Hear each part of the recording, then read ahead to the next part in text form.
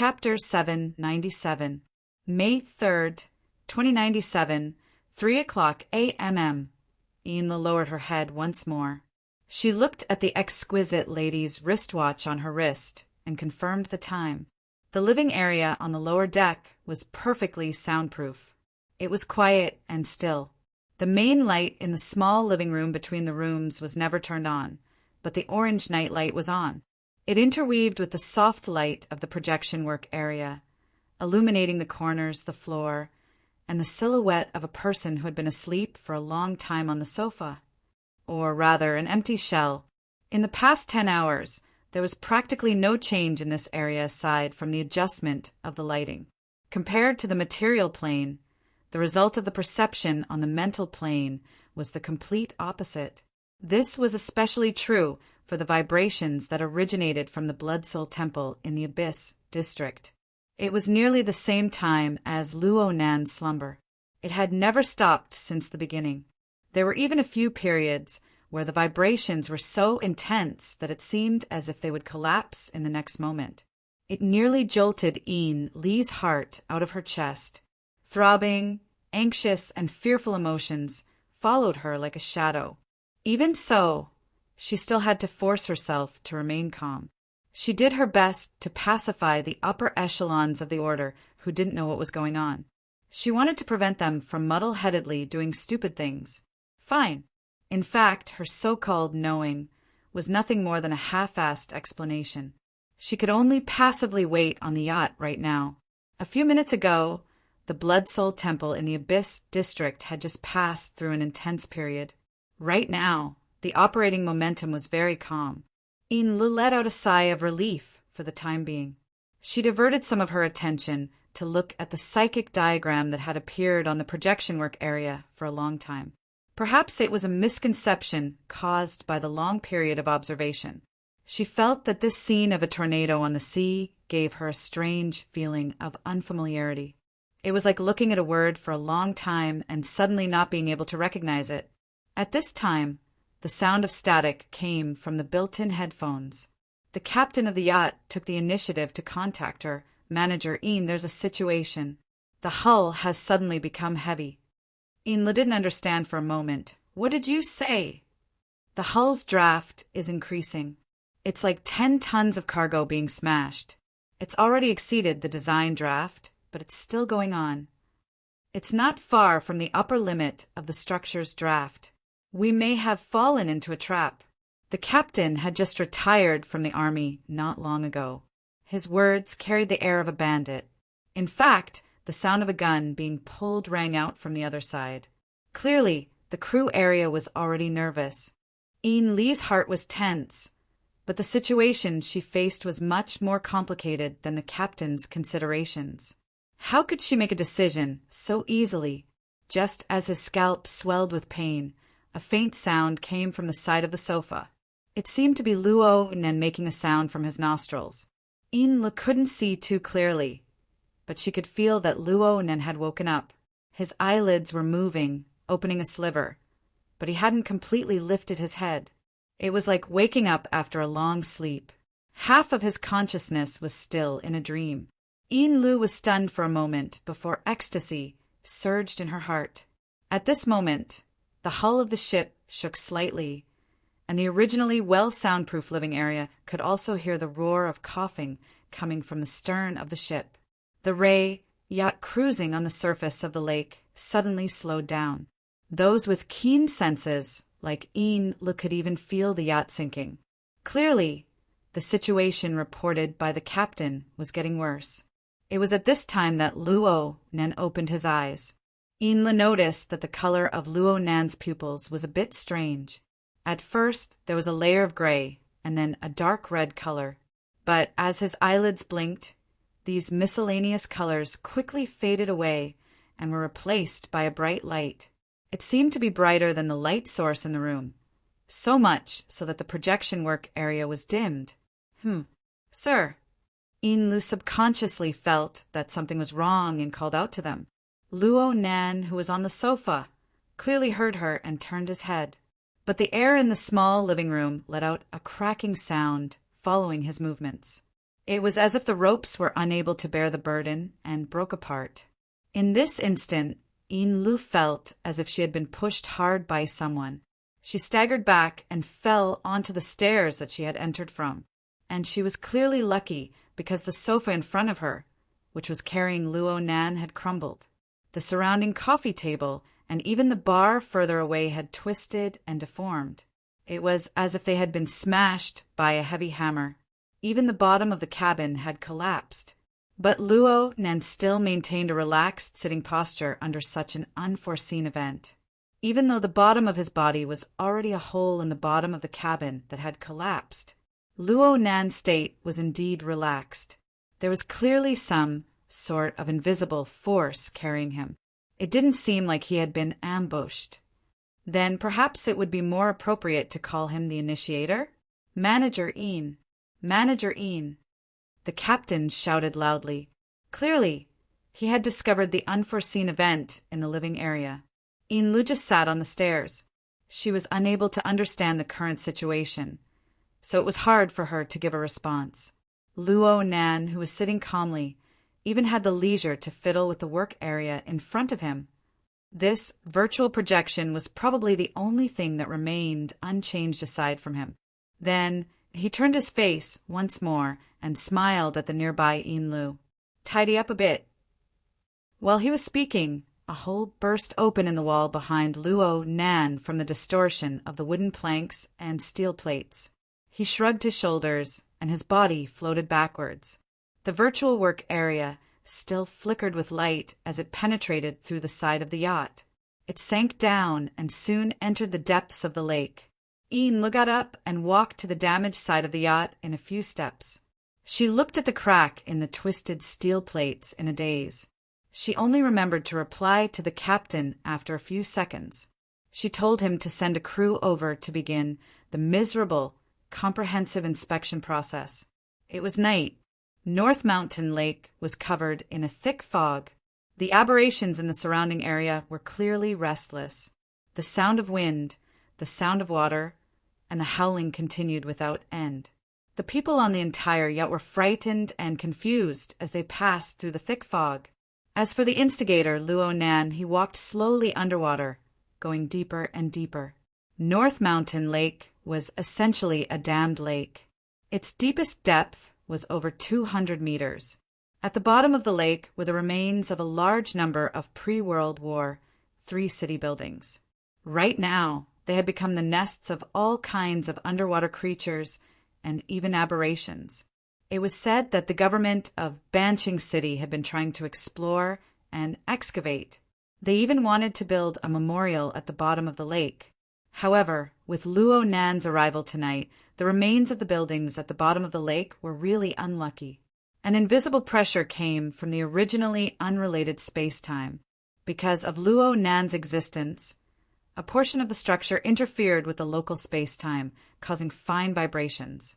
Moreover, a large amount of undigested gambling capital flowed within this external space-time structure.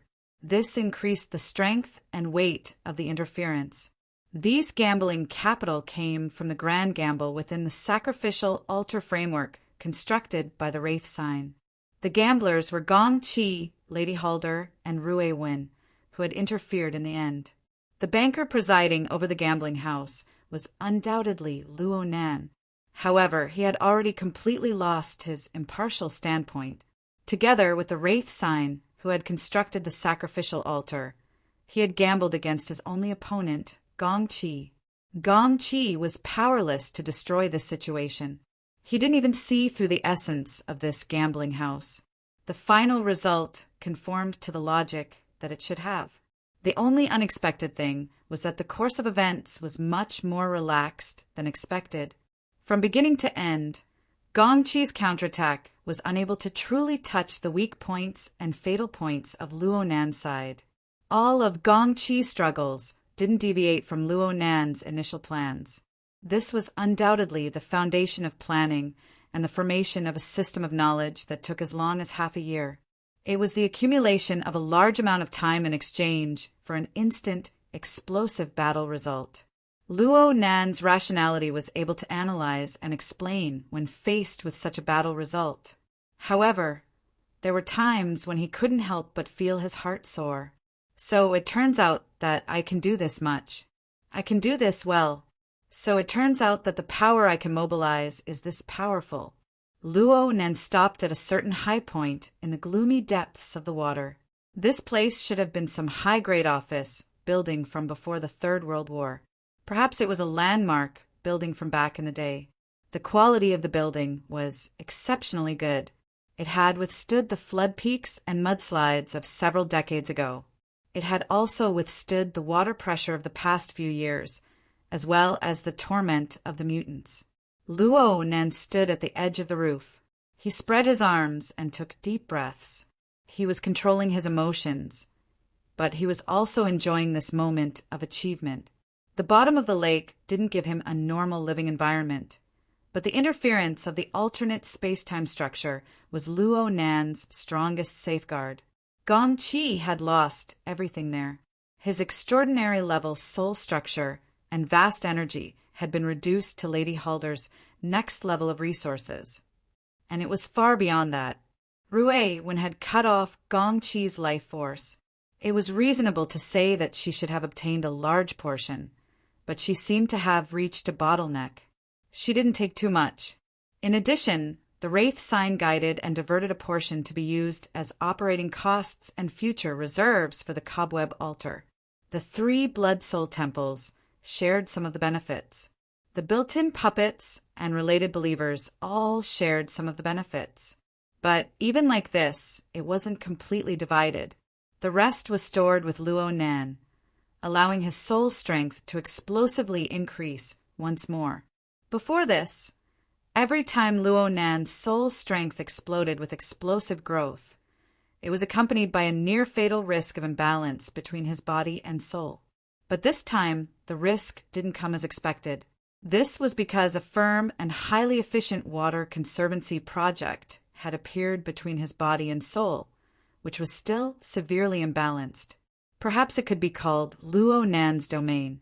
The destructive expansion of his soul strength, as well as the large amount of undigested gambling capital, together with the unceasing mobilization and assembly of the configuration fragments, seeped into the precise space-time structure bit by bit, undergoing an even deeper transformation.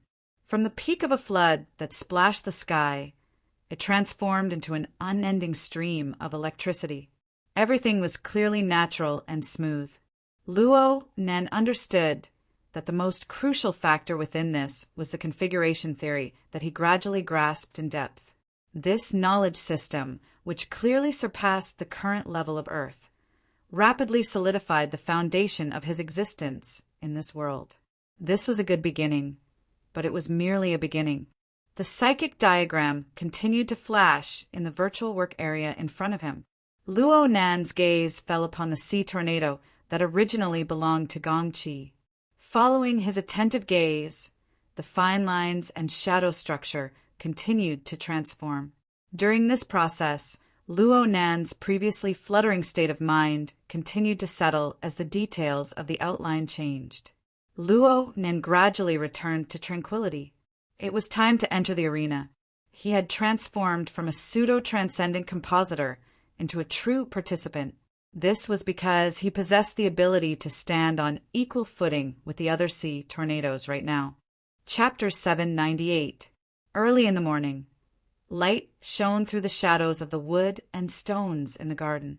The warm light from the stone lamps in the houses automatically extinguished, allowing the light of nature to decorate the place. For a moment, the garden seemed to be filled with a thin layer of mist, cold and quiet. However, it was already late spring, less than 2 days before the beginning of summer. In many people's hearts, Ban City had already become hot. Yukawa Isaac knelt on the platform of the veranda and said nothing. He watched as the bamboo tube, filled to the brim, sent the clear stream into the shallow pond. Then it snapped back to normal, startling the birds that had woken up early and causing them to flutter away. It was supposed to be a classic Zen skit, but his mind was like the birds that flew away, unable to calm down for a long time. Next to him, the head of intelligence, Takamoto Shigeru, was reporting in a low voice. Up until now, the Jade Light's voyage plan has not changed, but many of the people who made reservations and were invited have not been confirmed. Some people even canceled the trip because they were not feeling well. Yukawa Aishuk waved his hand. Those who boarded the ship from Ban City are just supporters. Even 100 of Ban City's richest people can't compare to the president of the Ability User Association. President Abner returned to Chan City and confirmed that he would not participate in the auction. They can't even find a target to applaud. Takamoto Shigeru's voice was low. Regarding this matter, we can basically confirm that something has happened in Chan City. They have sealed off the news, but from multiple sources, about 20 hours ago, there was a strong energy reaction near Volcano Island. It is suspected that there was a conflict between extraordinaries, including death. Death! Takamoto Shigeru was shocked. Yukawa Aishuk sat up straight, showing his cautious attitude towards the current situation. Just 2 minutes ago, he received the latest news from the Jade Society. On Volcano Island, Deputy Secretary Gongqi, who had been in isolation for a long time, had his body destroyed. This news was beyond the scope of information that Takamoto Shigeru usually received and processed. For a moment, he didn't know how to react. He vaguely guessed that Yukawa Aishuk was also shocked by the news, which was why he took the initiative to tell him about it. Because of this, Takamoto Shigeru automatically shut up and didn't make any comments, pretending that he was mute. Sometimes rumors can become the truth. I've always been skeptical about the legend of Gongqi discovering a new plane, but now I can almost confirm that it's true. Moreover, the situation is more complicated than expected. Now there's a guess. Gongqi wasn't the only one who discovered the new plane. There were other people who intervened and took the opportunity to stab Gongqi in the back. I don't want to talk about these things because it has nothing to do with us. Yukawa Aishuk looked at Takamoto Shigeru. It seemed that the intelligence chief could understand his feelings. Takamoto Shigeru continued to play dumb. Even a pond under a typhoon cannot remain as calm as a mirror. Yukawa Aishuk stared at the shallow puddle under the bamboo tube. There were no longer any ripples, but the impatience in his heart had not dissipated. The Ability User Association has begun to investigate the whereabouts of all the extraordinaries in the world, including the military movements of the various forces, down to the solidification of the abysses. Takamoto Mao's eyelids twitched. Thanks to Professor Luo's lectures over the past few months and the dissemination of relevant concepts, even a person like him who was lacking in cultivation had a conceptual understanding of the abyssal region configuration system. And the clearer it was, the more he understood the turbulent impact of this wave of operations. This was no longer just a fight between immortals. It had actually affected their side. So Takamoto opened his mouth. A major investigation. Haha, it's a stupid idea because there's no clue at all. Let's not talk about the extraordinaries. All the orders will be investigated. Ban City is no exception. Even though we're separated by the Pacific Ocean, we can't avoid being caught in the crossfire. Ban City was known as the City of 10,000 Gods, or maybe it was a mockery, but it was an indisputable fact that there were many orders here. In particular, there was a portion of them that was supported by the Yukawa family. There were too many things to sort out. Yukawa Aishuk instructed, "We'll investigate ourselves, but we'll also have to communicate with the Ban City branch and do the relevant things well." Now, we're not afraid of doing things. We're only afraid of people taking advantage of the opportunity to stir up trouble. So some things must be done first. You mean? Takamoto Shigeru could tell what he was implying, so he asked again. When I received the information from the Jade Review Society, someone told me that we need to calm things down and focus on the overall situation. According to our president's strategy, we should focus on attacking the Broken Lands. I agreed. Yukawa Aishuk's lips curled, his cheeks twitching. But 2 minutes later, the Amaterasu cult called and asked to take the lead in this investigation, so that Ban City can be restored to a peaceful environment. At this point, Takamoto, Mao finally understood the source of Yukawa Aishuk's bad mood. They're going to reap another harvest? Yes. When most people are constrained by the overall situation and have to make sacrifices for it, there are some strong people who can ignore it and even make use of it. Isn't that stubborn guy still in Luo Yuandao's lab? I didn't expect his father to be so good as well. Takamoto Mao did not speak. He only took a deep breath and recalled the time when the Amaterasu cult used Ban City as the cauldron and many orders as ingredients to brew a pot of fresh soup. Now that one batch had been cut, a new batch had grown. Yukawa Aishuk's resentment was not only directed at the Amaterasu cult. Everyone knows that Gongqi has been in closed-door training for half a year. He was in closed-door training because he was forced back from Xia City by the Iron Triangle. He failed to kidnap Luo Nan. A new plane was involved and Xia City was in chaos. Back then, Luo Nan was publishing the shocking cage and configuration theory. Now that something has happened, Xia City, no Luo Nan's side is making a big move. They're staying out of this. Yukawa Aishuk suddenly stopped talking, staring blankly. Takamoto Mao's eyelids twitched.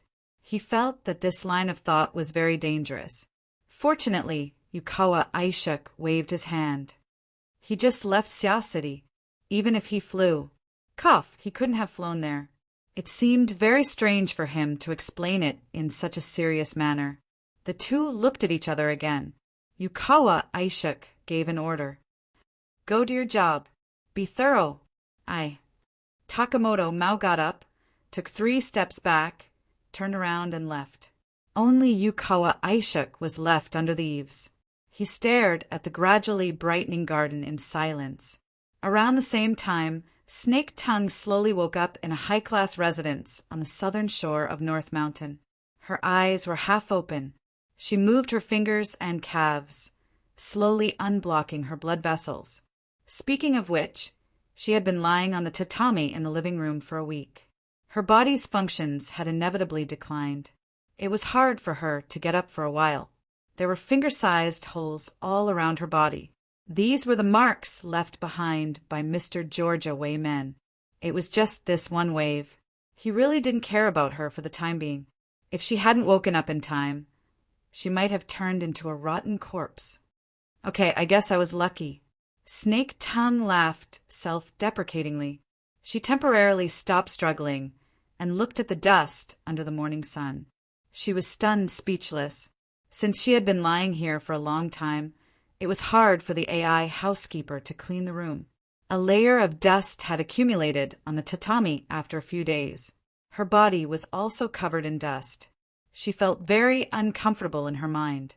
Snake Tongue loved cleanliness. She immediately ordered, "Mr. Hideji, prepare the hot spring." "As you command, madam." The high-class AI housekeeper responded with a mature and experienced voice.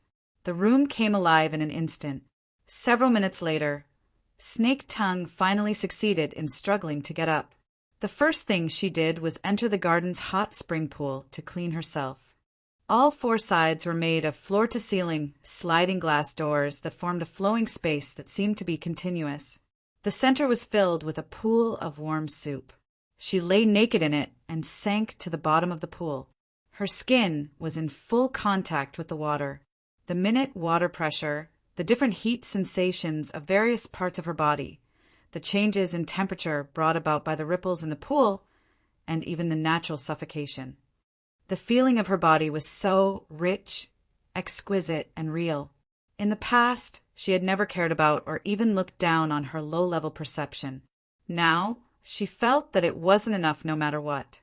She could only experience it layer by layer, bit by bit. The warm water in the pool changed twice before Snake Tongue stood up, still not fully satisfied. Following her movements, one of the floor-to-ceiling glass windows automatically turned into a mirror. She looked at the graceful and slender body in the mirror, suffused with the luster of life.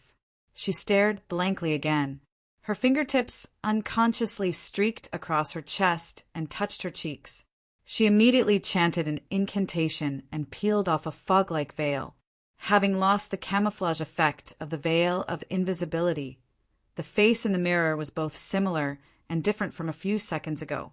It was precisely this face in the mirror that faintly furrowed her brows. Her emotions couldn't be clearly discerned, but the surroundings were covered in mist. The hazy mist was different from the mist in the warm spring. It was suffused with a peculiar gray substance. Snake Tongue's mind shivered. She didn't care about her current state of being completely naked. She prostrated herself on the ground. However, no information was transmitted from the mist. There was only an insignificant weight that fell on her back. She almost thought it was an illusion. In fact, that unique feeling and the subtle gravitational pull of the veil of invisibility beside her hand clearly told Snake Tongue the answer. The veil of silence. She had once yearned for it in her dreams.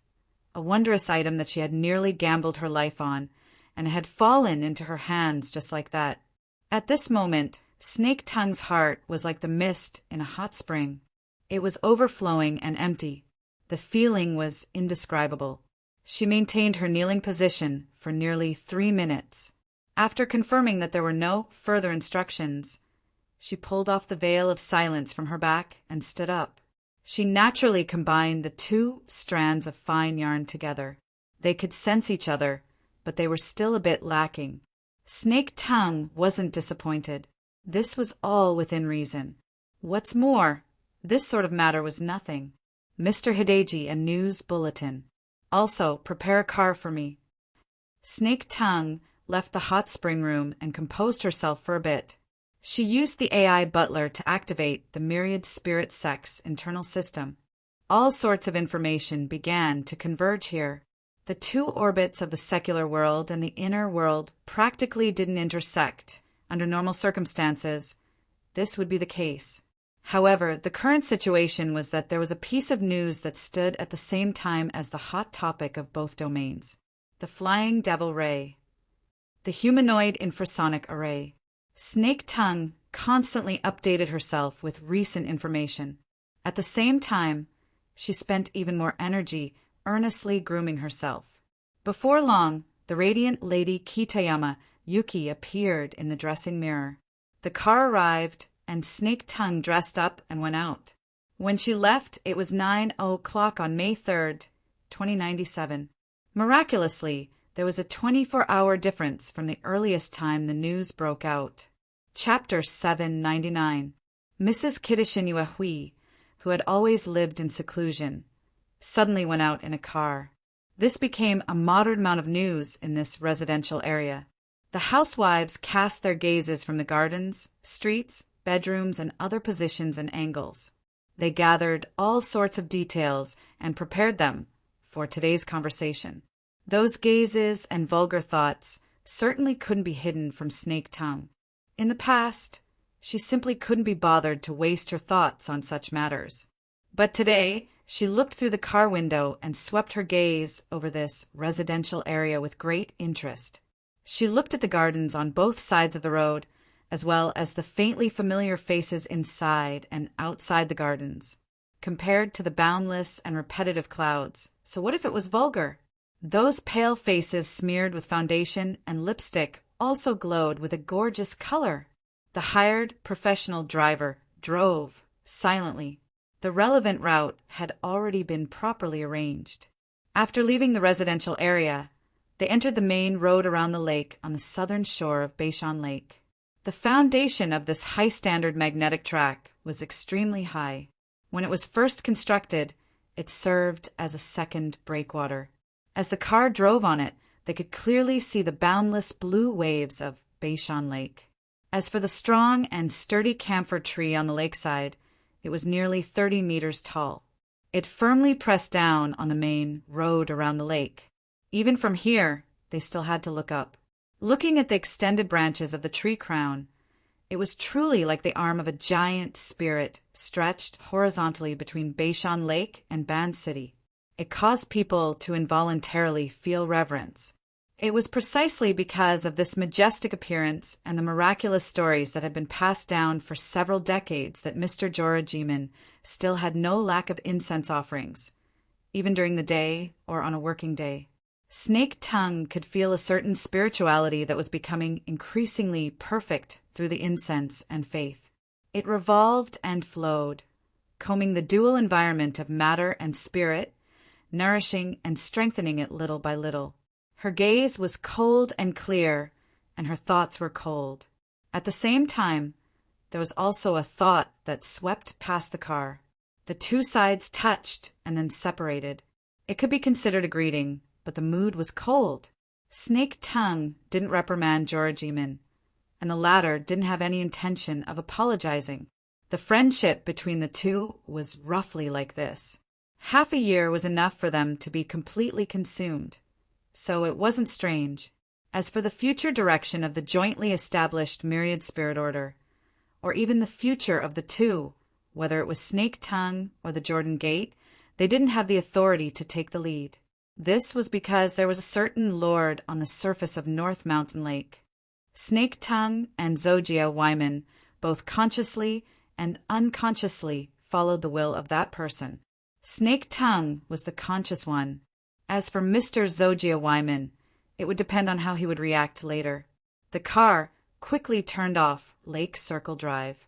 Snake Tongue had already prepared a boat here. She was prepared to go to the lake to pay her respects to that person. But before she could set off, she saw a fishing boat on the lake.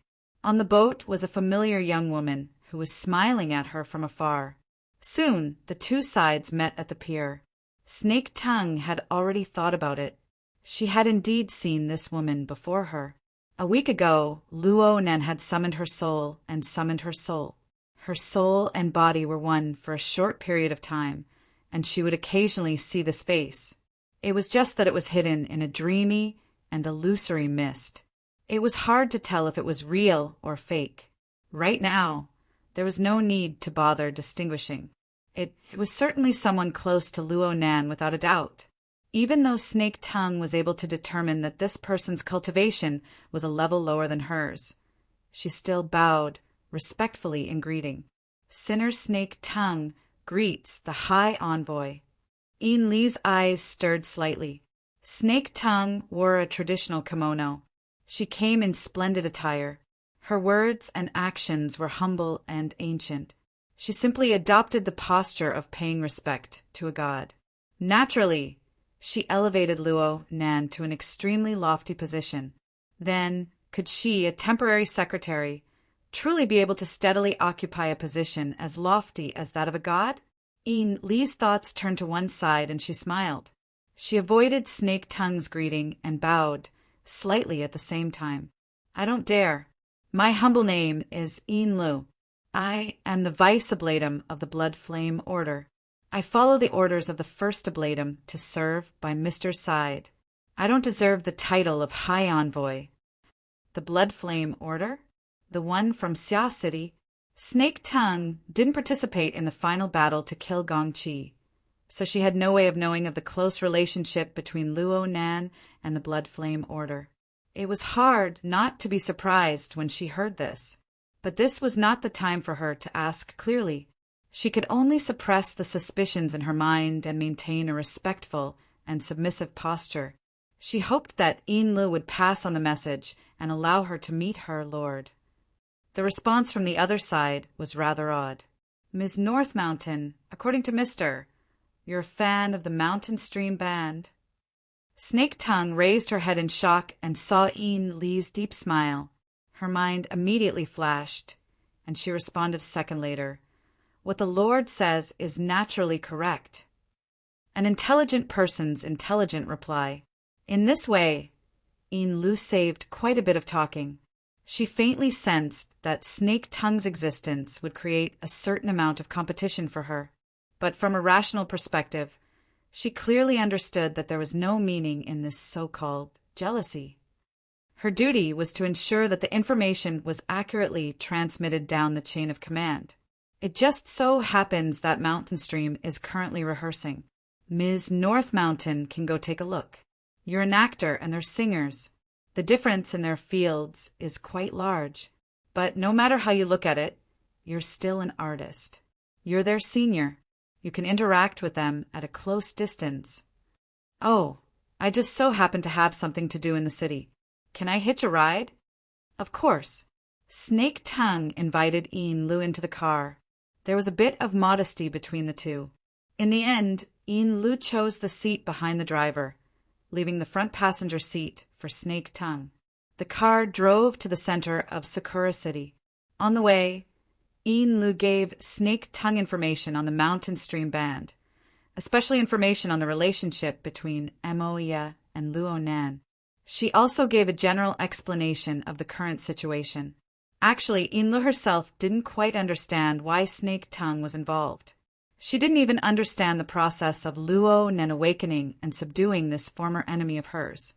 On the other side, Snake Tongue felt deep disbelief towards the background of Luo Nan being threatened. The Yuchuan family actually did such a thing to threaten a deity that had slain extraordinaries. Was it because their lord was too low-key? Both sides had unresolved suspicions, but they were intimidated by Luo Nan's existence, so it wasn't easy for them to communicate in depth. The two vaguely came to a realization. There were two pieces of a puzzle in Luo Nan's hands.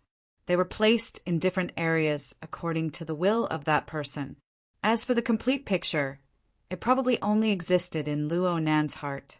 Or perhaps it would only appear in its entirety at the final stage. Regardless of whether it was Snake Tongue or Ian Lu, they were both people who were good at communicating.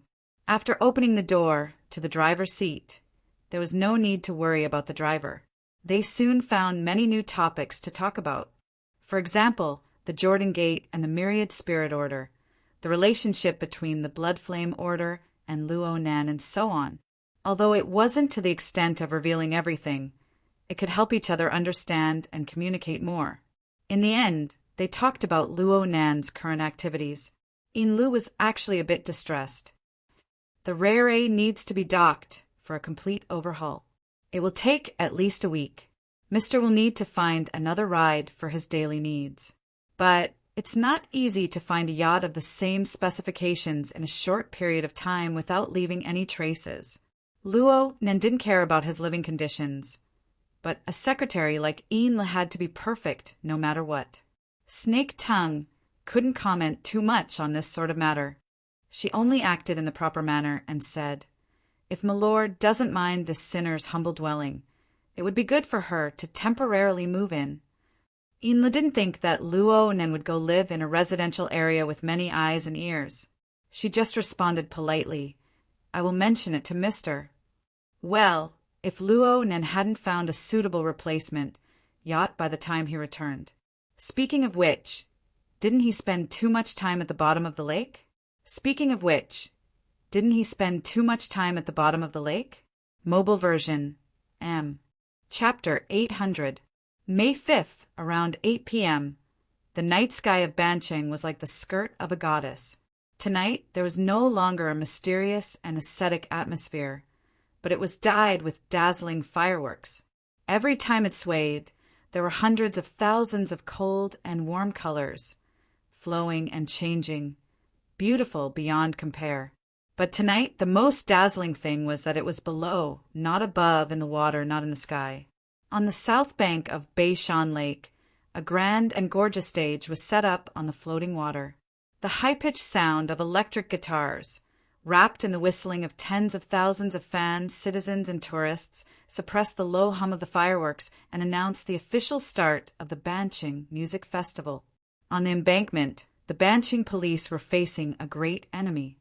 Thousands of people formed a human wall to prevent fanatical fans from trampling or even falling into the lake. At this time, the two sides and the back of the main stage were also surrounded by large and small boats. Compared to the warm atmosphere on the shore, it was not inferior at all. On the stage on all sides, guests from all directions, I am the first. Dazzling. Wang Mo, the melodic guitarist of the Mountain Stream Band, did not have his usual stuffy temperament. He desperately leaned against the side of the ship and seized the best viewing position, greedily absorbing the atmosphere of the stage.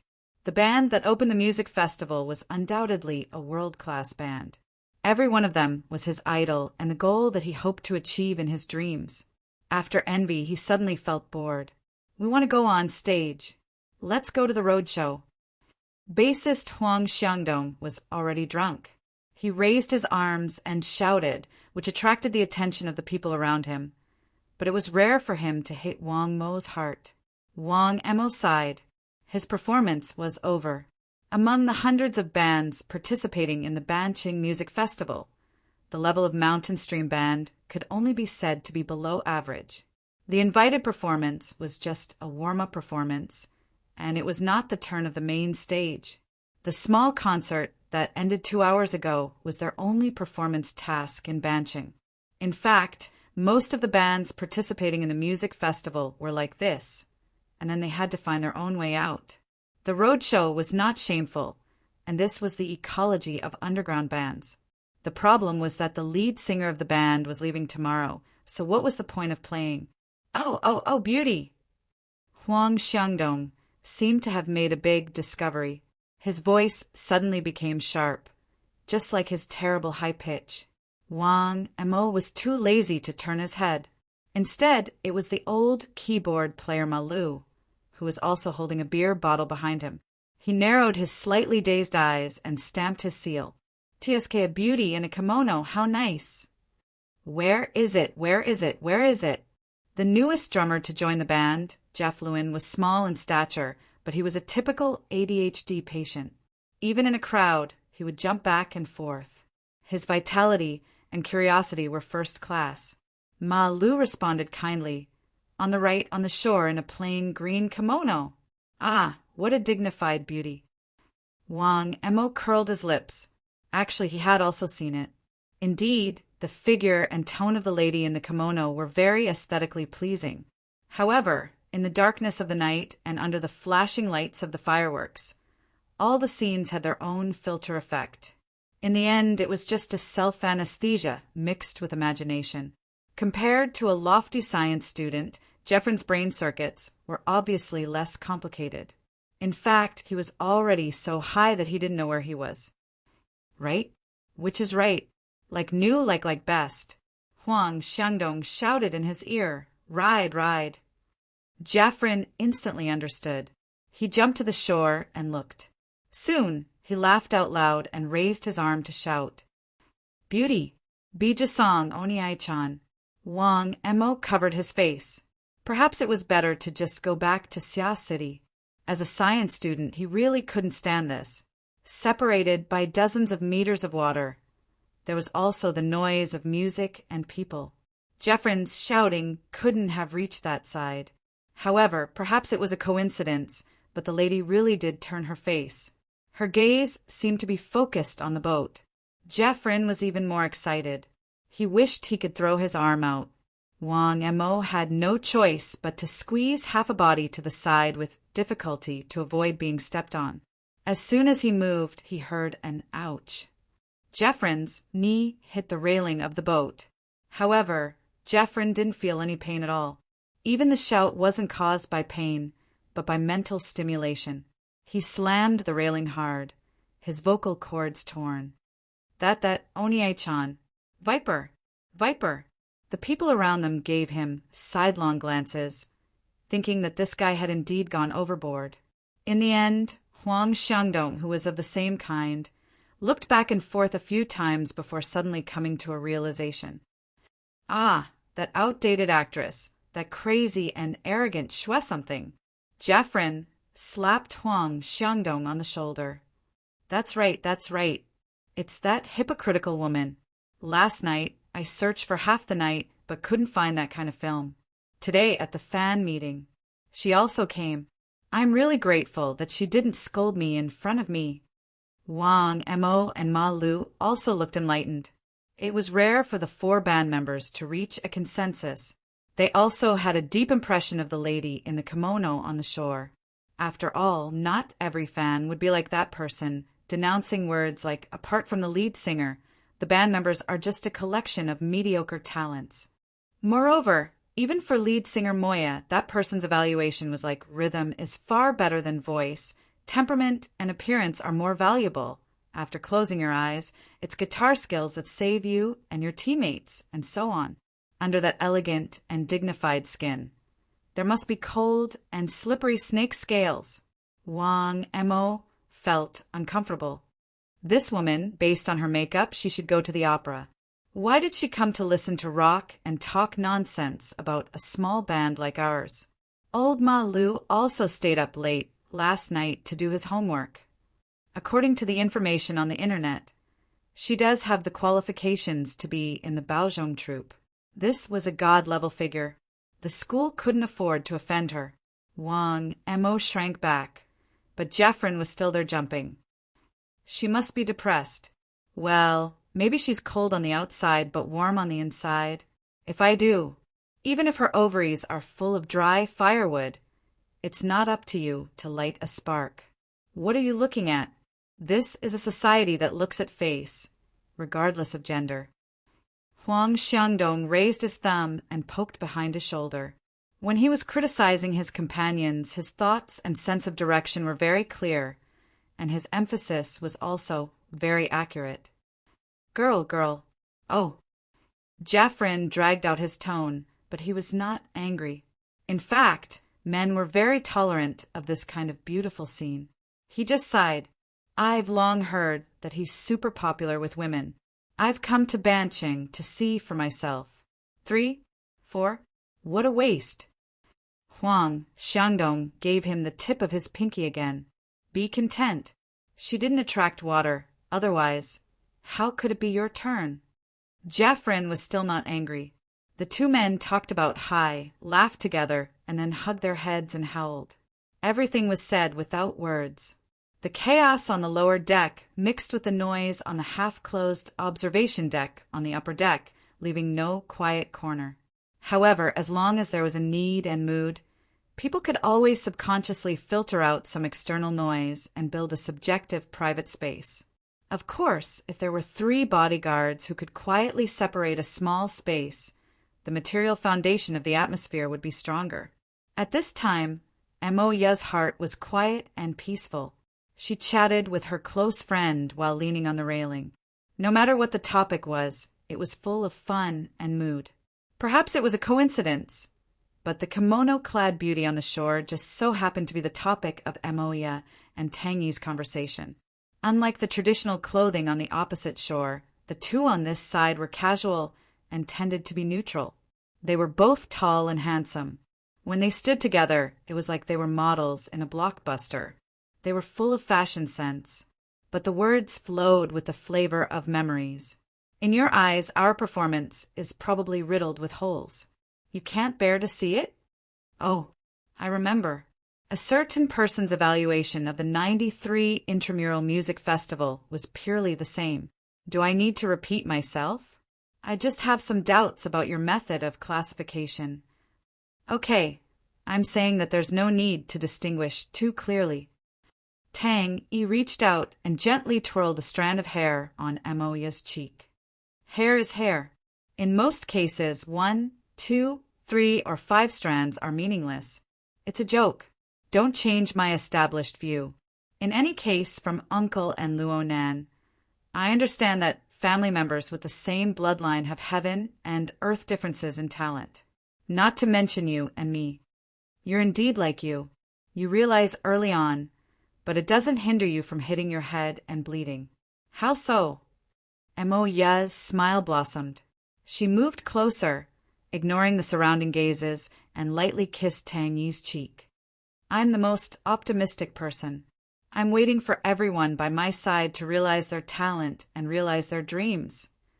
After all, there are no family members waiting there. The moment of success is perhaps the saddest moment. Wow. You can use it as material for a speech.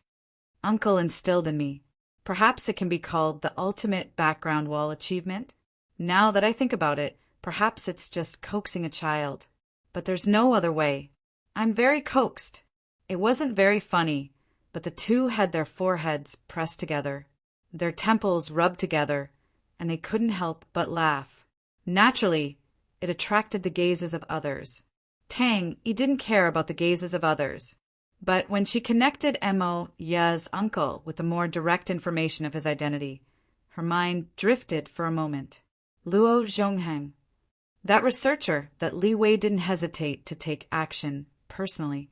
Could his talent really break through the generation gap of civilization? Or was it a miracle that was fed by an even more inconceivable resource? If it was the former, then it would be very difficult for miracles to appear in a short period of time. But if it was the latter, where was the inconceivable resource that could make miracles appear again? In the past year, similar questions had been tormenting those high and mighty fellows. Should they continue to indulge and observe? Or should they nip at the bud of a crisis before the next Luo Zhongheng appeared to avoid paying a greater price? After a few forks in the road, the situation was on the verge of going out of control. Or perhaps it had already gone out of control without them realizing it. She sighed softly. The clouds in Banqing are very thick. Amoya looked up. The fireworks in the sky had yet to dissipate. The flames and the remaining smoke intertwined. It was thick and colorful, and the senses weren't clear enough. But as for the clouds, she really didn't see any. Instead, there was a huge airship slowly cruising through the colorful streams of light. The fireworks exploded around the airship. Bai Xinyan gently raised her wine glass. The clear wine reflected the colors, and there were slight distortions as the molecules in the air vibrated and spread. At that moment, even through the completely sealed observation window, she seemed to smell the strong smell of gunpowder. Tomorrow, the head of the Department of Environment will probably have to bow and apologize. Yu Chuaningjie didn't pay attention to these meaningless words. He sat upright on the sofa and stared at the visual dynamic data chart in front of him. The chart was divided into multiple functional areas, causing the overall chart to appear rather complicated. Only the top left corner of the chart showed the passenger flight information directly from the airline's database. The photo of Moya, Luo Nan's cousin, occupied a very eye-catching area. Yu Chuaningjie stared at the photo for a long time.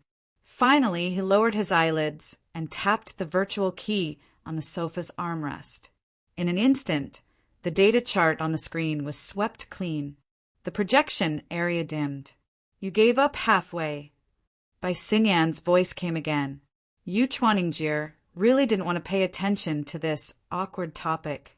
But when he thought of Bai Xinyan's ambiguous relationship with Wang Yu, as well as her special status in the Apocalypse Laboratory, he paused for a few seconds before finally giving an explanation. We still can't find Luo Nan. We've already used Banqing's 24/7 surveillance network, mobilized the satellite overhead, and even the police's information-based surveillance. But to no avail. It's like he disappeared into thin air. If I didn't misunderstand, you wouldn't have made a move against Luo Nan's sister if you couldn't find him? Yu Chuaningjie hesitated for a moment before nodding.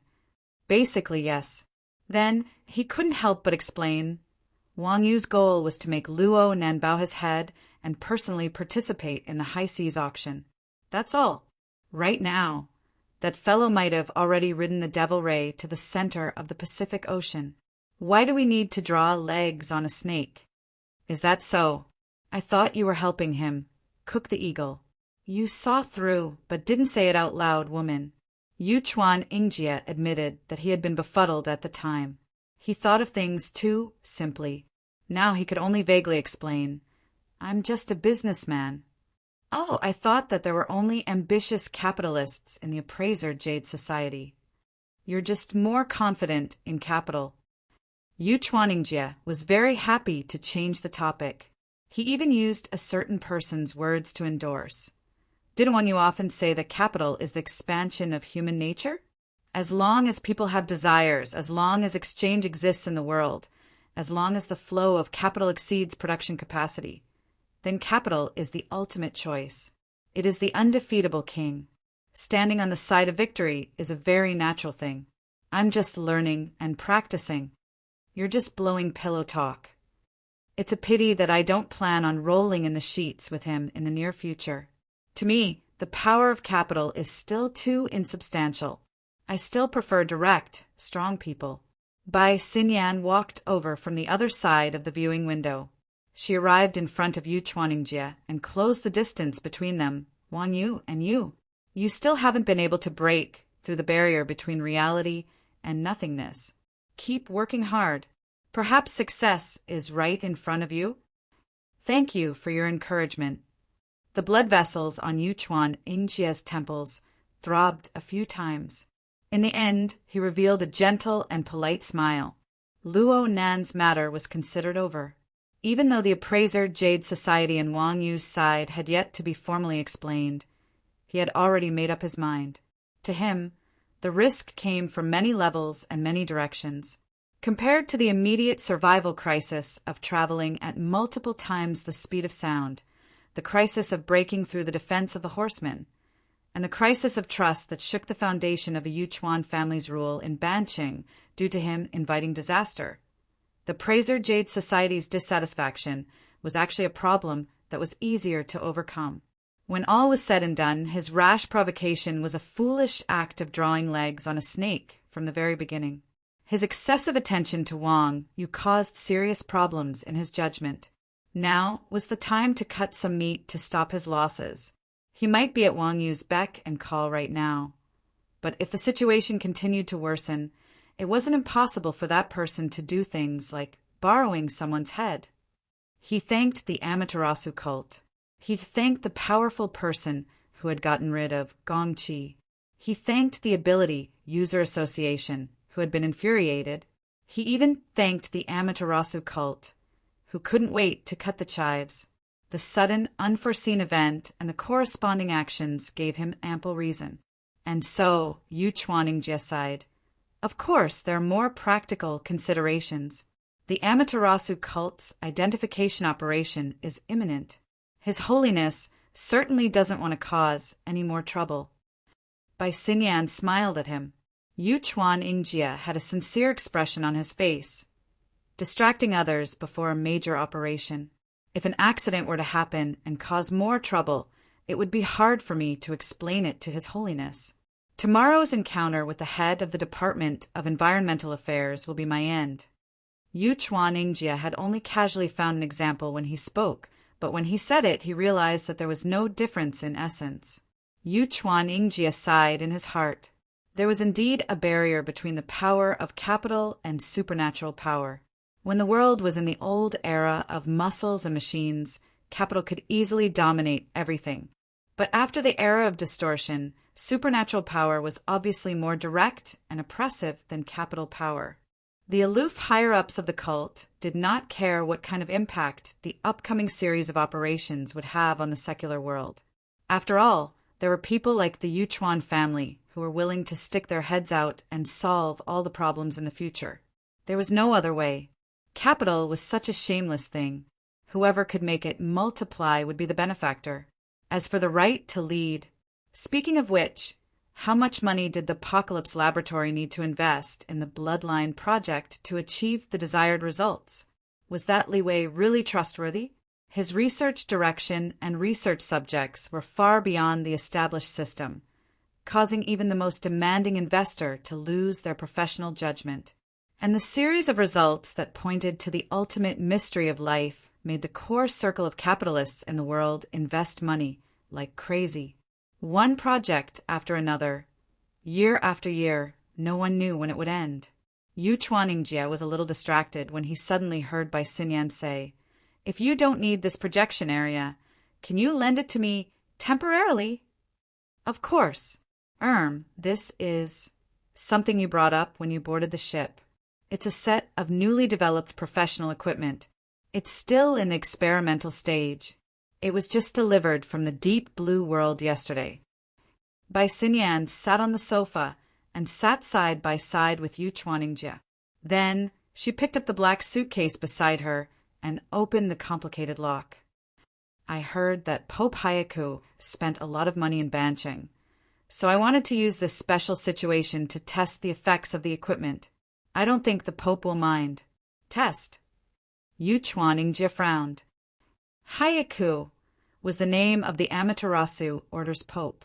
It sounded weird, But his son, the true god of the order, was even weirder. He was called something like Qianju.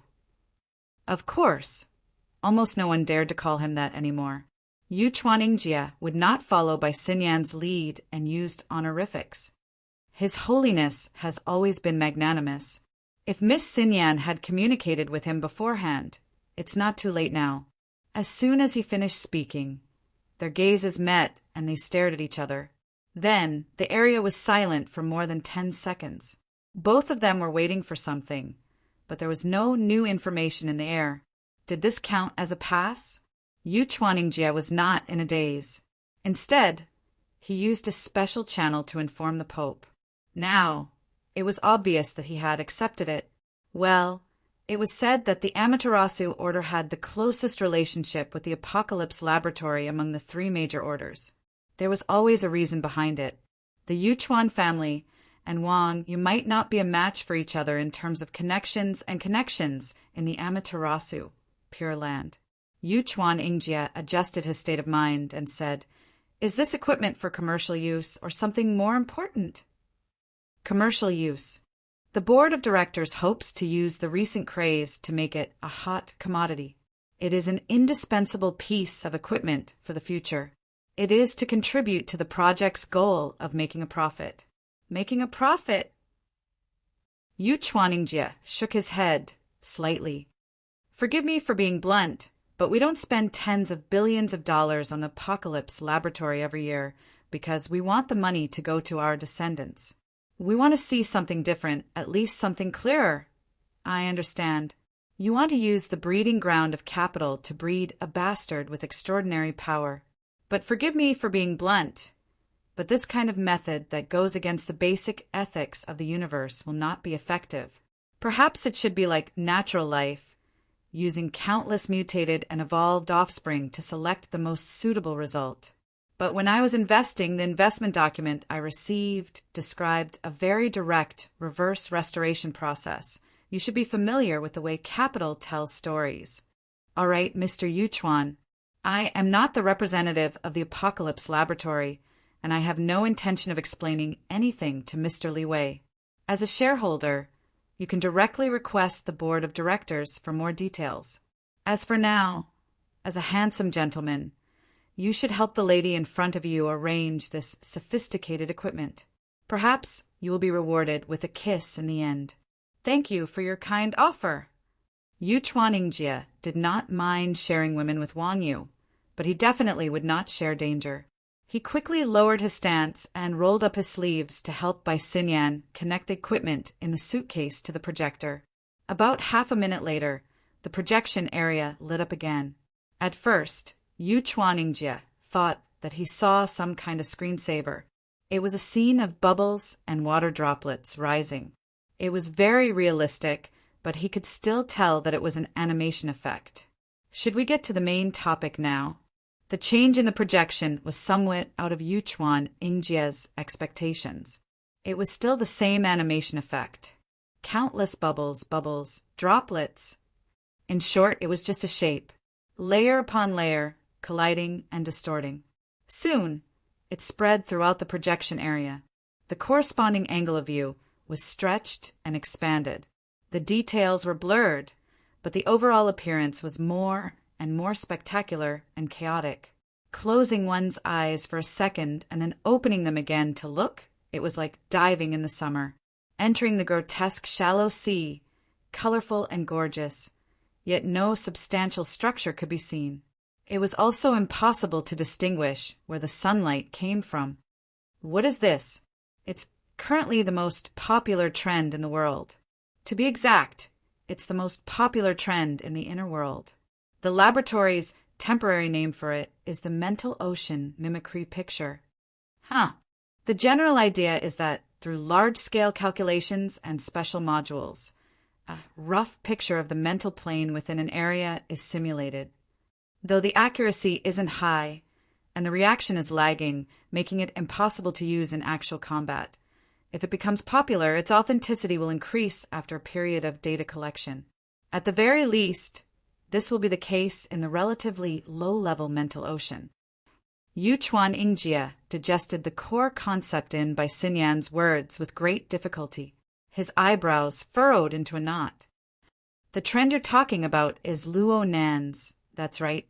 The cage theory. Then what about the modules?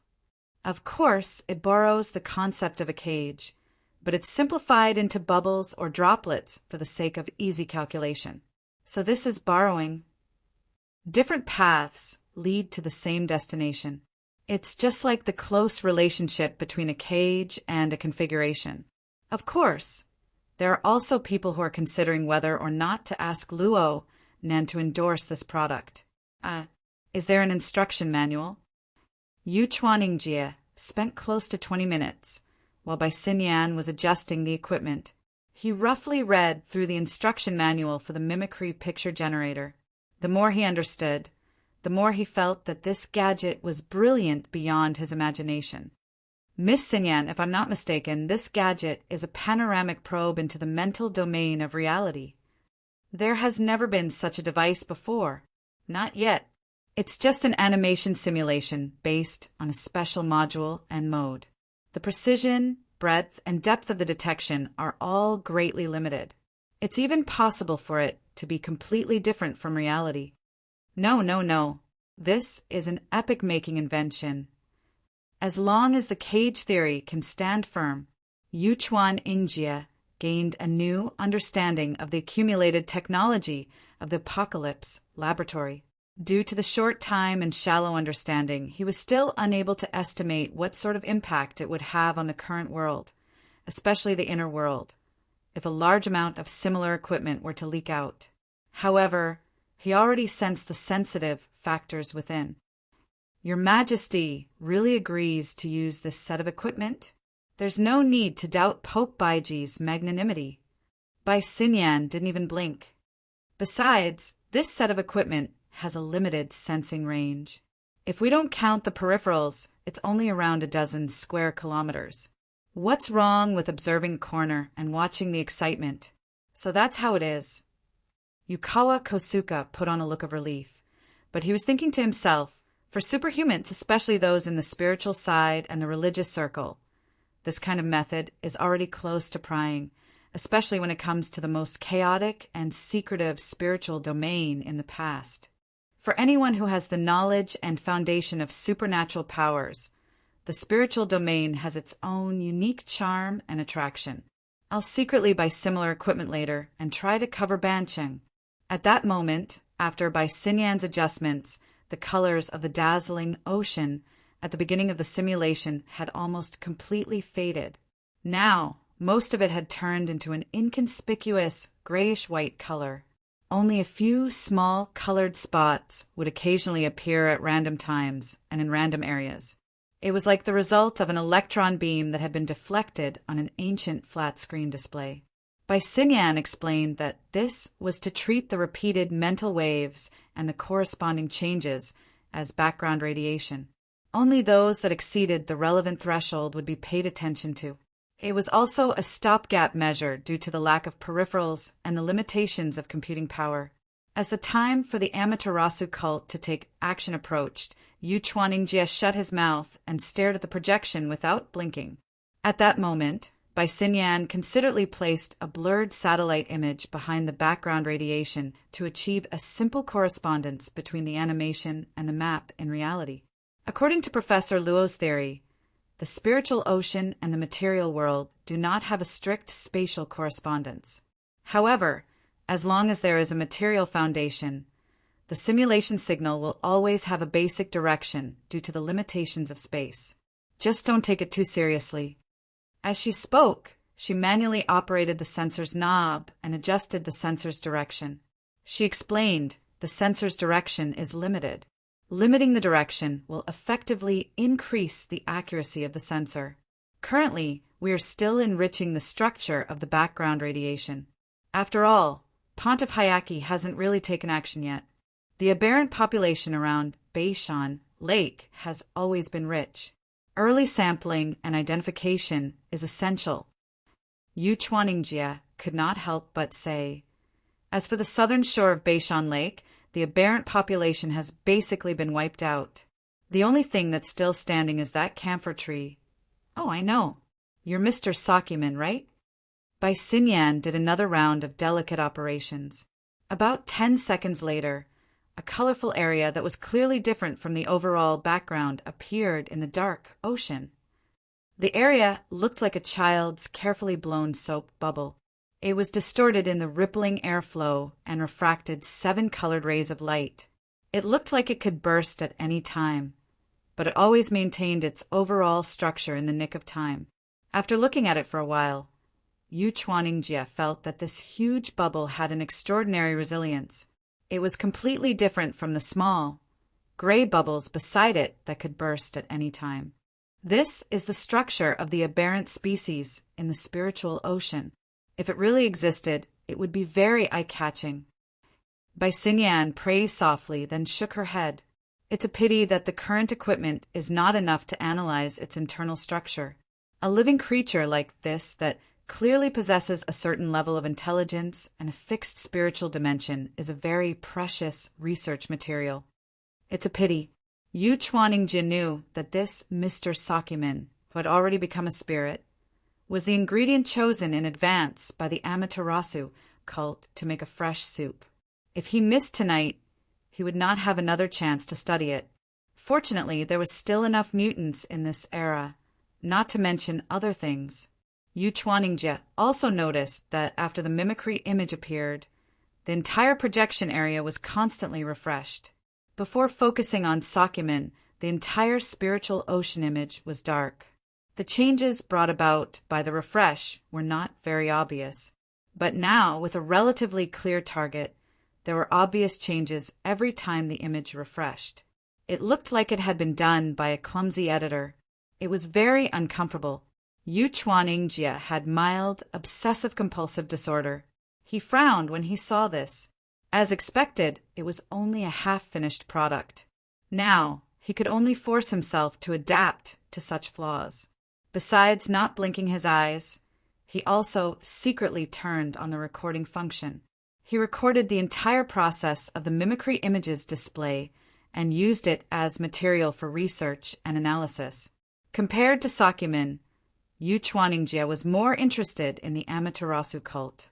As the undisputed protagonist of tonight's event, what kind of methods would the Pope use? What kind of form would it appear in the spiritual ocean picture? After locking onto Sakumin, the 30th refresh passed. Yu Chuanningjie finally saw a new change in the mimicry image. It was a crisscrossing band of dark colors. It was like a spider web or a crack in glass that appeared and spread out. Most of them were very slender, but their color was darker. In contrast, the originally dark background became a brighter grayish-white color. These extremely dark lines were like deep crevices. They looked like they could shatter the projection area at any time. It looks like the roots of a large tree. Huh. Bai Xinyan's visual thinking was quite different from Yu Chuanningjie's. But after being reminded by her, Yu Chuanningjie immediately thought of a concept that the Amaterasu cult was famous for. Are you talking about the Fusang tree? Bai Xinyan looked over and slightly curled her lips. She shook her head. Haven't you heard of the theory of distinguishing between tools and plants? Yu Chuanningjie blinked. Elites like him always did their homework before taking action. As a result, even if it was something non-specialized, he would always have some impression of it. It's Luo Nan again. That's right.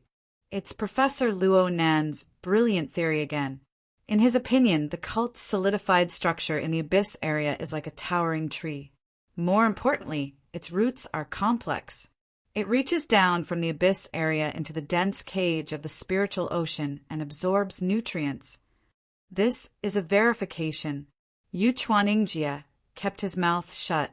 When it came to the foundation of the cult, playing deaf and mute was the minimum level of self-restraint. But he still had some doubts in his heart. The name Fusang Divine Tree was quite appropriate, but what was the corresponding nourishment? After a few more rounds of refreshing, there was an obvious change in the flow of scenes. The colorful bubble that corresponded to Zoe's gate, which was now obviously shrinking, gave Kosuke Yuchuan a more intuitive feeling. This person, and those new leaks that had grown out again. What is this long stripe? Yuchuan Ingjie made a new discovery. In the simulated image, there was a faint, bright line that ran through the entire projection area. It came diagonally from the top, roughly from the direction of the depths of North Mountain Lake. It moved about a tenth of the screen's length before suddenly disappearing. A few seconds later, after several refreshes, the conspicuous band of light changed its angle and appeared at the edge of the south bank. At the same time, it twisted and distorted, severing the entire projection effect. Miss Xinyan. Bai Xinyan didn't respond. She just adjusted the equipment, her eyes unprecedentedly focused. After a few operations, the bright stripe disappeared from the projection area once more, as if it was just an accident. Is it a bug in the equipment? The bright stripe appeared once more. This time, it lasted much longer than the previous 2 times. It flickered and cut within the projection area, running amok. Is it a display error, or is it a special phenomenon in the mental domain? It's interference. What kind of interference?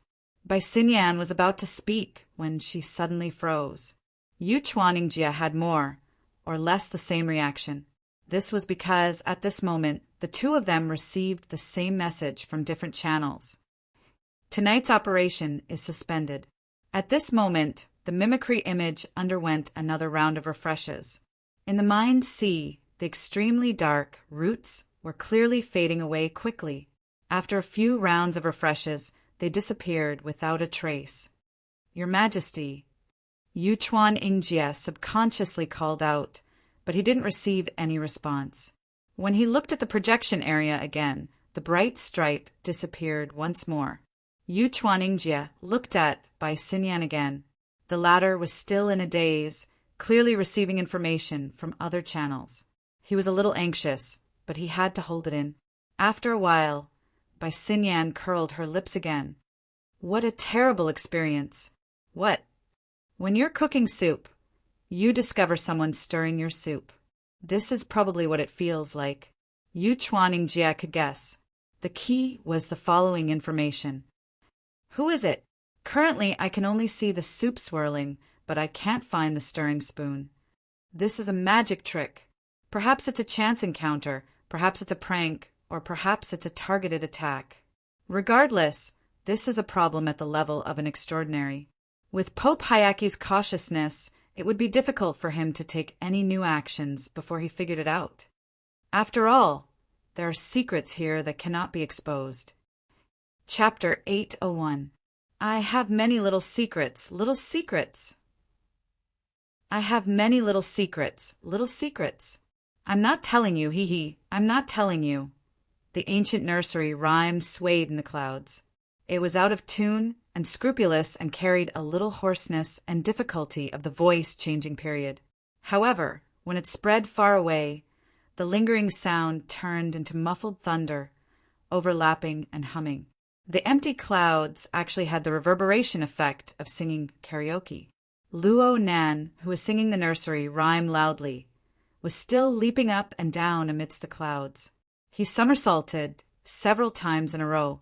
He had the momentum of wreaking havoc in the heavens.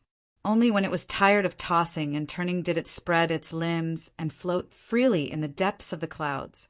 At this moment, the sun above his head was also releasing its restless pressure in the form of light and heat.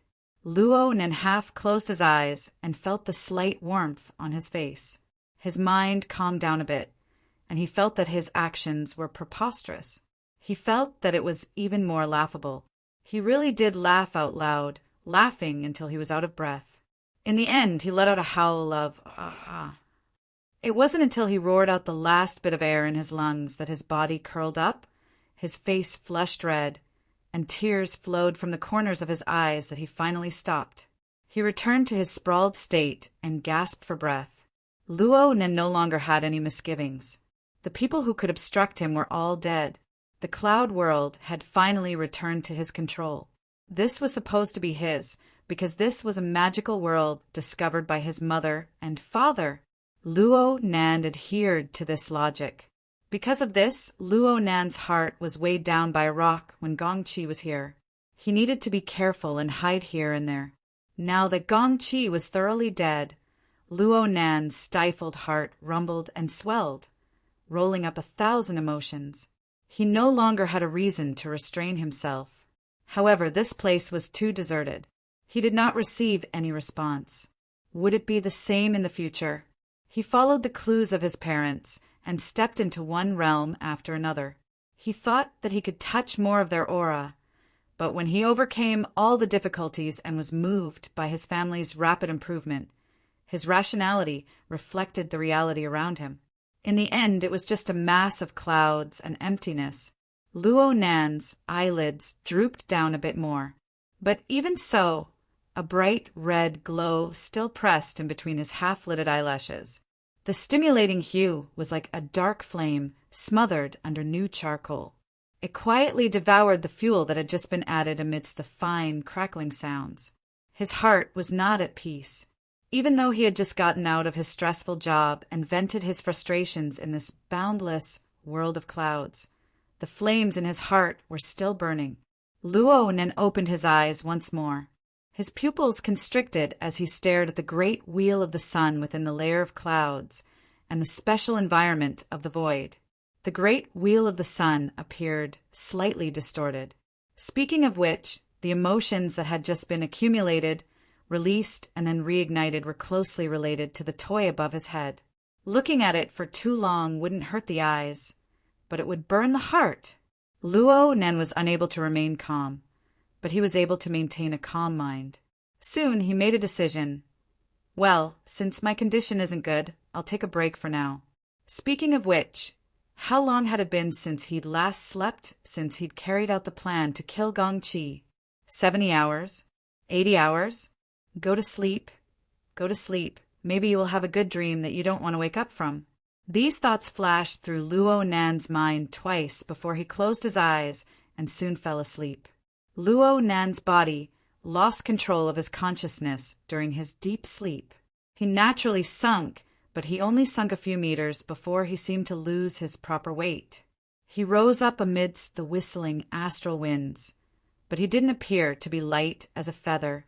Instead, there were multiple forces acting on him. He came and went, swaying and swaying, forming a kind of basic dynamic equilibrium. Time slowly passed, but there was no difference between day and night in the cloud world. The position of the great wheel of the sun in the deep sky didn't change. Only the turbulent flow of the clouds transformed into a myriad of shapes. Over time, it became monotonous. The environment of the cloud world seemed to be this monotonous forever, but there were always a few variables in between. After a period of time, a red shadow suddenly flew over near the area where Luo Nan slept peacefully. It was a mush-mouthed ape. Outsiders aside, this was the only living species that could be seen in the cloud world. It had an enormous body that was over 7 meters tall, and it was wrapped in layers of scales and muscles. It was as if its brain had been hollowed out, and its deep red pupils swiveled on its sunken head. It was separated by a distance of several thousand meters, yet it was still able to quickly lock onto a target drifting up and down in the depths of the clouds. The prey was confirmed. Saliva flowed from the area of the mushed mouth, ape's mouth, and nose. The multiple signals coming from the body of the prey stimulated the appetite of the mushed mouth ape. The mushed mouth ape paused for a moment high up in the distance under the urge of its desire. Then it accelerated with a rumble, diving down towards Luo Nan's location. The distance of several thousand meters shrank by over 90% in the blink of an eye. Luo Nan's eyes were still closed, and his breathing was long and even. He was in a state of deep sleep, seeming to be completely unaware of the crisis and changes occurring in the outside world. And at this time, the surrounding clouds stirred slightly. Rays of light refracted, and it was as if a bubble had burst. Rue Wen's slender figure came out from within. She turned from incorporeal to solid, blocking between Luo Nan and the mushed-mouth ape. Just from visual effects alone, Rue Win, and the mushed-mouth ape had an enormous difference in body size. However, she was calm and silent from the inside out. She allowed the astral winds at high altitudes to blow at her school uniform skirt that reached her knees. She only used her gaze to lock onto the oncoming vicious creature. The surrounding clouds and the void suddenly dimmed. Rue Wen's eyes moved slightly, but she still hadn't made any substantial movements. The changes occurred on the level of light perception and color. It was a bit like the clouds were blocking the sun, covering it with a layer of shadow. But to be more precise, it was more like the dark gray color had seeped in, confusing the primary colors and messing up the foundation. There was a limit to this round of changes. Rue Win and Luo Nan's positions practically didn't change at all. Compared to the changing environment of the void, their positions appeared exceptionally bright. The malevolent body of the mushed-mouth ape that was pouncing over seemed to be completely soaked in the dark, gray color. There wasn't a single corner that was able to escape unscathed, both inside and out. The reason why Luo Nan felt this way was because the body of the mushed-mouth ape was turning transparent from Rue Wen's point of view. It was distorting and growing, and the degree of distortion was growing greater and greater. At this moment, aside from the rushing clouds, there were only empty clouds. It was as if an invisible yet terrifying maelstrom was embedded within. An enormous tearing force existed within the maelstrom, as well as a magical power that could erase reality. When everything was normal before, the physical distance between the mushed-mouth ape and Rue Win was around 30 to 40 meters at most. With its speed, it could collide with Rue Win in the blink of an eye. But when the void underwent a change, this distance of 30 to 40 meters became an insurmountable moat. It could isolate anyone who tried to cross it, and it could even devour them cleanly. The mushed-mouth ape let out a hiss from its mouth. The sound waves deformed within the distorted void intermittently. Sometimes it was sharp and ear-piercing. Sometimes it was muffled and dull.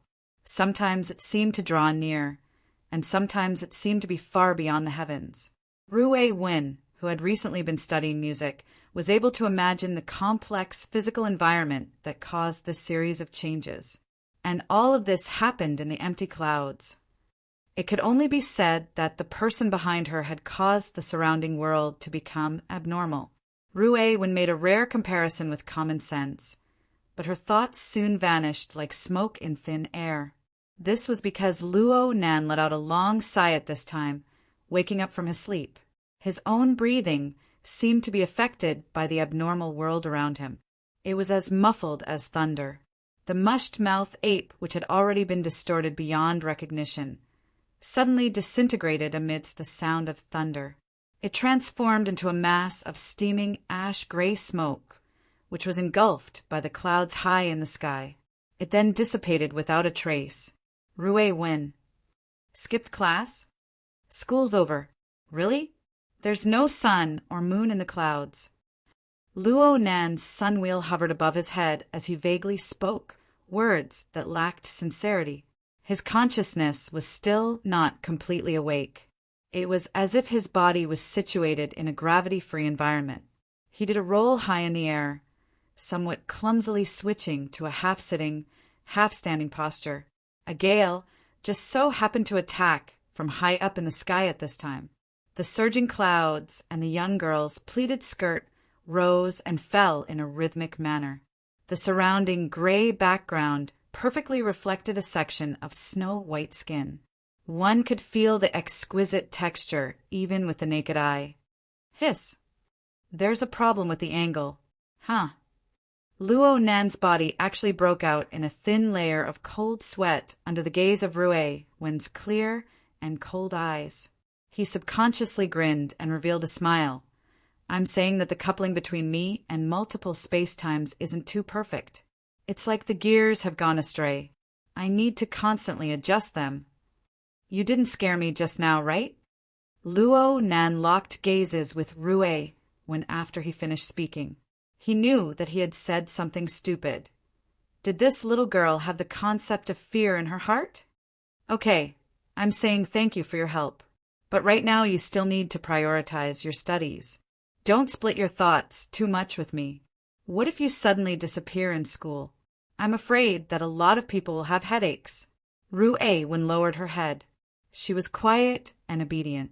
This made Luo Nen feel even more embarrassed. The feeling of loneliness and heartburn he felt before he went to sleep had unknowingly been washed away.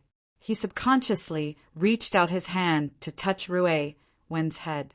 But during this process, he heard the muscles and joints of his body emit strange creaking sounds. Something was wrong. Luo Nan was already used to this sight. See, every time I find my balance, I have to break it up and start over with a bit of external stimulation. There's basically no problem with the God gear aspect. Only the body gear is involved in the fundamental physical restrictions. It's simply impossible to adjust it to the right place in one go. Also, the coupled space-time environment is like being covered with several thick blankets, especially the misty labyrinth. There's no blanket at all. It's the type where fluff and cotton fly everywhere. Every time it shakes, it's especially hard to clean up. Luo Nen chattered endlessly. He mainly talked about how he integrated the laws of the misty labyrinth and even the space-time laws of Earth through his own family's large coordinate system before and after he killed Gongqi. He also talked about the Blood Soul Temple domain and other small plugins to construct the Luo clan domain.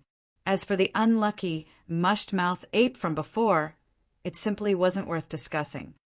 With the current construction of this domain, digesting Gongqi's gambling capital shouldn't be a problem. The most important thing is to constantly adjust and deal with the various bumps and bumps in the integration process. Then again, the imbalance between body and soul is an old problem. This core problem isn't something that can be solved in a short time. It's fine to just walk.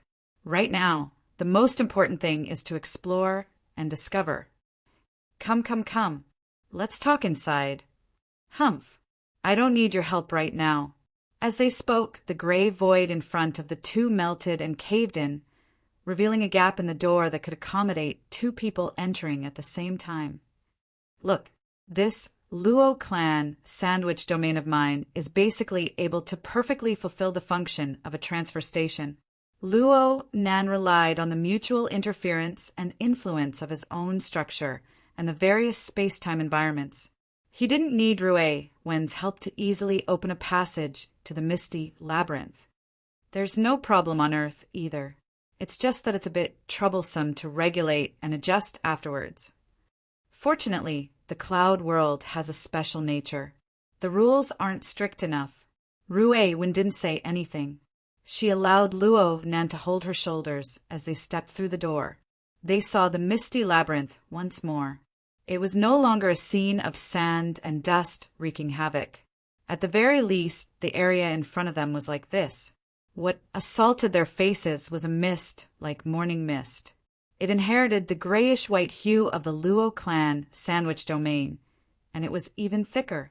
A twisted shadow faintly appeared in front of them.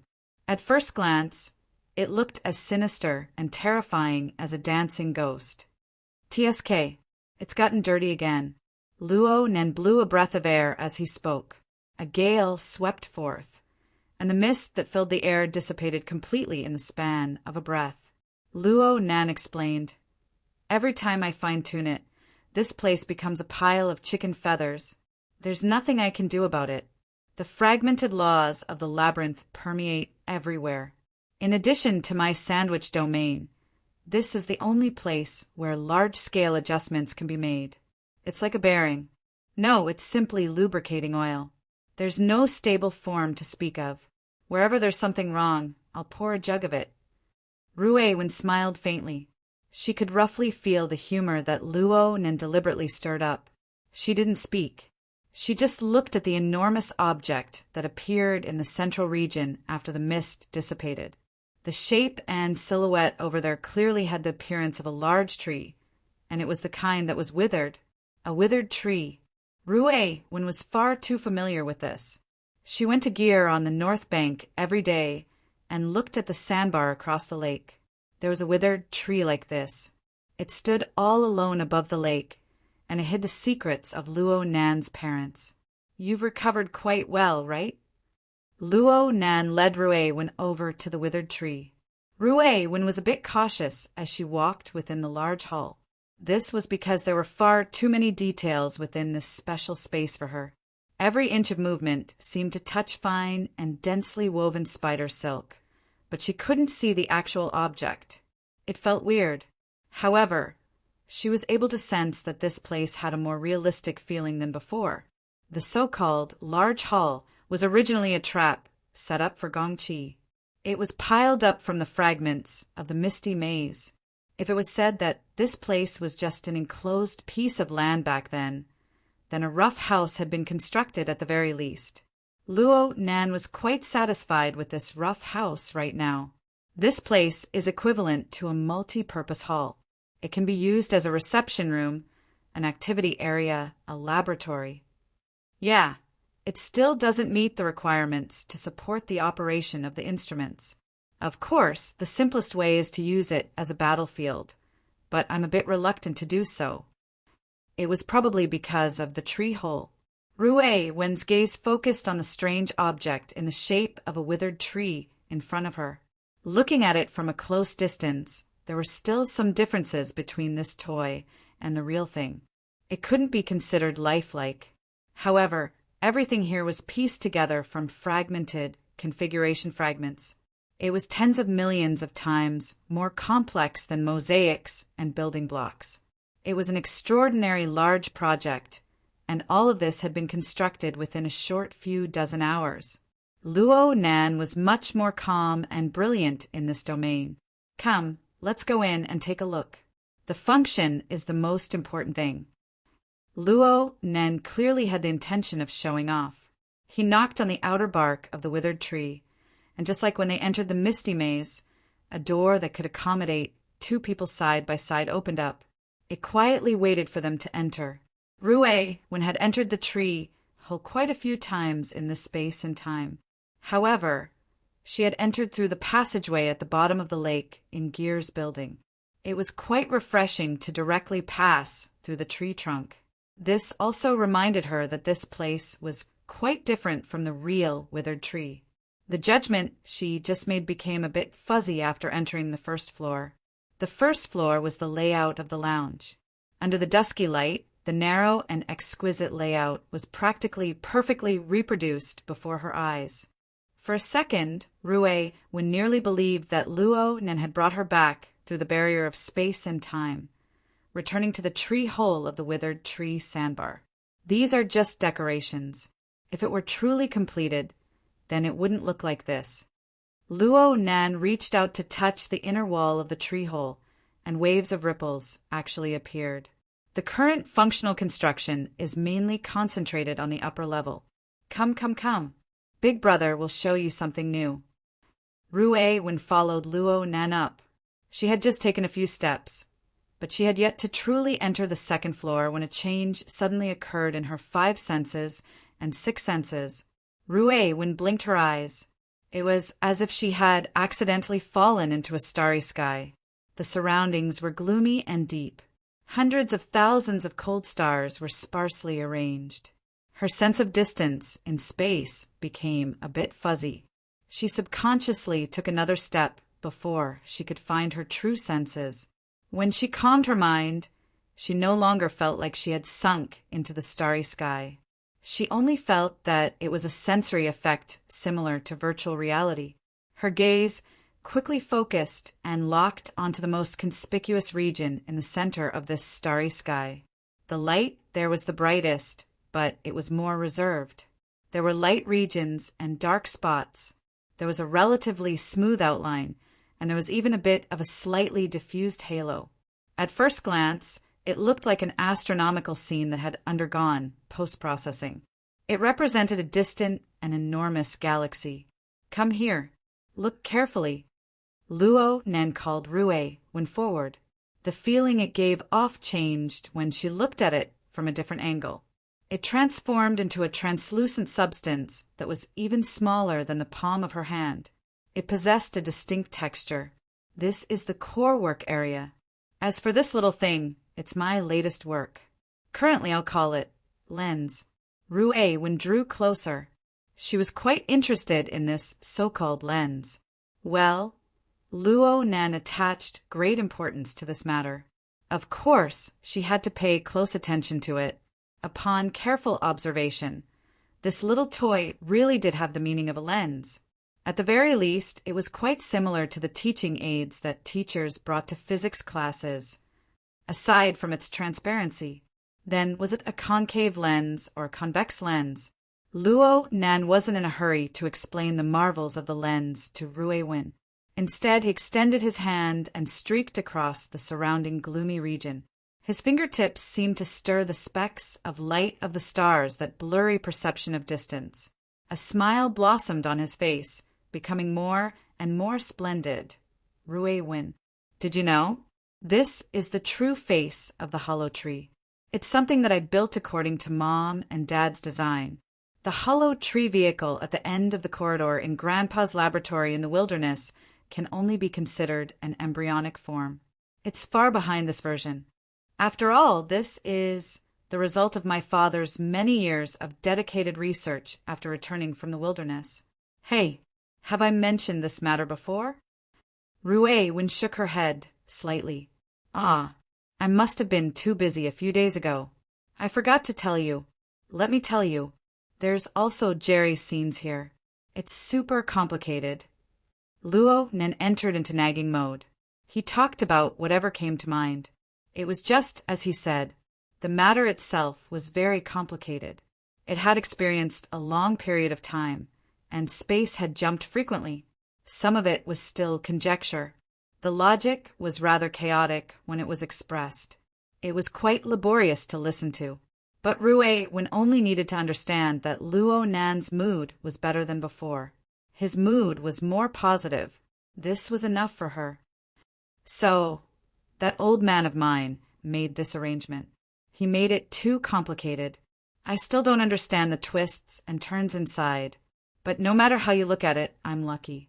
The withered tree sandbar, formatting theory, configuration knowledge, and Jerry's database. All of these conditions were put together. They really pieced together a result, and in the end it was passed into my hands.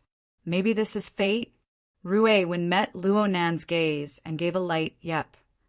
She felt that this should be the answer Luo Nan wanted to hear the most. Sure enough, Luo Nan revealed a smile again. He extended his hand to rub Ruey's head, temporarily ending this topic. I'll investigate and straighten out the situation inside later. Let's first look at the most practical. The information he left behind was extremely practical and extremely crucial.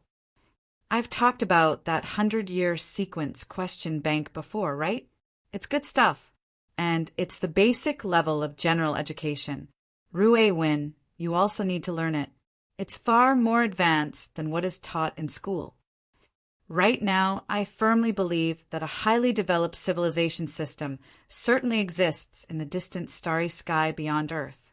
It has already established an intersection with us, and the possibility of further intercommunication will continue to increase in the future.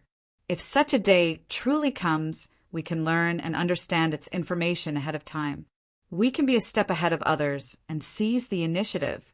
Luo Nan adopted the posture of a parent lecturing, and Ruey nodded obediently. She cooperated extremely well. The content inside should be extremely large and complex.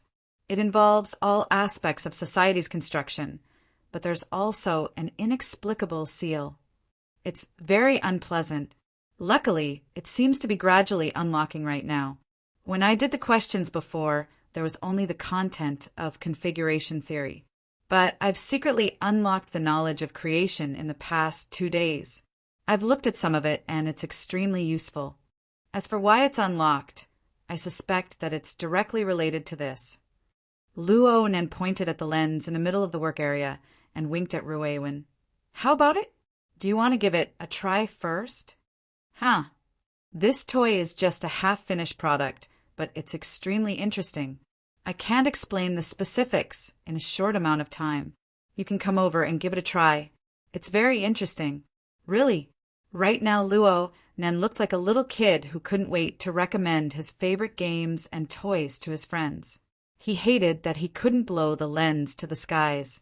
There were many words that Rue Wen didn't quite understand, but she absolutely wouldn't refuse his request.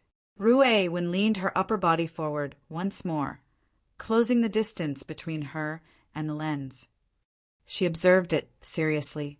However, she was still completely confused as to how to operate it. She tilted her head and cast an inquiring gaze at Luo Nan. Luo Nan laughed. "Wait for me to teach you.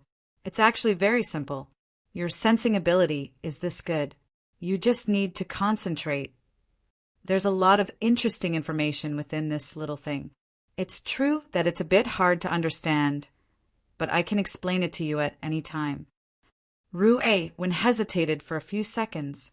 She was mainly trying to extract the true meaning of instructions from Luo Nan's words. She stared earnestly at the lens before her eyes. She looked beneath the translucent surface, at the endlessly flowing rays of light, as well as the faintly discernible patterns and dark spots. These were all in the midst of dynamic changes. She couldn't see any pattern for the time being. Luo Nan hurriedly corrected her. "I don't use my eyes. I don't use my fleshly body's intuition. Oh, I can't completely break away from this. I need to use the synesthesia of my mental senses. My thoughts are that the collected information can be understood, categorized, and utilized by ordinary people. After all, the workload is too great. It would be even better if it could be converted into a code that can be recognized by machines." Luckily, Rue Wen was able to understand his messy explanation in the end. She still didn't say a word. Her eyes stared at the lens, but what pierced through it was no longer her line of sight. Instead, it was her soul strength which allowed her to perceive all things. The instant this power made contact with the lens, Rue Wen practically instinctively utilized the technique of body and soul fusion. She searched for the special frequency of fluctuations of the marvelous creation before her eyes, forming a sufficient interference with it. In the blink of an eye, the light waves and shadows projected by the lens transformed into an incomparably rich and enormous flood of information. And it was still growing with an explosive momentum. Even with Rue Wen's special state, she subconsciously furrowed her brows. "Careful! Careful!" Luo Nan also jumped in fright. He never expected that Rue Wen's soul strength interference would be this efficient and direct. Her compatibility with the lens was top-notch. He was afraid that the little girl would be injured by the flood of information, so he hurriedly adjusted the flow of information from the side. Even at this time, Rue Wen still turned her head and smiled at Luo Nan. Only then did she truly gather her mind and discern the core image within the flood of information. Luo Nan stared nervously. A dozen seconds passed before he finally couldn't help but ask, "How is it? Is there anything that can be described?" Conflict. Collision. Excellent." Luo Nan clapped his hands. "That's it. Is there more?" "It's extremely dense. It's like rain, wind, and water droplets colliding together." "Yes, yes, yes. Continue. Continue." "There should be two directions, two kinds of power. They mix together, intensely clashing. They ceaselessly strive to eject things, but they're also absorbing." Luo Nan suddenly stopped talking. It was also at this time that Rue Wen saw a series of changes occur to the lens, which was in full interference with her soul strength. The edges of the originally clear silhouette blurred. There was a clear tendency towards granulation as a whole. It was as if a layer of frosted sand had been added to it. At first glance, it looked more like a mass of glistening nebula, and the structure of this mass of nebula became unstable. It was restless. There seemed to be a continuous explosion of conflict within it, so it swayed irregularly. It didn't have a clear direction of rotation. Yes, the lens was changing, and it was a corresponding change that occurred with Rue Wen's perception. It practically reproduced the scene that she described perfectly. "Don't be affected. Continue," Luo Nan commanded. Ruewen was a bit startled. Then she closed her eyes, unaffected by the changes in the lens. She used pure soul strength to sense and restore the image contained within the flood of information. Soon, she captured a crucial point. Two kinds of power are in the center. They dominate everything. They are also converging. Aside from collision, there is also a kind of resonant pulsation. Ruewen recalled an observation experiment from a biology class not too long ago. She found a ready-made example. It's like a pregnant rabbit. The heartbeat of the fetus. Luo-Nen gasped in admiration. Perfect! Actually, Ruewen still had a few opinions, but it was rather difficult for her to find the corresponding words to describe it. She stopped and opened her eyes once more. The lens no longer looked like a lens at all. It had completely transformed into the shape of a nebula. The center was shrunken, yet it was the brightest. The periphery was in the shape of dust and mist. It seemed that it wanted to pull out a few spiral arms, but it gave up because of its unstable state. Do you know what it corresponds to? The mist labyrinth. Ruewen already understood. Yes, it's the reflection of the mist labyrinth. Of course, it's depicted by our perception. It's based on the signal waves that come from every corner of the mist labyrinth. They're collected by the tree hole, magnified and gathered within the lens. Then we analyze, categorize, and reproduce them. Luo-Nen faced Ruewen and revealed a large grin. It's a very useful tool, right? Ruewen nodded. Luo-Nen snapped his fingers, and a projection of a double helix diagram appeared to one side of the lens nebula. Oh, this is the design blueprint of the tool. It's the key information left behind by my old man. Luo-Nen enlarged the projection in a timely manner as he spoke. Now they could see that the structure was similar to the double helix of DNA. The nodes that connected the two long strands were absolutely not base pairs, like see. Instead, they were complex three-dimensional diagrams that were so complex and precise that it made one's eyes pop. Similarly, they were paired in pairs. They were linked to each other, displaying an extremely direct correspondence. These two chains, one is a collection of tool diagrams. The other is a collection of surveying and mapping drawings. Every version of the tool should be a version of surveying and mapping results. Every link represents a set of surveying and mapping experiments. I looked at the dates. The earliest one can be traced back to the year 75, and the last one stopped at the year 90, June. There have been several hundred iterations in 15 years, and there are over 2,000 sets of experiments altogether. What is this? Ruewen was silent, and Luo-Nen answered his own question. A treasure trove! A treasure trove of cognition. We can make adjustments according to the results of the experiments. We can see what the world we live in is like in the end. Luo-Nen waved his hand heavily. In the central region, the structure of the lens nebula, which appeared to be rather regular, instantly warped. It was as if it had collided with a layer of barrier. In fact, there really was a faintly discernible arc of light that pressed against the edge of the lens nebula. There were even traces of a depression, forming a direct view of the scene of the collision. We are unable to describe the true structure of space-time. We can only reduce the dimensions to deal with it. However, I think that it is already quite close to the truth. The relationship between the fog maze and the local space-time of the Earth is probably like this: an intimate contact on the space-time level. The shattered fog maze is sufficiently interfering with the space-time of the Earth. Oh, there are also interference and friction fronts. As Luo-Nen spoke, the outermost layer of the lens nebula lit up with a thin ring of light. The cloud world. Chapter 802. Perhaps it was because the director of the Environmental Affairs Office bowed and apologized from a more appropriate angle. Even God was moved. At noon on May 6th, a sudden torrential rain poured down, quickly washing away the atmospheric dust created by the fireworks of the music festival last night. Correspondingly, the jade light sailing ceremony at the Saka cruise terminal had to end in a sorry state. The respectable gentlemen and ladies waving to each other on and off the boat quickly disappeared under the blooming umbrellas. The deep flute sounded, and the Jade Light sailed out of the cruise ship dock. Ian Lu stood in the crowd and controlled the information projection on her retina. It was a list of passengers on the Jadeite Light. He didn't find anything unusual on the list. If he had to nitpick, it would probably be that there weren't too many important people on the luxury cruise that had just left. In fact, among the people on the ship, there were not many who were qualified to participate in the high-level high seas auction in 10 days. A real big shot would never follow the rules of others, just like the lord she served. However, it was precisely this kind of person who truly dominated the course of events.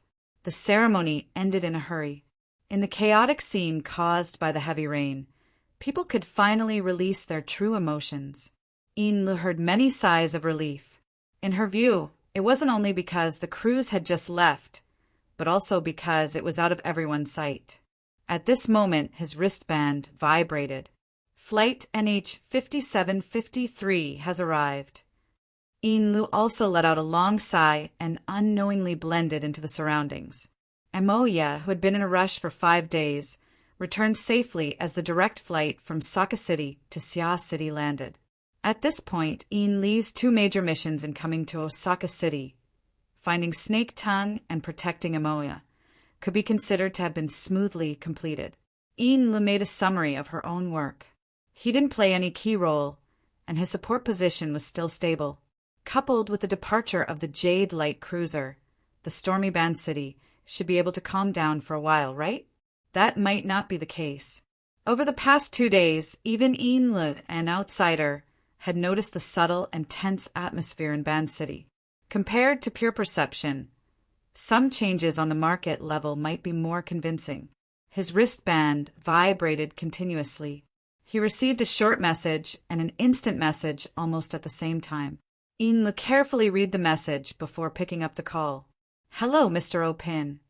The voice on the other side was cold and alienated. "Ms. Ian, the handover work with you is going very smoothly. At present, the yacht has sailed into the Ohori River. It is expected to arrive at Beishan Lake in an hour." "Yes, Mr. O'Pin. We have confirmed it."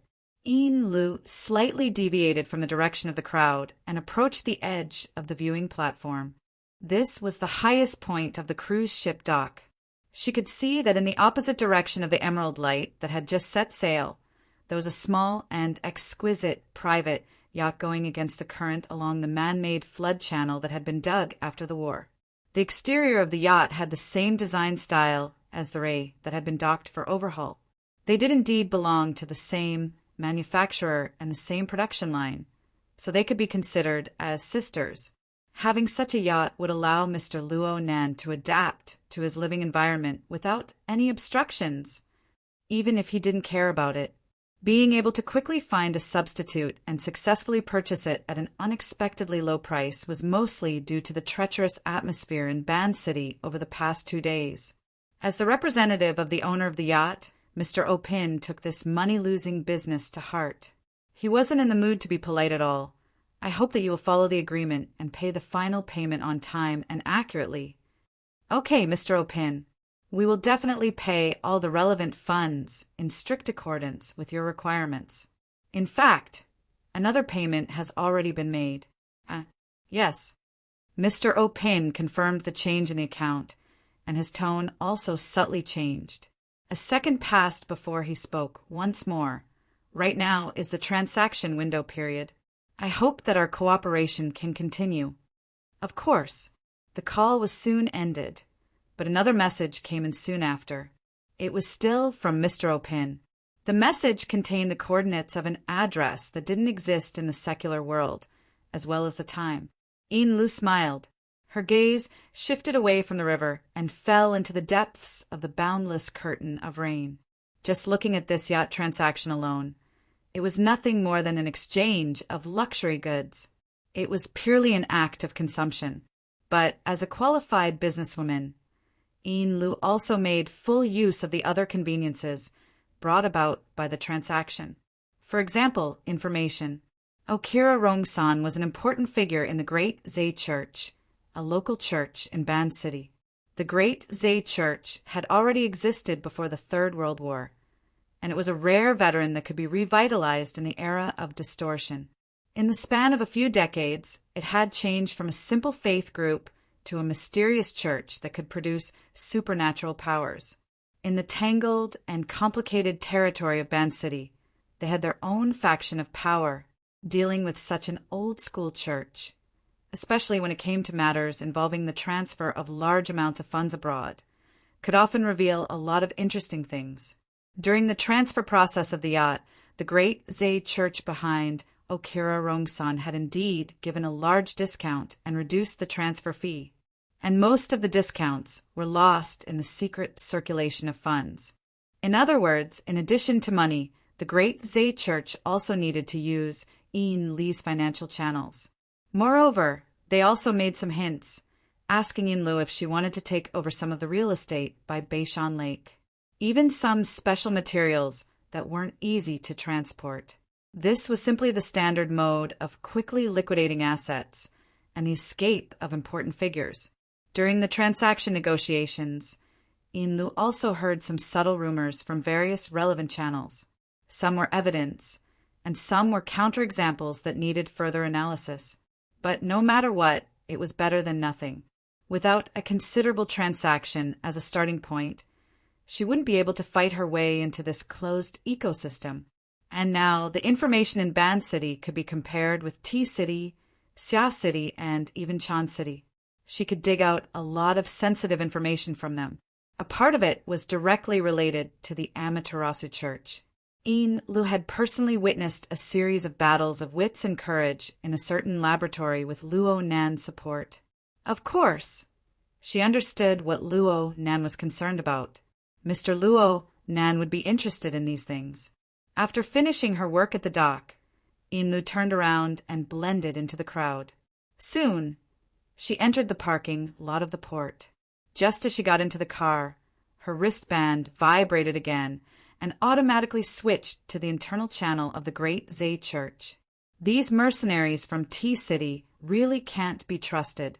When things come to a head, each and every one of them is indecisive. No, they've always been staring at the money. They have no fear for the blood flame will.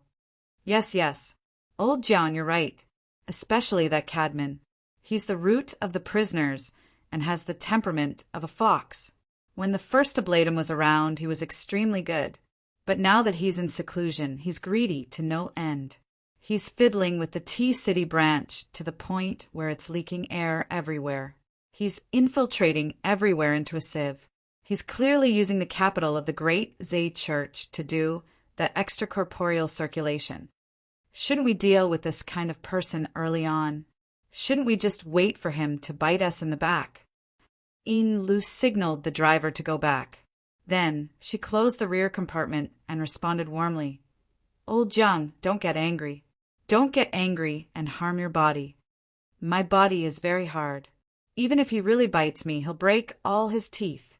But the key right now is the backbone. Recently, the first Ablatum has been paying less and less attention to mundane matters. I know she's brooding over the matter in Xia City, but when it comes to hard power, we can't compare. This isn't something that can be made up for in a year or two. Jiang Yuanjin chattered for nearly 10 minutes before hanging up. Yin Lu shook her head and used her knuckles to scrape the space between her eyebrows. She let out a long sigh, but the breath she exhaled wasn't able to unfurl the lines between her eyebrows.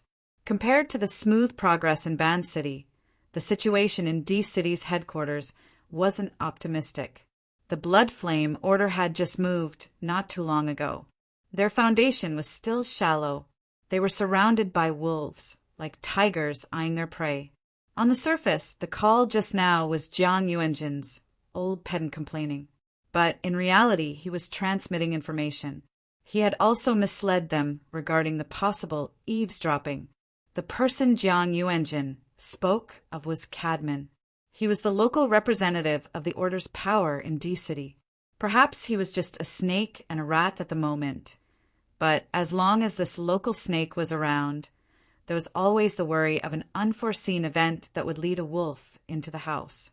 Currently, Chan City was leading a global major investigation operation. This gave Cadman an excellent opportunity. During the sensitive period of time that may involve despicable murder, the Blood Flame Order's solidified configuration in the Abyss region, the Blood Soul Temple, was indeed in a highly active state.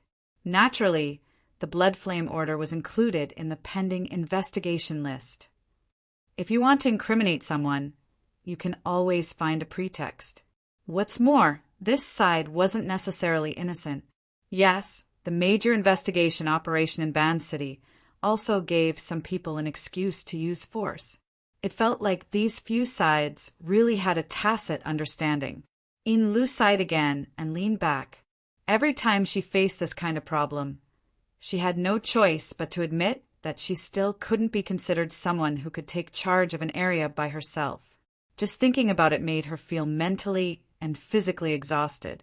From the most realistic point of view, this wasn't the level and problem she should be thinking about.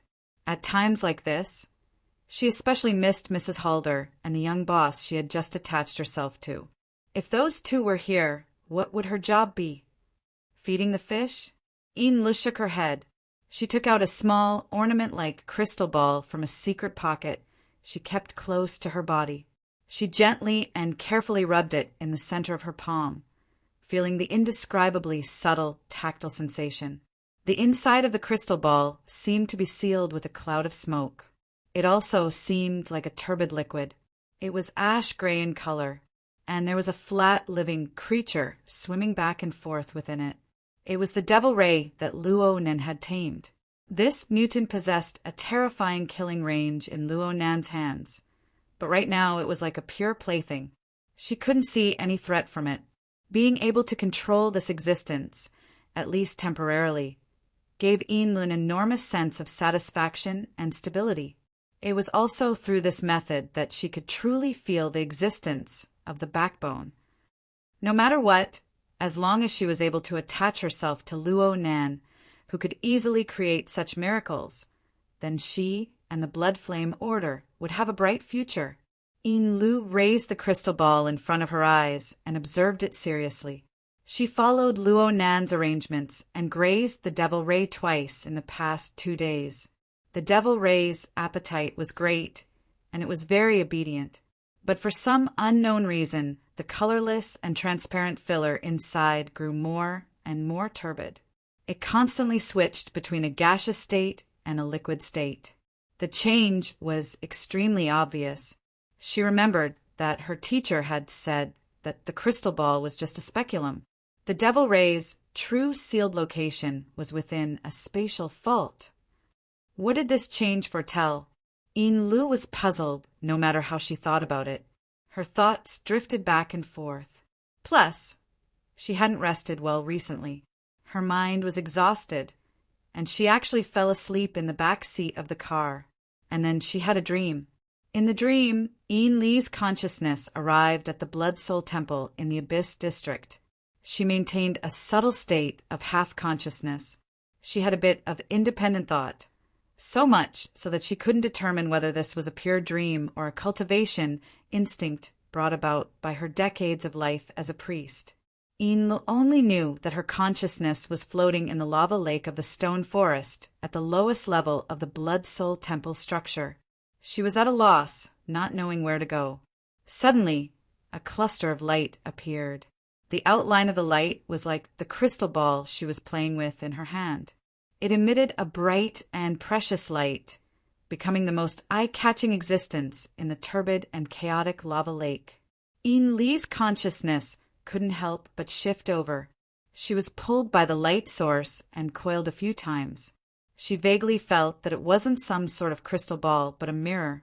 Her image was reflected on the mirror, but it wasn't too realistic. It was a bit like the effect of a haha mirror. Her habitual image was warped under the irregular refraction and focus of light. But where did this physical effect come from? After another bout of confusion, Yin Lu suddenly had a different feeling. At this moment, what attracted her spirit was neither a crystal ball nor a mirror, but but a clear and sharp eye that was staring at her coldly.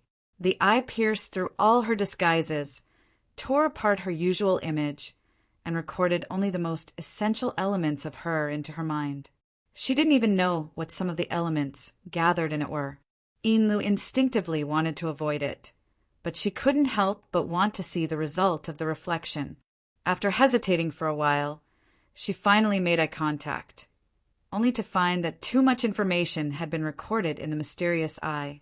Not only her, but also the stone forest, the lava lake, and the surging emotions, as well as the detailed composition of desires in the lava, if it was extended further, perhaps the structure of the entire Blood Soul Temple, and even the hearts of the entire Blood Flame Order were also recorded.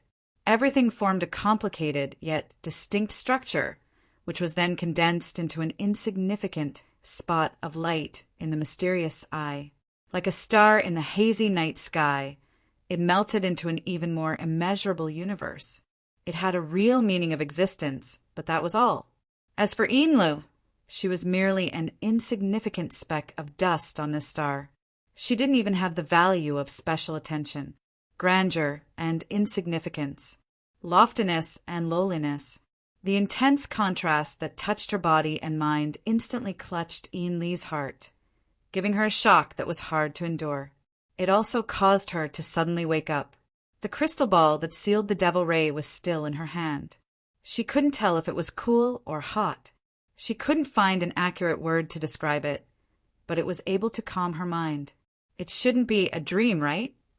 As an ability user, Inlu believed that such a clear memory couldn't be a dream without reason. She wanted to believe that it was some sort of revelation. Perhaps it was related to Mr. Luonan. She raised the crystal ball once more, confirming that the devil ray inside was in good condition.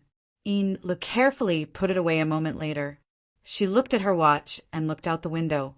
The car had just gotten off the high-speed magnetic rail. It was gradually lowering the level of traffic, so its field of vision was quite wide. Through the curtain of rain outside the window, one could see the outline of the southern shore of northern Mountain Lake. A large part of the reason for this was that the surface of the lake had been painted with the color of cheap plastic.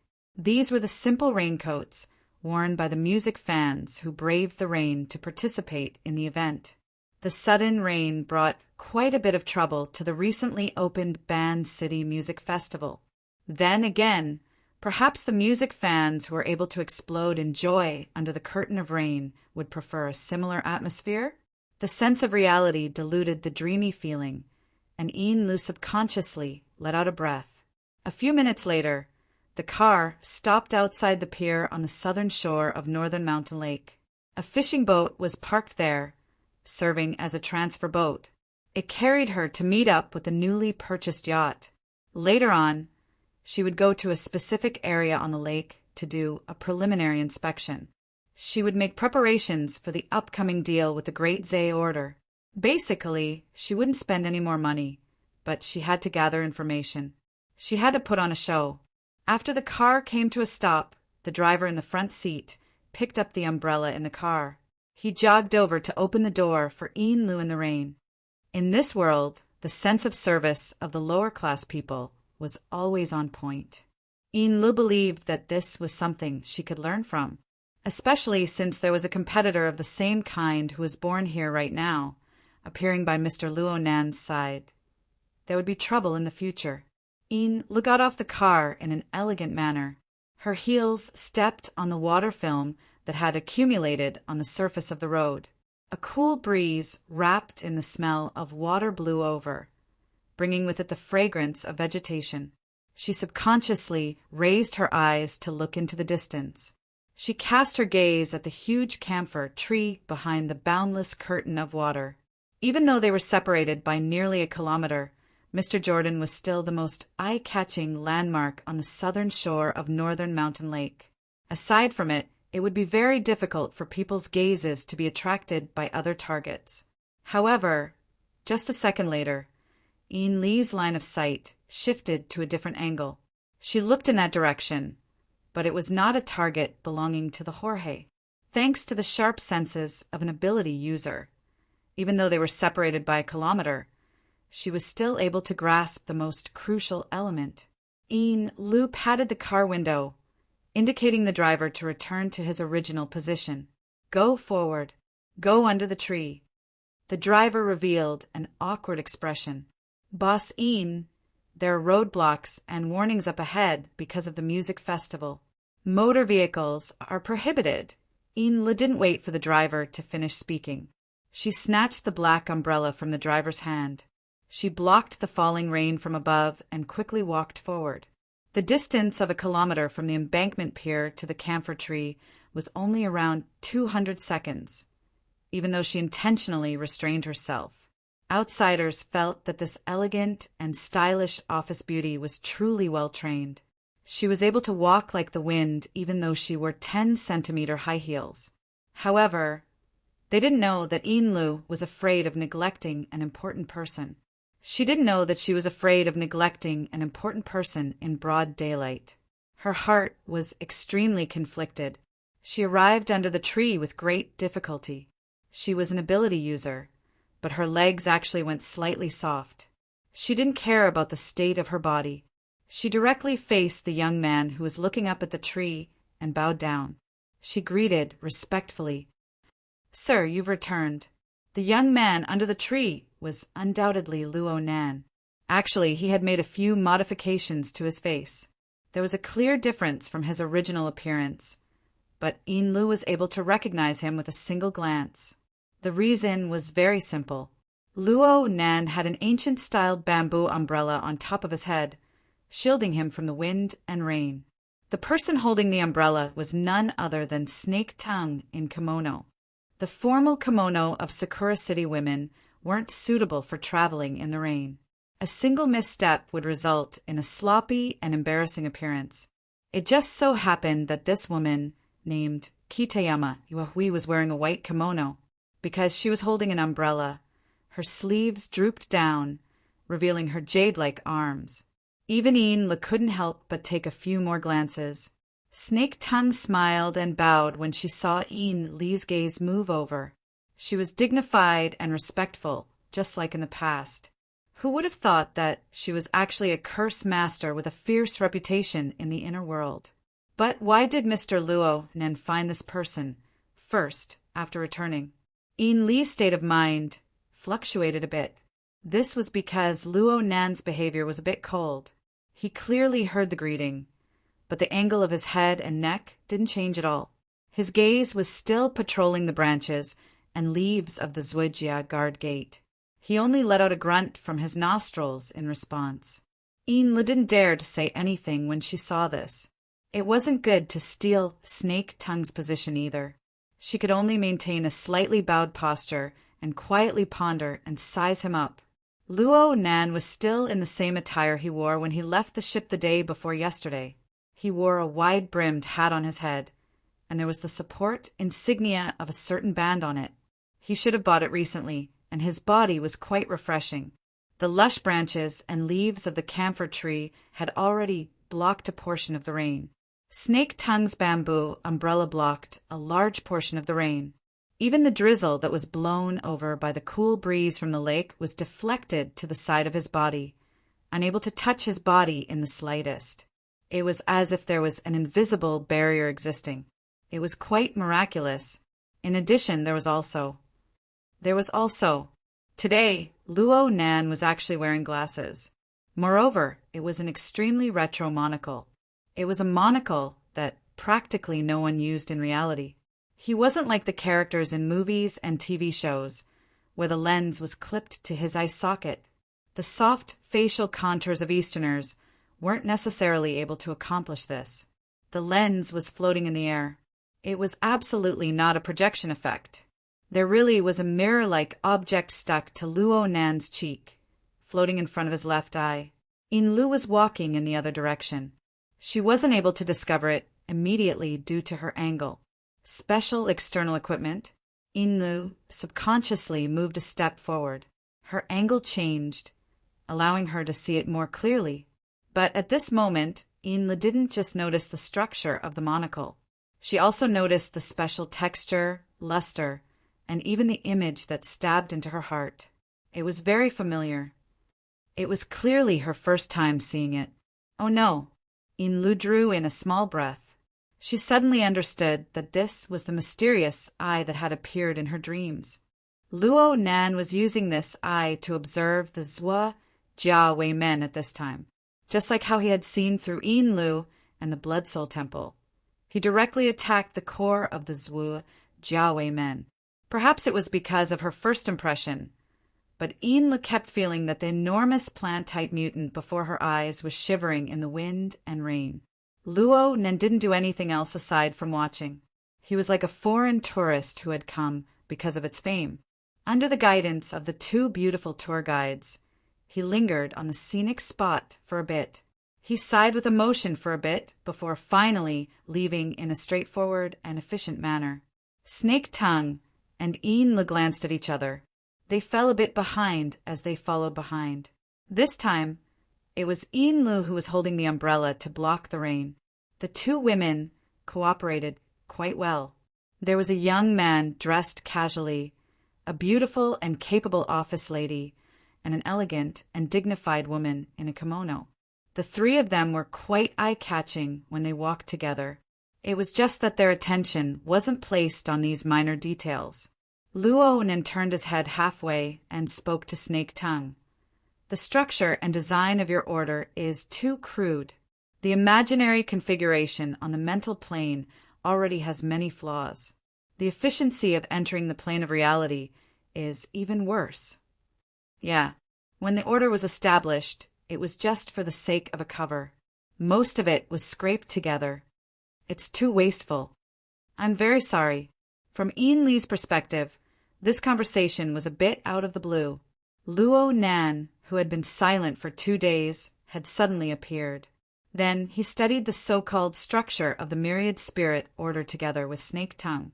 In the end, what was his intention? There's also your side. Ah, yes. Luo Nan suddenly turned his head, causing Inlu to instantly raise her attention by 120%. The Blood Soul Temple also has room for correction. The main thing is... Luo Nan spoke halfway through, but the floating monocle in front of him suddenly burst open with countless fine cracks. Some parts even burst forth with fine water droplets. The water droplets soon merged into the curtain of rain. If it weren't for the fact that Snake Tongue and Inlu were both ability users, they wouldn't have been able to see it. Judging from the material, the lens seemed to be condensed from water vapor. It was truly a magical technique. The shattered and warped lens blocked Luo Nan's eyes. It looked a bit ridiculous, but Inlu could see that this lens was clearly alive. At the very least, there was some sort of incorporeal power at work. Even though it was shattered, it continued to squirm. It seemed to want to recover to its complete state. Luo Nan furrowed his brows. In the end, he reached out with his hand and smoothed out the lens. However, there was still a relatively large hole in the center. Fine cracks could be seen on the periphery. In this way, the lens overlapped with Luo Nan's eyes. The black pupil just happened to be embedded in the hole in the center. Looking at it from the front, the eyes of a normal human suddenly turned into the cold vertical pupils of a viper. There was a kind of dizzying impact. Mister? Luo Nan rubbed the lens again, but he wasn't able to repair it a step further. He flattened his mouth in a bit of dissatisfaction and continued with his previous topic. The problem of the Blood Soul Temple is the same as my current problem. There's nothing wrong with the configuration design on the mental plane, but in order to perfectly reflect it in the material world, I need to find a compromise plan. This is especially true for complex designs. Otherwise, even if I can support it for a while, problems will arise sooner or later. Speaking of which, Dean Wan promised to teach me the art of creation. I wonder if he still remembers it? Inlu automatically ignored the last sentence. Her mind was completely led away by the phrase, problems will arise sooner or later. As the deputy, first ablatum of the order, she couldn't be any clearer. In the early years, the foundational sacrificial vessel that reflected the structure of the Blood Soul Temple in the Abyss District followed Luo Nan's judgment. It collapsed from within. The internal strife of the order was just a natural extension of this matter. She unconsciously tightened her grip on the handle of the umbrella. When she spoke again, her throat was a bit tight. Can this problem be solved? It can be. In theory, it's possible. Luo Nan responded in an extremely relaxed manner. It can be compromised with material properties. It can also be changed. Of course, there should be suitable materials in the vast world, waiting for us to unearth them. These are no longer the thoughts of configuration. They belong to the domain of creation. The difference is like a thought experiment and a physical experiment. The core lies in the cost of reality. As for the cost, it's the cost of reality. First, it has to conform to reality. Then it's the cost. I came back this time to understand the conditions of reality. I want to take the opportunity to do a few experiments. I need your help. We will follow your will. Sir, please instruct us. Yin Lu and Snake Tongue spoke at the same time to express their opinions. The two glanced at each other and revealed polite smiles. Luo Nan didn't pay attention to these small details. He spoke with his fingers. The experimental base requires all sorts of processing equipment and testing instruments. Oh, I have these ready-made, but I still need to replenish them. Moving and the like is quite troublesome. Raw materials. Large amounts of raw materials to choose from basic minerals to artificial compounds. There are also extraordinary materials in the direction of the mutant species. Yin Lu had already opened up her work area.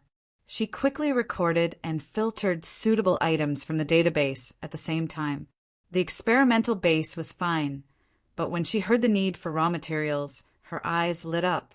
The Great Swamp Order seemed to be just right. There's also the experimental environment. The noise from the interference of space and time has been quite serious these past 2 days. Things haven't calmed down in Band City yet? Yes. I was just about to report this to you, sir. Chapter 803. Okira Ryuzo sat in his office, dressed in a suit and leather shoes. His sitting posture was upright and full of tension, like a leopard leaping out of the jungle, giving off an oppressive feeling of choosing people to devour. In Band City, especially within the industry that he was in charge of, Okira Ryuzo did indeed have the nickname Leopard Head Specialist, which was circulated in private conversations among people. One referred to his spirit, and the other referred to the old scars on his face. He did not mind this nickname, and he even intended to keep improving on this basis, because this was the medal of his many years in the field of ability users, and it was the symbol that he was most proud of. But now, the posture was still there, and he looked around, but he could not find a target to exert force on. Outside his office, his subordinates were hurrying back and forth, all moving and processing all kinds of documents, preparing for the sale and handover work that was coming soon. This made him feel even more that the foundation of his career had collapsed. To be exact, it should be a sense of powerlessness. His real goal had always been there, but in the face of a behemoth like the Amaterasu cult, in the face of the extreme power of two extraordinaries, let alone an old leopard like him whose claws and teeth were blunt, even if the entire Great Marsh cult staked everything on one throw and fought with all their might, what was the point? More importantly, just the thought of this rebellious resistance made one feel uneasy. Just as he was sighing, his secretary called and asked for instructions. Specialist, I'm sorry to disturb you, but we have received 2 quotations for the processing plant. Okira Ryuzo's attitude was strict, and his fangs and claws finally had a place to exert force. Is it necessary to disturb me for this kind of thing? I'm very sorry. Taijima, you have to fulfill your due responsibility. Don't repeat this information before the deadline for the quotations. I'm sorry, Specialist, it's my problem. Secretary Taijima was panicking and repeatedly apologized with a trembling voice, very much in line with the image of a prey being hunted. She was also struggling to explain, but one of the quotations came from Director Jiang. She and some of the factory staff jointly submitted a quotation, and we did not consider the situation. Okira Ryuzo was very surprised and temporarily let go of the poor secretary Taijima. After hanging up the communication, he opened the quotation and looked at it carefully. The more he looked, the more he frowned. What is she doing here? Jiang Zhong, a female scientist with a strange name, was born in the wilderness. In name, she was the technical director of the processing plant for sale, but it was just a title. Her real job was the project manager of President Songping's private research institute, and the two jobs were actually unrelated. Oh, speaking of which, that project could be considered as the human resources department of the processing plant. Of course, this was just a joke. Did Madame Jiang really think that she was HR? If it weren't for the quotation sheet, Ao Ping and Rong Sen wouldn't have known that Jiang Zhong had such a close relationship with the middle and basic staff in the processing plant. Judging from the labor cost of the processing plant every year, the people on the list of quotations would have to go bankrupt to gather enough money to pay for the purchase. What a charming woman! Okira Rong San is amazed. She has not been in Osaka for many years, and even has the title of remote mentor. But how does she manage this network of interpersonal relationships? Frankly speaking, at this time, Okura-rong III clearly felt offended. After all, he was the person in charge of the processing plant. Anyone who was in his position would have their self-esteem hurt if they were unaware that a small circle had been created right under their noses. The problem was that he couldn't take revenge, because Madame Jiang's other identity was that she was a close friend of the president for many years. She was the kind of close person that would make people doubt the purity of the friendship between a man and a woman. Okura-rong III was a little suspicious that the behavior of Jiang Zhong and the others was the president's idea. But soon he denied this idea, not to mention that the president didn't need to do this. In terms of relationship, although Jiang Zhong had the halo of close friend, Okura-rong III wasn't bad either. He grew up with the president, and he was 7 or 8 years older than the latter. He had always been the president's henchman, and could be said to be the president's eyes and ears, as well as his confidant. If there really was some arrangement, there was no need to beat around the bush. Okura-rong III gradually sorted out his thoughts. In the end, he still had to inform the president about this matter, but now the first problem was to figure out the plans of Jiang Zhong and the other bidders. Even without considering the factor of Jiang Zhong, the middle-level backbone of the processing plant's joint quotation also reflected their serious uneasiness about the current situation. For the church, it was a bad sign that they had lost control. At least, they didn't pass the confidentiality barrier. Okura-rong III thought for a moment, then dialed the number according to the contact information on the quotation list. The strange number brought a wonderful feeling. He was the actual person in charge of the processing plant, but he rarely interacted with the technical director of the factory, so he didn't even have a private contact number. This lady didn't have any consciousness of working for the Great Zay Church or the Songping family. She was like a shadow that was neither close nor distant, hidden behind the friendship with the president. When the phone was connected, Okura-rong III maintained a business-like attitude, but also added some elements of politeness and respect. "Hello, Jiang Zhong, I am Okura-rong III. Yes, I have received your quotation, and there are some details that need to be communicated." "Oh, Jiang Zhong is in the factory? That's convenient. Why don't we talk face to face? Tell everyone directly?" "Of course, we definitely have to talk, but Jiang Zhong, you're also a factory executive. You should understand that now is not a good time to talk between labor and management.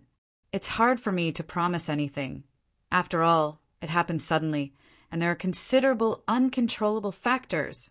The phone communication ended in a push and pull that lacked substantive progress. In essence, this round of dialogue was beyond Okura-rong III's expectations. He thought that this was a business or even political negotiation. But in the end, in front of him, it was clearly a union leader, and it was the hot-blooded version. Ridiculous. Didn't this woman say that she was born in the wilderness? She usually presided over such a project with a gloomy and treacherous style inside and out. How could she be so naive in doing things? Did she stay in civilized society for too long that she forgot what the wilderness looked like?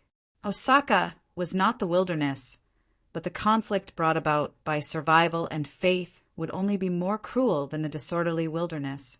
This was the situation faced by the Great Zay Church.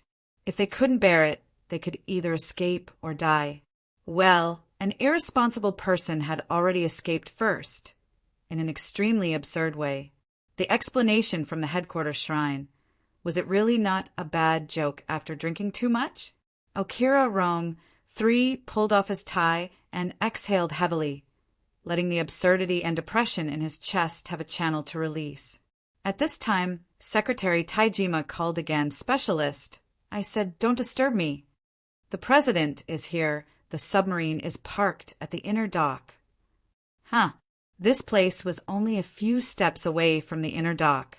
While he was in a daze, the sound of a chair being pushed and pulled and Secretary Taijima's respectful greeting came from the outside. Aohei Rongzo hurriedly stood up, rearranged his tie, and buttoned up his suit. As soon as he finished the action, the outer door was opened after a deliberate knock. The president of the Great Zay Church, Matsudara Yoshio, strode in. Okira Rong 3 hurriedly came out from behind the desk, bowed his head, and saluted President. Matsudaira Yoshio was a man in the prime of his life who was less than 50 years old. He was skinny and had a casual crew cut. His slightly sunken face was also covered with a ring of stubble. He wore a casual suit without a tie, and his collar was open. He looked a little slovenly, giving off the feeling that he was more like an entrepreneur in the technology industry than the heir of a family shrine. In short, he didn't quite match the social atmosphere in Osaka. However, Okira Rong 3 knew that this president was a meticulous and ruthless person. Otherwise, he would not have been able to quickly rise to the top in the traditional environment of Osaka, where old-school politics prevailed. In the entire Great Zay Church, only the head of the shrine and the Lord were above Matsudaira Yoshio. However, those two rarely asked about worldly affairs, so as the actual controller of the Great Zay Church, Matsudaira Yoshio basically controlled the core power of the church, which happened in recent years. Matsudaira Yoshio sat directly in the seat that originally belonged to Okira Rong 3. He stretched his body and was very relaxed. Tonight, the TCC is holding a temporary coordination meeting. I came early, so I stopped by to have a seat. Okira Rong 3 bowed his head again. Thank you for your hard work, President. You don't have to pay attention to these etiquettes. Sit down, too. Okira Rong 3 thanked him again and sat on the guest sofa, his back still straight. His body was stiff, but his brain was working at a high speed. The TCC, jumping out at this time, gave people a very bad feeling. The so-called TCC referred to the Osaka Equal Trade Association. In essence, it was a coordination organization that was officially recognized by Osaka to connect legal enterprises and the gray areas such as vagrant exchanges. At present, it had basically become a platform for the organizations of the inner world in Osaka to obtain and coordinate interests. With the existence of the TCC in Osaka and the high and mighty Amaterasu Church, coupled with the numerous church organizations, the inner world's share of interests was greatly reduced. The ability user associations and the like had long been a mere figurehead. Basically, the size of the voice of the various forces in the world of Osaka could be more accurately reflected in the organizational structure of the TCC. The Great Zay Church was a member and director of the TCC and had a certain degree of voice. However, that was only under normal circumstances. With the current situation in Osaka and the situation of the Great Zay Church, such a coordination meeting wouldn't turn into a censure meeting or something like that, right? Okira Rong 3 was quite worried. However, looking at Matsudaira Yoshio, this president who had only been in the position for a few years still maintained his usual demeanor. This made Okira Rong 3 admire him, but he also felt a little lucky. Could there be room for adjustment regarding the news about that lord? Okira Rong III's mind was filled with thousands of thoughts, but in the end, it only took a few flashes of thought. On the other side, Matsudaira Yoshio had already started talking about the progress of the mission. Okira, you did a good job in raising funds. Currently, 17 million has been received, and the follow-up. In the next 3 days, we can guarantee another 20 to 30 million. However, a large amount of funds still needs to wait for the processing plant and other assets to be processed, which will take more than a week. A week, it's possible. Really? Are you sure the Great Zay Church can still continue until then? Okira Rong III's heart surged with pessimism again. This emotion came so violently that it caused him to temporarily lose control. The question that had been coiled in his heart blurted out. President, is it really as the abbot said that Lord left Osaka?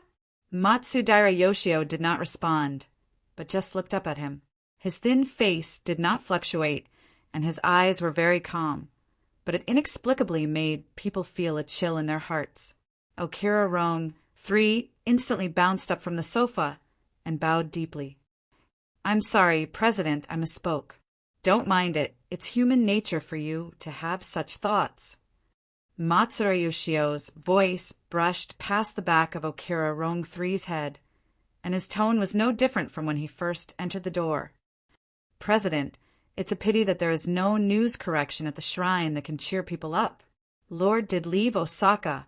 Just last night, shortly after the Amaterasu Church's operation was suspended, he resolutely escaped and took the initiative to close the channel of communication.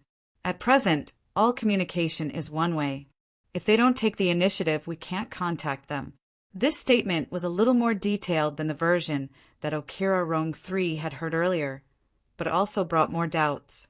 Okira Rong III raised his head, looking confused. But why? That's a stupid question. Matsudaira Yoshio pointed out bluntly. Since he ran away, of course, it's because he was afraid. You're surprised because he ran too fast. Although he had always known that in recent years his president had become more and more sharp and direct, less and less like he was born in Osaka. But such sharp words that tore apart all concealment and even all dignity still made Okira Rong III, who had served the Matsudaira family all his life and worshipped that lord, speechless for a long time. His feelings were so complicated that it was difficult to describe. At this moment, Matsudaira Yoshio received a phone call and turned to communicate with the other side, which also gave Okira Rong III a chance to breathe and digest. He stood there, looking at the president behind the desk, who was calmly communicating with others, and was a little dazed for a moment. The wilderness was really a place that changed people. Okira Rong III still remembered that Matsudaira Yoshio was a young man who was unwilling to be lonely and easily hot-blooded. He did a lot of stupid things, and many times he needed to clean up after him. The stupidest thing Matsudaira Yoshio did was naturally to leave the family's plan and wander alone to explore the wilderness. That was a big trouble that Okira Rong III couldn't persuade back then, nor could he handle. It was this seriously out-of-line adventure in Osaka's traditional family that changed everything. Matsudaira Yoshio finally returned safely from the wilderness.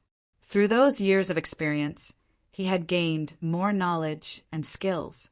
The once hot-blooded young man seemed to have been reborn, becoming more profound and powerful day by day.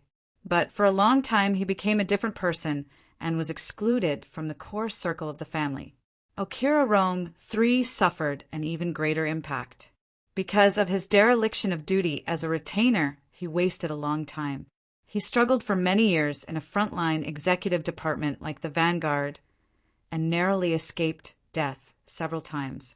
But even so, Okira Rong III still insisted on his identity as a retainer, and stood firm in his position since he was young. For him, it didn't matter how many other changes there were. As long as Matsudaira Yoshio's trust in him remained unchanged, it was the best result. And that was the truth. Okira Rong III's perseverance paid off. After Matsudaira Yoshio took over, Okira Rong III's position within the order skyrocketed. In just a few years, he reached the position of a special director and became Matsudaira Yoshio's most trusted spokesperson. Oh my, looking back on the past, there was really a feeling that things remained the same, but people had changed. Perhaps as he grew older, similar emotions were inevitable.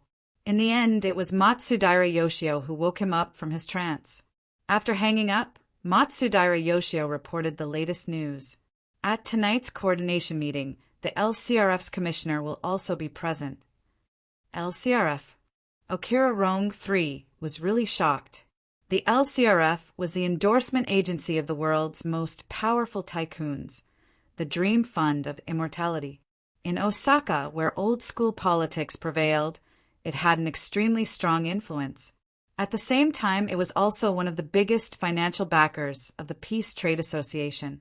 Every year, through this channel, it took away several times the amount of investment. Usually, the LCRF was more aloof, just like a normal investment company, but as long as they were personally involved, Okira Rong III quickly recalled the interest relationship between the Dazawa Society and the LCRF. Coupled with the restrictions of the Peace Trade Association, he knew that the three parties wanted to meet, and the context of the matter seemed to become clear.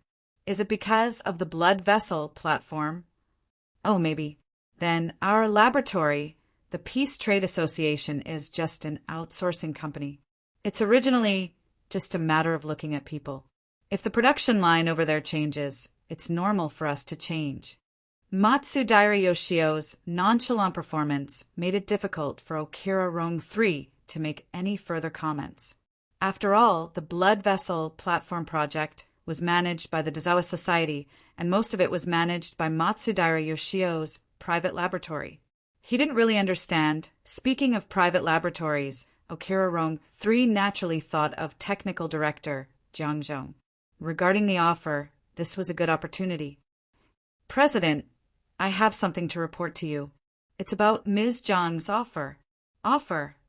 Behind the desk, Matsudaira Yoshio raised his eyebrows and looked straight at him. It was obvious that he was no longer in a state of nonchalance. Yes, Ms. Jiang and some middle-level and grassroots employees of the processing plant jointly proposed the intention to buy the processing plant.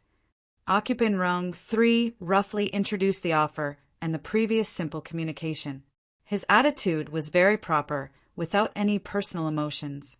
Originally, the processing plant was destined to be sold, and it didn't matter who it fell into.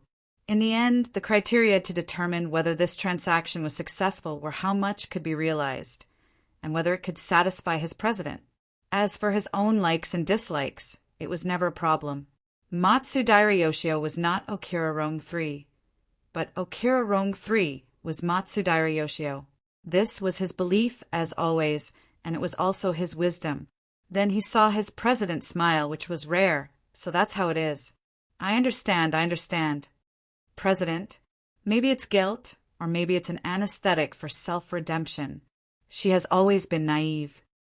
This was the first time Okira Rong III heard his president's evaluation of Jiang Zhong. Coincidentally, it was the same as his previous unspoken criticism. Of course, Okira Rong III wasn't naive enough to believe that the meaning of the two's words were completely the same. He quickly swept a glance at the smile on Matsudaira Yoshio's face, and he already knew what he should do. The newly purchased yacht soon welcomed its new owner, and the process was extremely smooth. The yacht went upstream from the Ohori River and advanced 20 kilometers into the depths of Beishan Lake. The yacht's functions were all normal, and the clamor of musical activities in this body of water was basically digested between the spacious water and sky.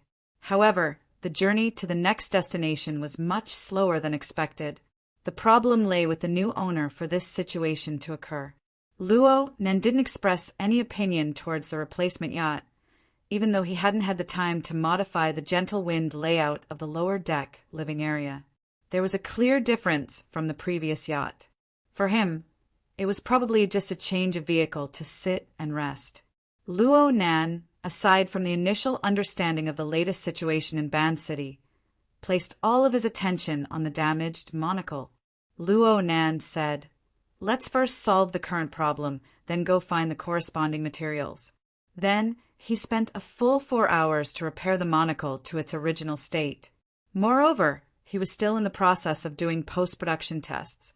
So Ian Lu understood that the seemingly sparkling and transparent lens actually possessed an inconceivably complex structure and an even more inconceivably complex manufacturing method.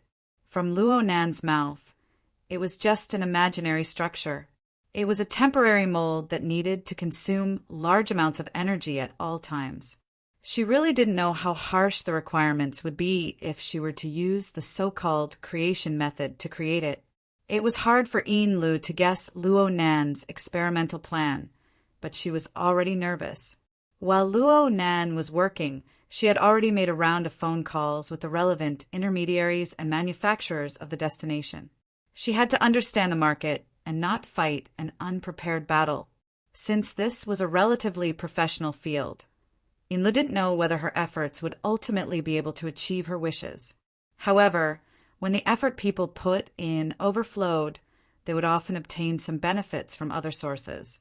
As she continued to communicate in depth with the local circles of Ban City, some unexpected intelligence information, especially the parts related to the Great Marsh Order, came to light. More and more details and rumors were exposed. After organizing and analyzing the information, Ian Lu felt that it was necessary to give Luo Nan another report. So she took the organized information and once again entered the living area on the lower deck of the ship. It was already nighttime. Natural lighting was no longer enough to support the illumination of the living area. The warm and harmonious lights lit up, illuminating the light-colored tatames and the most classic wood color of the wind. The entire living area was covered in a layer of warm luster. It actually looked quite warm. It was said that this yacht belonged to the president of the Great Marsh Jusher commune, Matsudaira Yoshio. That person was famous for being sharp and callous. His family life was a mystery, but who would have thought that he would approve of such a style? Oh, it was unexpectedly compatible with a certain someone. That certain someone was naturally Snake Tongue. This Northmont Yuehui was a curse master. She wore a traditional formal attire that matched the style of decoration in the living area. While Luo Nan was engrossed and Ian Lu was busy, Snake Tongue wasn't assigned any tasks. She just stayed by Luo Nan's side. She poured tea, tidied up the layout of the cabin, and did some servant and attendant work. She actually knew quite a few things. When Ian Lu arrived at the lower deck, she saw Snake Tongue kneeling in front of Luo Nan like a traditional Japanese woman from a TV series. She served him tea at a suitable temperature. Then she retreated with a kneeling posture. The room was extremely quiet. There was only the rustling of the moon-white kimono against the tatames. It carried the rhythm and sound of life. Snake Tongue's head was lowered the entire time. From Ian Lee's angle, she could only see her meticulously combed, jet-black hair, as well as her snow-white neck and a small portion of her back muscles under the illumination of the warm light. Even so, it was enough to make people sigh in admiration. Humans naturally lacked resistance to smooth and exquisite textures and textures. Plus, the person before her eyes was warm and vivid. She possessed an outstanding figure and the beauty of her charm. She was nothing more than a living beauty.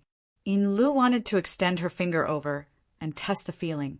But from Ian Lee's perspective, the most moving aspect of Snake Tongue was that she was able to use her astonishing concentration to serve Luo Nan as he walked, sat, and lay down. She carved out those seemingly meaningless details for the sake of perfection. In terms of efficiency, there was nothing to criticize. If a company or an organization did things like this, they would be finished sooner or later. But when it came to interpersonal relationships, this method of doing things manifested a pious and pure attitude. It was as if it didn't involve any calculations. It was a matter of course and right. The essence of this method was classical, traditional, and old-fashioned. It was the morality and aesthetics that the vast majority of men yearned for. Right now, Luo Nan was sprawled on the tatames. He was dressed like a young man that could be found anywhere on the street. But Snake Tongue's posture was clearly that of serving a noble. What era was it now? What kind of person was Snake Tongue? It was clearly impossible for her to be that type of person, but she was able to perform flawlessly. She was able to move freely and smoothly. Even though Luonen didn't look her in the eye, she didn't display any dismay or slackness. She didn't show any signs of acting. She didn't show any signs of impatience from beginning to end. She did her best to avoid disturbing Luonen's train of thought, but she was like the warm soup of a spring. She seeped in through the minuscule details. She was everywhere. Both of them were experts in serving others. Lu could understand how superb her methods were. She was ashamed of her inferiority. There was far too much observation and judgment involved. There might even be some high-level sensing abilities involved. She really is a terrifying woman. Lu sighed silently. She had placed an extraordinary amount of attention on Snake Tongue. To put it bluntly, it was because some sort of competitive crisis had turned into reality. The position of a secretary was far too easy to replace, especially a personal secretary. But then again, if one didn't care about the cost factor, what did it matter if there were one or two secretaries who could do things and were pleasing to the eye? Direct competition was stupid. It was far too normal for a person like Luo Nan to have people by his side. And the key to being dependents was that they each had a clear role. At the very least, they had certain functions. The value of a secretary was to deal with problems for the boss, not to cause trouble. Lu was aware of this point when she became Mrs. Halder's secretary. Lu adjusted her breathing and took off her shoes in the outer room. She arranged them neatly and quietly walked onto the tatami. Luonen was still deep in thought right now. She wasn't stupid enough to disturb his train of thought. She just knelt in a corner of the room and waited silently. Of course, Snake Tongue noticed her. She quietly moved over and brewed some fragrant tea for her. She silently offered it to her. Her posture was still humble, as if she were the lowliest of maids. Lu suppressed the slight uneasiness in her heart and bowed in thanks. Snake Tongue's courtesy toward Luo Nan was something she couldn't bear. This sort of deliberate respect was perhaps the hidden edge of Snake Tongue. Time passed by in tranquility, second by second. Nearly 40 minutes passed by, and Luo Nan, who had been competing with the monocle floating in front of him all this time, finally let out a long sigh. Then he stretched his body. It was probably because he was more relaxed in the quiet space. He fell straight back and stretched his arms and legs properly on the tatami. His back rubbed against the tatami, and he wanted to do another roll. And at this time, Luo Nan finally broke away from his pure ego state. The true environment of his surroundings was reflected into his heart. He let out a sigh and hurriedly propped his upper body up. He was unable to conceal the childishness that had been suppressed to his bones, no matter what.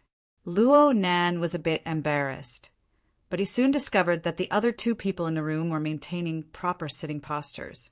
Their eyes were drooping and their eyebrows were lowered. They didn't speak or move. They were like two statues. Forget it. He would just pretend that they didn't see it. Luo Nan grinned and straightened his body. He pondered over what he should say. Snake Tongue, who was not far from him, walked forward on her knees. She arrived behind him and extended her hand to touch his shoulder. After a brief pause, she began to knead with a technique of appropriate weight. Oh. Luo Nan instinctively slumped his shoulders, but he didn't take the next step in the end. He turned his head to look at Snake Tongue. This Kursmincer, who was well known in the industry, was a dignified B-rank expert. Her expression was tranquil. She didn't say anything at all. She just concentrated on the tapping and kneading of her palms. It was as if everything was natural and right. Well, her technique was quite good. At least Luo Nan, who lacked experience in this field, felt quite comfortable. This was the case from his body to his mind. Luo Nan possessed the ability to pry into the desires of the human heart and control the mind and soul. But at this moment, he discovered that all of the fundamental changes didn't need external help. They all came from himself. Unknowingly, it was as if a layer of cushion had been placed in the bottom of his heart. Or perhaps it was some sort of stepping stone. He easily and skillfully stepped into a mental zone that he had never set foot in before. Perhaps he had observed and imagined from the outside before. He had a bit of unspoken yearning, but he had never experienced it with his own body like he did now. His heart was filled with a feeling that it was natural and right. The structure of the format pyramid, the authority of the closed system, and more directly, his absolute control over Snake Tongue determined the current state and structure. He could accept it. He could call a halt. But no matter what, he possessed the absolute right to choose. Calling a halt. It was quite comfortable. Why did he have to stop? A smile naturally overflowed from the corner of Luo Nan's lips. His body slightly swayed under Snake Tongue's perfect technique. His throat was tainted with a bit of a lazy rhythm. Tell me, what's the new situation? What a warm pool of living water. Inla maintained her lowered posture, but her mind was in a trance. Luckily, the tempo of the atmosphere in the room had completely relaxed. Her absent-mindedness wasn't obvious, and she quickly came back to her senses and responded. Sir, there's information that the Great Zay Order is hastily liquidating their assets because the dark dragon god they worship has escaped. Chapter 804. Dark Dragon God? Luo Nan blinked. What's that? This is one of the water gods in the traditional myths of Ban City. Is there a supernatural god in Sokka? I remember that after the era of distortion, the conversion rate of the various civilizations and religions was very impressive. Hiss! I can use a little more strength on my spine. Snake Tongue remained silent. She just responded with more strength. She needed to satisfy Luo Nan. At the same time, she was quietly observing Luo Nan. After all, this was the first time she had been in contact with Luo Nan for a long time in the real world. She was close to the truest image of Luo Nan. She was very different from the oppressive force of the powerful ruler of the cloud world. She needed to experience, combine, and revise. Luo Nan was able to sense the intent of this secret observation, and he let Snake Tongue do it. He enjoyed Snake Tongue's service very much, but this didn't mean that he would put on the stinky airs of a superior. If he liked it, then he liked it. If he was comfortable, then he was comfortable. Similarly, when it came to intellectual information, if he didn't know it, then he didn't know it. If he was interested, then he was interested. Under Luo Nan's lead, Inlu unconsciously entered the role of a teacher. In any case, she had done her homework beforehand. She opened the virtual workspace and displayed the collected information. She highlighted the key points. This involves the root of the supernatural power of the church's shrines in Osaka. According to the Shinto tradition of Osaka City, the Ozawa Shrine was not the main shrine that worshipped the dark dragon god. According to them, they worshipped the dark dragon god's desolation, which they had invited from the main shrine. It represented the god's violent and brave form, probably similar to the evil doppelganger. So, to be exact, the dark dragon god Desolate Soul has a different appearance and godly power from the dark dragon god in the legends. This difference is very important. Sakura City's Shinto tradition was rather complicated. Inla only gave a brief introduction, and that wasn't the main point. She switched the interface again, and in the virtual workspace, a comparison chart of the gods she worshipped appeared at the right time. The dark dragon god was a more traditional image of an ancient dragon of the east. There were some changes, but it was still acceptable. But the appearance of famine on the other side was more absurd. Oh, what? What? Shocked Luo Nan was a rather malevolent monster. Its overall silhouette looked like that of a water buffalo, but its four limbs were more like the limbs of an insect. They were sharp and twisted. Its body was crouching low, and its posture was more like that of a spider. The appearance of this famine soul is similar to the ox ghost of the ancient island chains legends. It is a type of demon, but here Demons and gods are often exchanged, so it is easy for the common people to accept it. Of course, this isn't some kind of demon. It's a type of mutant species that exists around Ban City. The mutant biologists here still name it ox demon, probably to fit in with Ban City's traditions. They are active in the coastal area of Ban City and belong to the aquatic species. However, they often follow the river to the northern mountains to hunt. Most of them come and go alone. They have a large range of activities and are very dangerous. Mutants and deities. Sounds familiar. Luo Nen felt that this part was a bit familiar. He gently shook his head under snake tongues, kneading as he searched through his memories. Oh, right. Sister Yuan told me about it before. It was a series of general knowledge classes arranged by the Xia City branch shortly after he entered the inner world circle. Wayne was talking about the world order in and out of the psychic wave network. The main content was about the distribution of power between the inner world and the mortal world, as well as the series of bright and dark rules during operation. He did mention a few things about the situation in Bancheng. Inlu stopped. Then, keep talking, especially about the mutual achievement between mutants and deities. It should be this. I've pretty much forgotten about it. Yes. Inlu took a deep breath. She made slight adjustments according to Luo Nan's demarcated scope and continued her explanation. The background of the so-called mutual achievement is this. After the arrival of the era of mutants, Bancheng was built upon the ruins. It became the only large-scale city on the archipelago, and it basically inherited the culture of the archipelago. However, a few years before the appearance of supernatural powers, the tradition of the divine path didn't seem to possess the soil to produce mortal powers.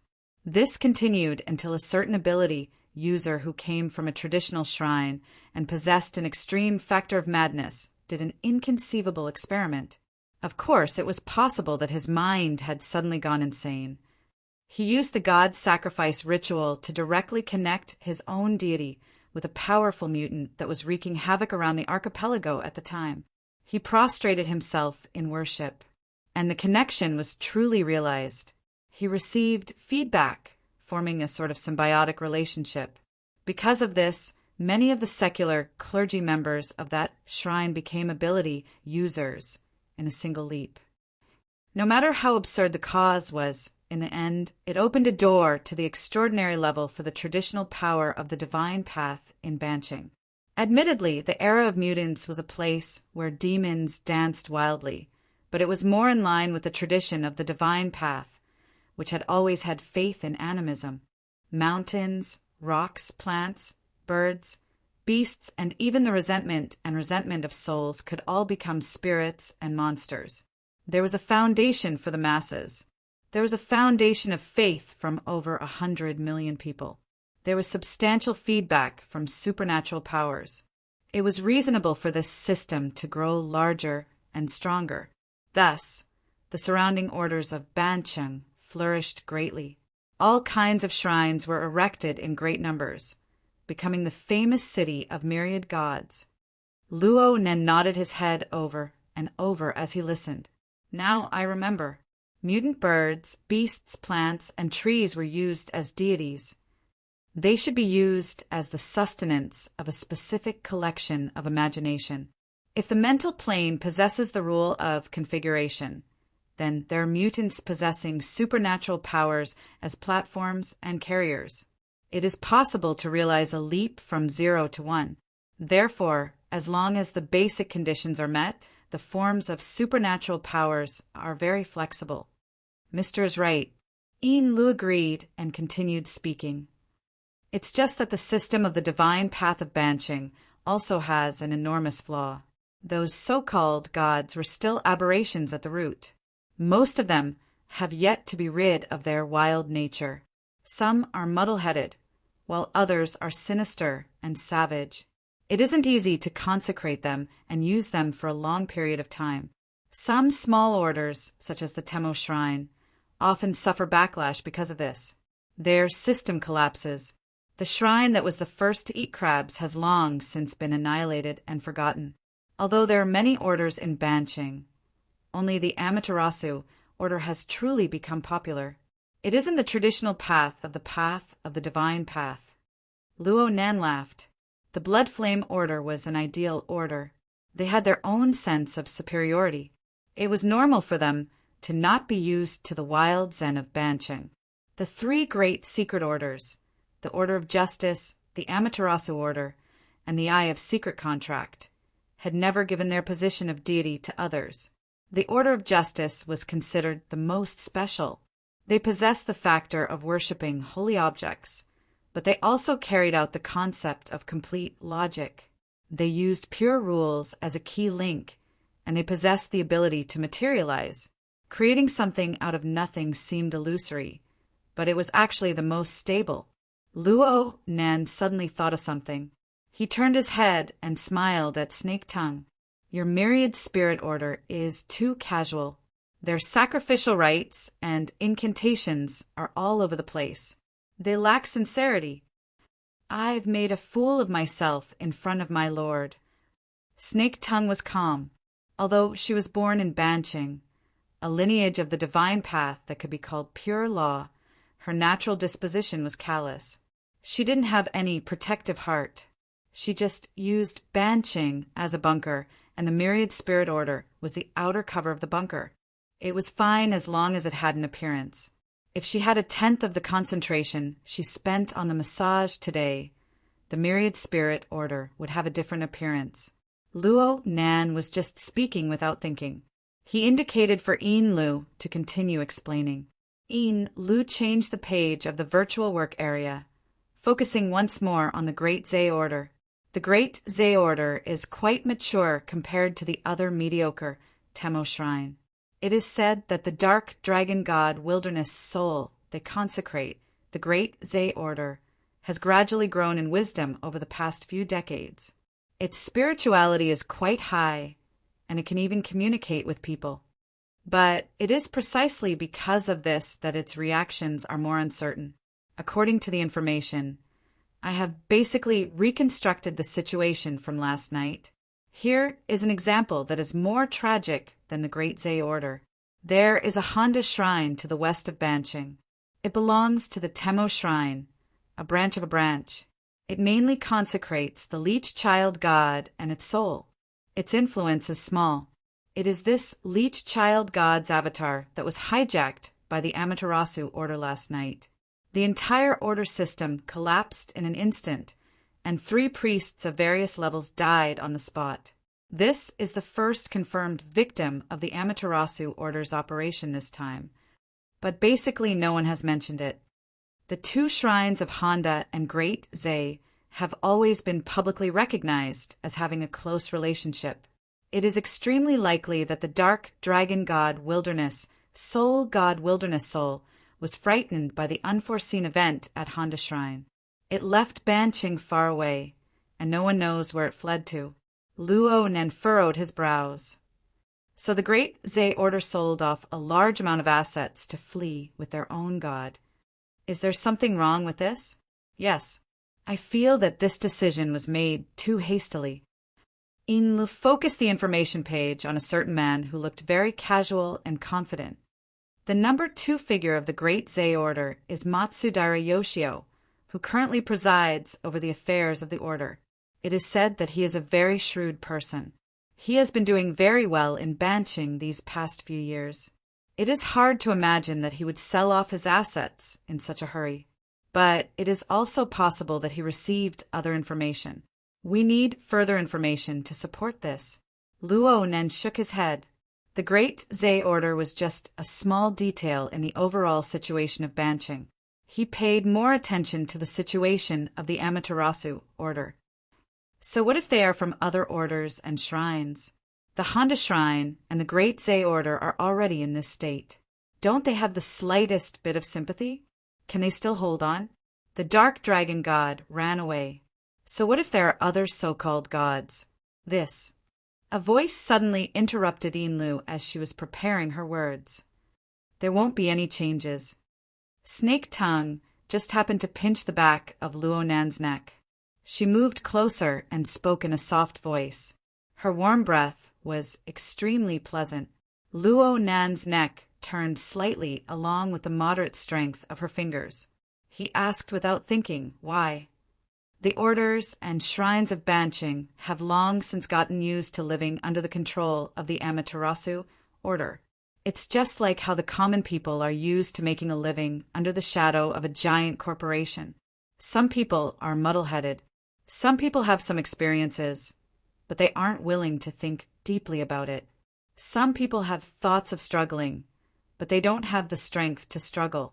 Under such a general trend, 99% of the people will maintain their established path and complete the role they were given. This is tradition. This is also the basic rule of living within. Even if they are destined to be dealt with tomorrow, they will still have to compare the result of being dealt with and the result of violating the rules. Which one is more miserable? In the end, most of their choices will still be carried out according to the established rules. Her warm voice and soft words revealed a sense of coolness and indifference. It made Luo Nan raise his eyebrows. They can't even muster the thought of resisting? Why would they resist? Snake Tongue laughed softly. The appearance of the god path of Banching can deceive ordinary people. But who doesn't know what's going on when it comes to ability users? The various orders and shrines can only use the name of one spirit for souls to cover up and deceive themselves. It can be said that the tradition of the God path has already become a deformed monster after entering the age of distortion. For the sake of obtaining supernatural strength, people think of every way possible to support and please those ignorant and violent mutants. These rules themselves don't possess the value of maintaining them. For many people, the Amaterasu Order's nation of gods is more interesting than the tradition of the God path that has gone astray. Nation of gods? Luo Nan heard a new term and asked subconsciously. Snake Tongue seemed to believe that she had already said too much as a maid. She smiled slightly and her gaze shifted to Yinlu. Yinlu received this favor with a smile. Of course, everything was built on the foundation of doing her homework. She flipped to a new page of information and displayed a tree diagram. The Amaterasu Order has been promoting the so-called nation of divine treasures for the past few years. They say that the Fusang divine tree, constructed by true gods, has 10 parallel suns, each divine treasure. Each divine treasure is a world, and each world is the dwelling place of the gods. Aside from the supreme gods, there are also clones, souls, and auxiliary gods that reside there. Their ranks are clearly distinguished. Luo Nan instantly understood. These seats are all reserved for the shrines of the orders of Banching. Exactly. In recent years, the Amaterasu Order has viewed Banching more and more as a forbidden land. Perhaps they want to establish a nation of god system on the foundation of the city of myriad gods. It is similar to the tradition of the god path of Bancheng, but it is actually different. It is very much in line with the cultural traditions here. As for what will happen after harvesting these mutant gods, it is hard to guess right now. Snake Tongue's fingertip streaked across the back of Luo Nan's neck. She continued to speak softly and slowly. She added, "There's no need for a reason under power, but if there really is one, then the people of Bancheng will be quite satisfied. So it's like this." Luo Nan responded with a single sound. Then he narrowed his eyes and spoke no more. It seemed that he was pondering, but it also seemed that he was simply enjoying Snake Tongue's technique. His mind was absent-minded, and he didn't know where to go. This period of silence lasted for an especially long time. Normally, Yin Li's mental fortitude was lacking. However, Snake Tongue was present before her eyes. She more or less had a competitive streak in her heart. She saw that Snake Tongue was humble and calm when she accompanied Luo Nan. Yin Li didn't want to fall behind. She secretly learned from Snake Tongue, and out of nowhere, she gained a tranquil air. She endured through the most unbearable period of time. The cabin returned to silence. Only the soft sound of the ripples of the ship traveling at low speeds could be faintly heard. It gave the warm cabin a layer of coolness. Nearly 40 minutes had passed by the time Luo Nen opened his mouth again. He let out a sigh of emotion. Banqing doesn't have the psychic wave network, but the overall structure of the mental domain is quite lively. Sure enough, each place has its own custom. Yin Li's somewhat stiff mind suddenly woke up. Sir, are you referring to? I'm talking about the surrounding environment of the mental sea. You've listened to my lessons, right? Yes. The madam has requested that everyone in the order from top to bottom repeatedly research and study it. Ha ha ha. There's no need to be so exaggerated. Luo Nan's body and mental state grew more and more relaxed under Snake Tongue's exquisite technique. He laughed and waved his hand. It's fine as long as you know a few words that I forcefully named.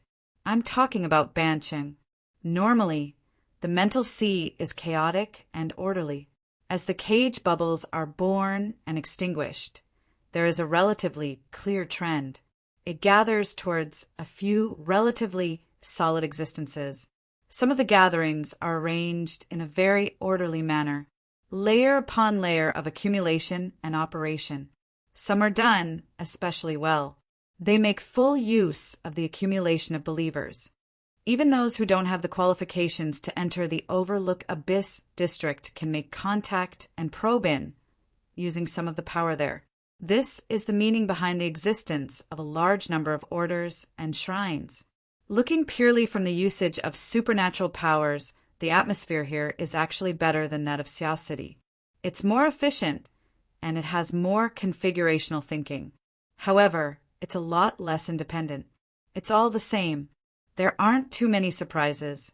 It lacks the power of barbaric growth. It's like something in a petri dish. Yeah, if you zoom in a bit more, it's like a greenhouse. This must be the most authoritative review from the perspective of configuration, right? Yin Lu memorized these words in her heart. She pondered a few times, and she suddenly realized something. Sir, are you saying that there are people deliberately guiding and cultivating here? Is it the Amaterasu order? But they've only been established for 20 to 30 years. The deformities of the divine path and the mutual achievement of each other happened even earlier. It doesn't matter who planted them. They're harvesting them anyway. No, it's like the ingredients for the meal have already been prepared and put into the pot. They can be done right away, but someone interferes midway. Let's not even talk about the operation being halted. The duck that was about to enter the mouth has flown away. TSK, it seems like I'm the reason? Huh. The Luo family's sandwich domain. It doesn't seem easy to explain.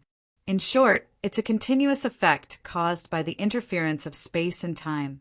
If the Amaterasu order has really delayed their operation because of the turbulence of space and time, then I'm most likely involved. If they catch me, I'm afraid they'll fight me to the death. Amidst Luo Nan's loud laughter, Snake Tongue's kneading motion paused for a moment. Yin Lu cast her gaze over, but she didn't dare to linger on Luo Nan's face. She just met Snake Tongue's gaze, and she looked away at the same time. At this moment, Yin Li's heartbeat sped up. It was as if there was a line of sight shining over from the Amaterasu pure land in the outer seas of Ban City. No matter what the situation was, going against extraordinaries would never make things easy for them. However, Yin Lu recalled the miraculous movie viewing experience she had a few days ago. The extremely close angle of view caused her to have a sort of misconception. Actually, I've done it with extraordinaries a long time ago. Her taut mind suddenly relaxed. She raised her head and saw Snake Tongue calmly and peacefully continuing her massage. What a shrewd woman! Yin Lu didn't want to fall behind. At the very least, she couldn't lose to Snake Tongue. She controlled her emotions, and her train of thought gradually became clear. She took the initiative to open her mouth and ask. Mr. Luo said in his lecture that contact is invasion in the sea of consciousness. We don't dare to make wild guesses about Mr. Luo's realm. However, Ban City is the headquarters of the Amaterasu order. Can the mental senses of those two extraordinaries probe and search? It's basically impossible right now because it's chaotic enough. Luo Nan twisted his neck, but it caused the muscles and bones of the lower half of his body to make faint sounds. His muscles, bones, and skin constantly adjusted their positions and states, gradually matching the changes of the Luo clan's sandwich domain. Speaking of which, Snake Tongue's massage technique was truly brilliant. After a new round of imbalance between body and soul, it was quite rare to see such smooth, fine adjustments that didn't require extra effort. It was as if something that had always been missing had been filled up. A distorted link had been unraveled, even if it was only a temporary phenomenon. Soon, the chaos in the overall structure of the domain masked these changes. Luo Nan's sandwich domain was in a state of conflict and interference at all times. In terms of degree, it was far more serious than when he was bedridden due to a serious illness. It was just that he already understood the technique of diverting disaster. Plus, his foundation was solid, and the expanded space of his domain was sufficiently vast. The layered laws were complex and flexible. Only then did he have the leeway to buffer the changes. He didn't dig himself in. Right now, it was quite difficult to completely straighten things out. He had to expend a great deal of energy to adjust dynamically from time to time. If someone from the outside came over, they would probably be taken into outer space by the chaotic structure of space and time. It was no wonder that the Amaterasu order wanted to stop. The space-time environment of Ban City, the environment of the mental sea, and the environment of the Abyss region weren't obvious on the whole. But Luo Nan had messed up the details, causing the variables to increase dramatically. No one wanted to suddenly cut off the fire and air while they were cooking soup. Then a cockroach would jump out of nowhere. Under normal circumstances, even if there were 10 extraordinaries gathered together, this sort of situation wouldn't occur. From the standpoint of the Amaterasu order, Luo Nan would certainly suspect that someone was purposely causing trouble. It really wasn't on purpose. I can't return to Xia City for some time before I take care of this. Otherwise, I'll be confessing without being pressed. This is a headache. Luo Nan had yet to find a new and relatively stable body and soul coupling mode. This interference effect of messing up the state of space and time would not disappear. From this perspective, it would be good if the Amaterasu order could find him. He could communicate with them and sort out the messy structure clearly. The more Luo Nan thought about it, the more absurd it became. He unconsciously laughed. The more he relaxed, the more Yin Lu reflected. I've been acting in a high-profile manner in Ban City these past few days. It's a bit inappropriate. My identity and financial channels can't be hidden from people with intentions. With the current sensitivity of the Amaterasu order, if I follow the clues, I'll be able to find some clues about my whereabouts. Also, there are many people in the market we're going to. Shouldn't we? It doesn't matter. You're here. You have a completely unrelated relationship. They won't think of me. Luo Nan looked at Snake Tongue. Look, this is a good example. We can learn from it. Snake Tongue's wide sleeves hung down. She used her palms to exert force on Luo Nan's shoulder blade. Most of her body stuck to Luo Nan. She looked quite forceful, but her breath was light. It was gentle and drawn out. Even her voice was soft and sweet-sounding. It's nothing more than a plot made by relying on the yarn of concealment. It's just a small trick. It can't enter your discerning eyes. But right now you need to deceive people. Why don't you take this object? What a pretentious fox. Yin Li's eyes drooped as she cursed silently. Then she heard Luo Nan respond with a careless tone. There's no need. But I can study it and learn from it. After coming back, the only thing worth analyzing with the lens is the 2 scarves you're wearing. Oh, you still haven't connected them together? I've tried a few times. The 2 seem to be made by nature. I can't find a place to start. That's normal. I've done a rough study before. The structure of these two scarves is special. The materials are special. The manufacturing method is special as well. It's a strange object that truly possesses the level of creation. Luo Nen naturally compared the equipment on his body. The biochemical reactor that he had just snatched a few days ago was a defective product. Its functions were different as well. It was hard to make a direct comparison, but from the blueprints stored in the virtual brain system, Luo Nan could tell that Luo Nan's technology was robust and that the manufacturing was precise. Luo Nan's ingenious design seemed to be inferior in some aspects. The divine binding hoop he obtained from Jin Tong was roughly at this level as well. Only the external neuron, which carried the virtual brain system, was a notch higher in terms of unpredictability. Of course, this was just the opinion of a rookie who had just begun learning creation. He needed to conduct in-depth research before he could come to a conclusion. His thoughts reached this point, and the monocle appeared out of thin air. It stuck to Luo Nan's left eye. Actually, this wasn't a necessary step to use it, but didn't life need a bit of a sense of ritual? Specific small movements could help the user carry out psychological suggestions, allowing them to concentrate their mind more effectively. At the same time, it could also affect the target, just like Snake Tongue right now. Due to Luo Nan's direct gaze and the influence of the refracted light, her phantom image was reflected on the lens of the monocle. It interweaved with the color of Luo Nan's pupils, forming a treacherous silhouette of light and shadow. There was clearly an unexplainable and irresistible power swirling within. Snake Tongue wanted to lower her head and avoid Luo Nan's gaze completely out of instinct. But in the next second, her lower jaw tightened slightly. Luo Nan had actually pinched it with his fingers.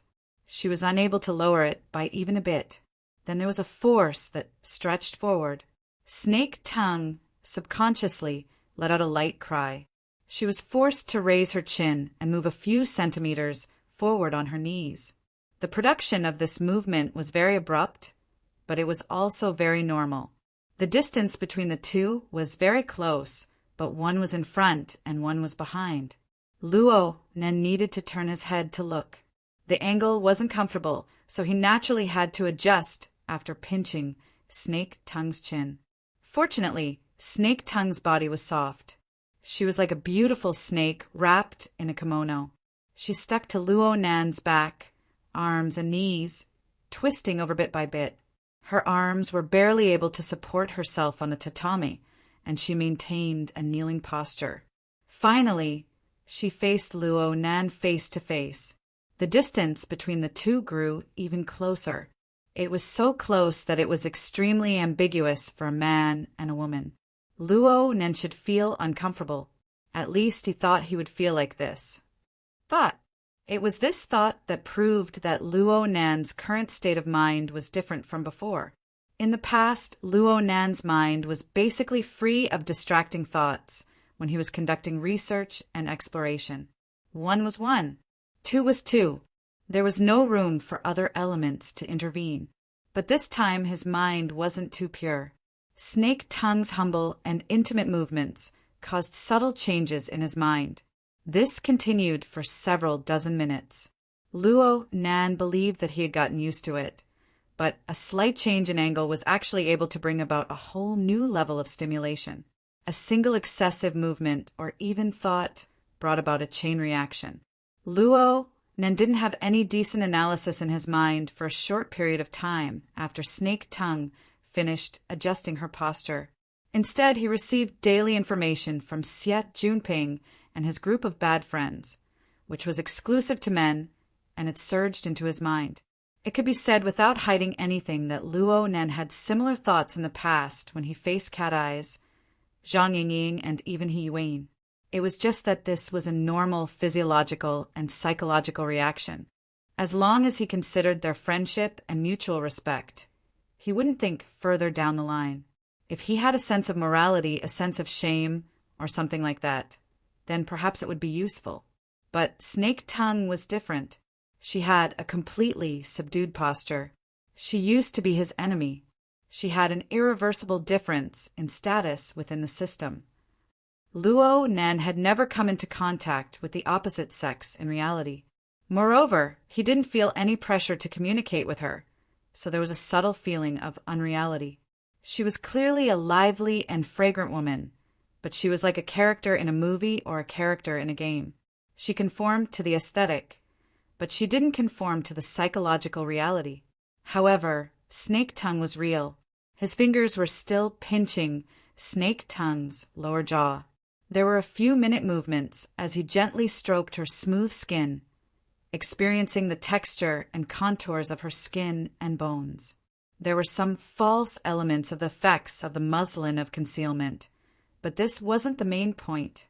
The main point was that this method directly probed into the depths of Snake Tongue's heart.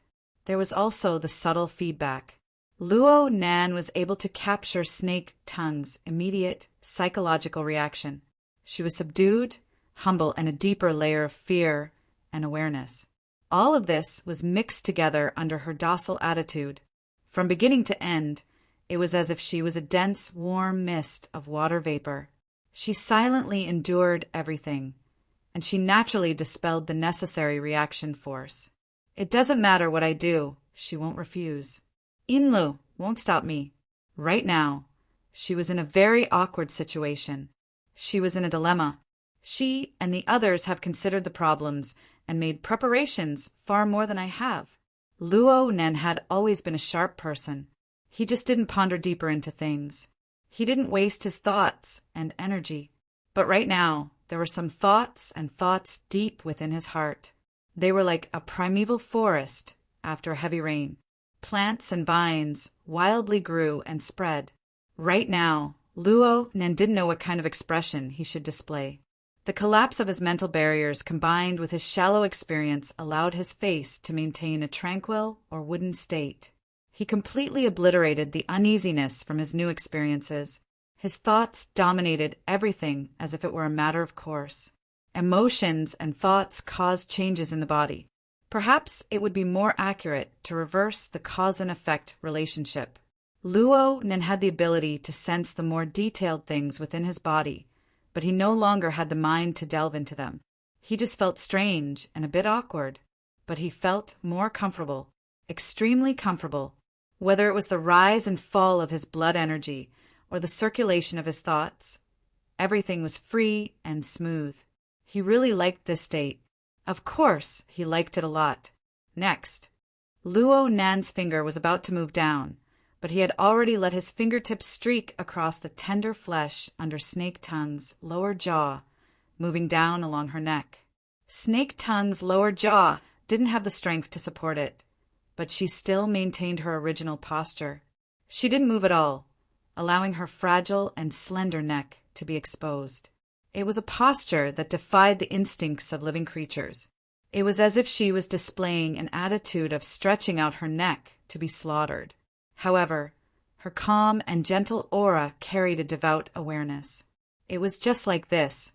It perfectly conformed to the positioning system of the format pyramid. It made all of Luo Nan's movements possess the righteousness and dignity of a monarch bestowed by God. Justice on the intrinsic plane and stimulation on the perceptual plane fused together. Luo Nan didn't have any reason to stop. Bang! The radiance suddenly flashed within his brain. It was as if friction brought forth wind, sweeping the surging emotions into a dark corner. The grayish-white radiance from the virtual brain's interface was relatively dim, but the information it brought possessed an overwhelming sense of existence. Luo Nan was stunned for a moment. The mast of reason reappeared amidst the tide of emotions and instincts in his mind.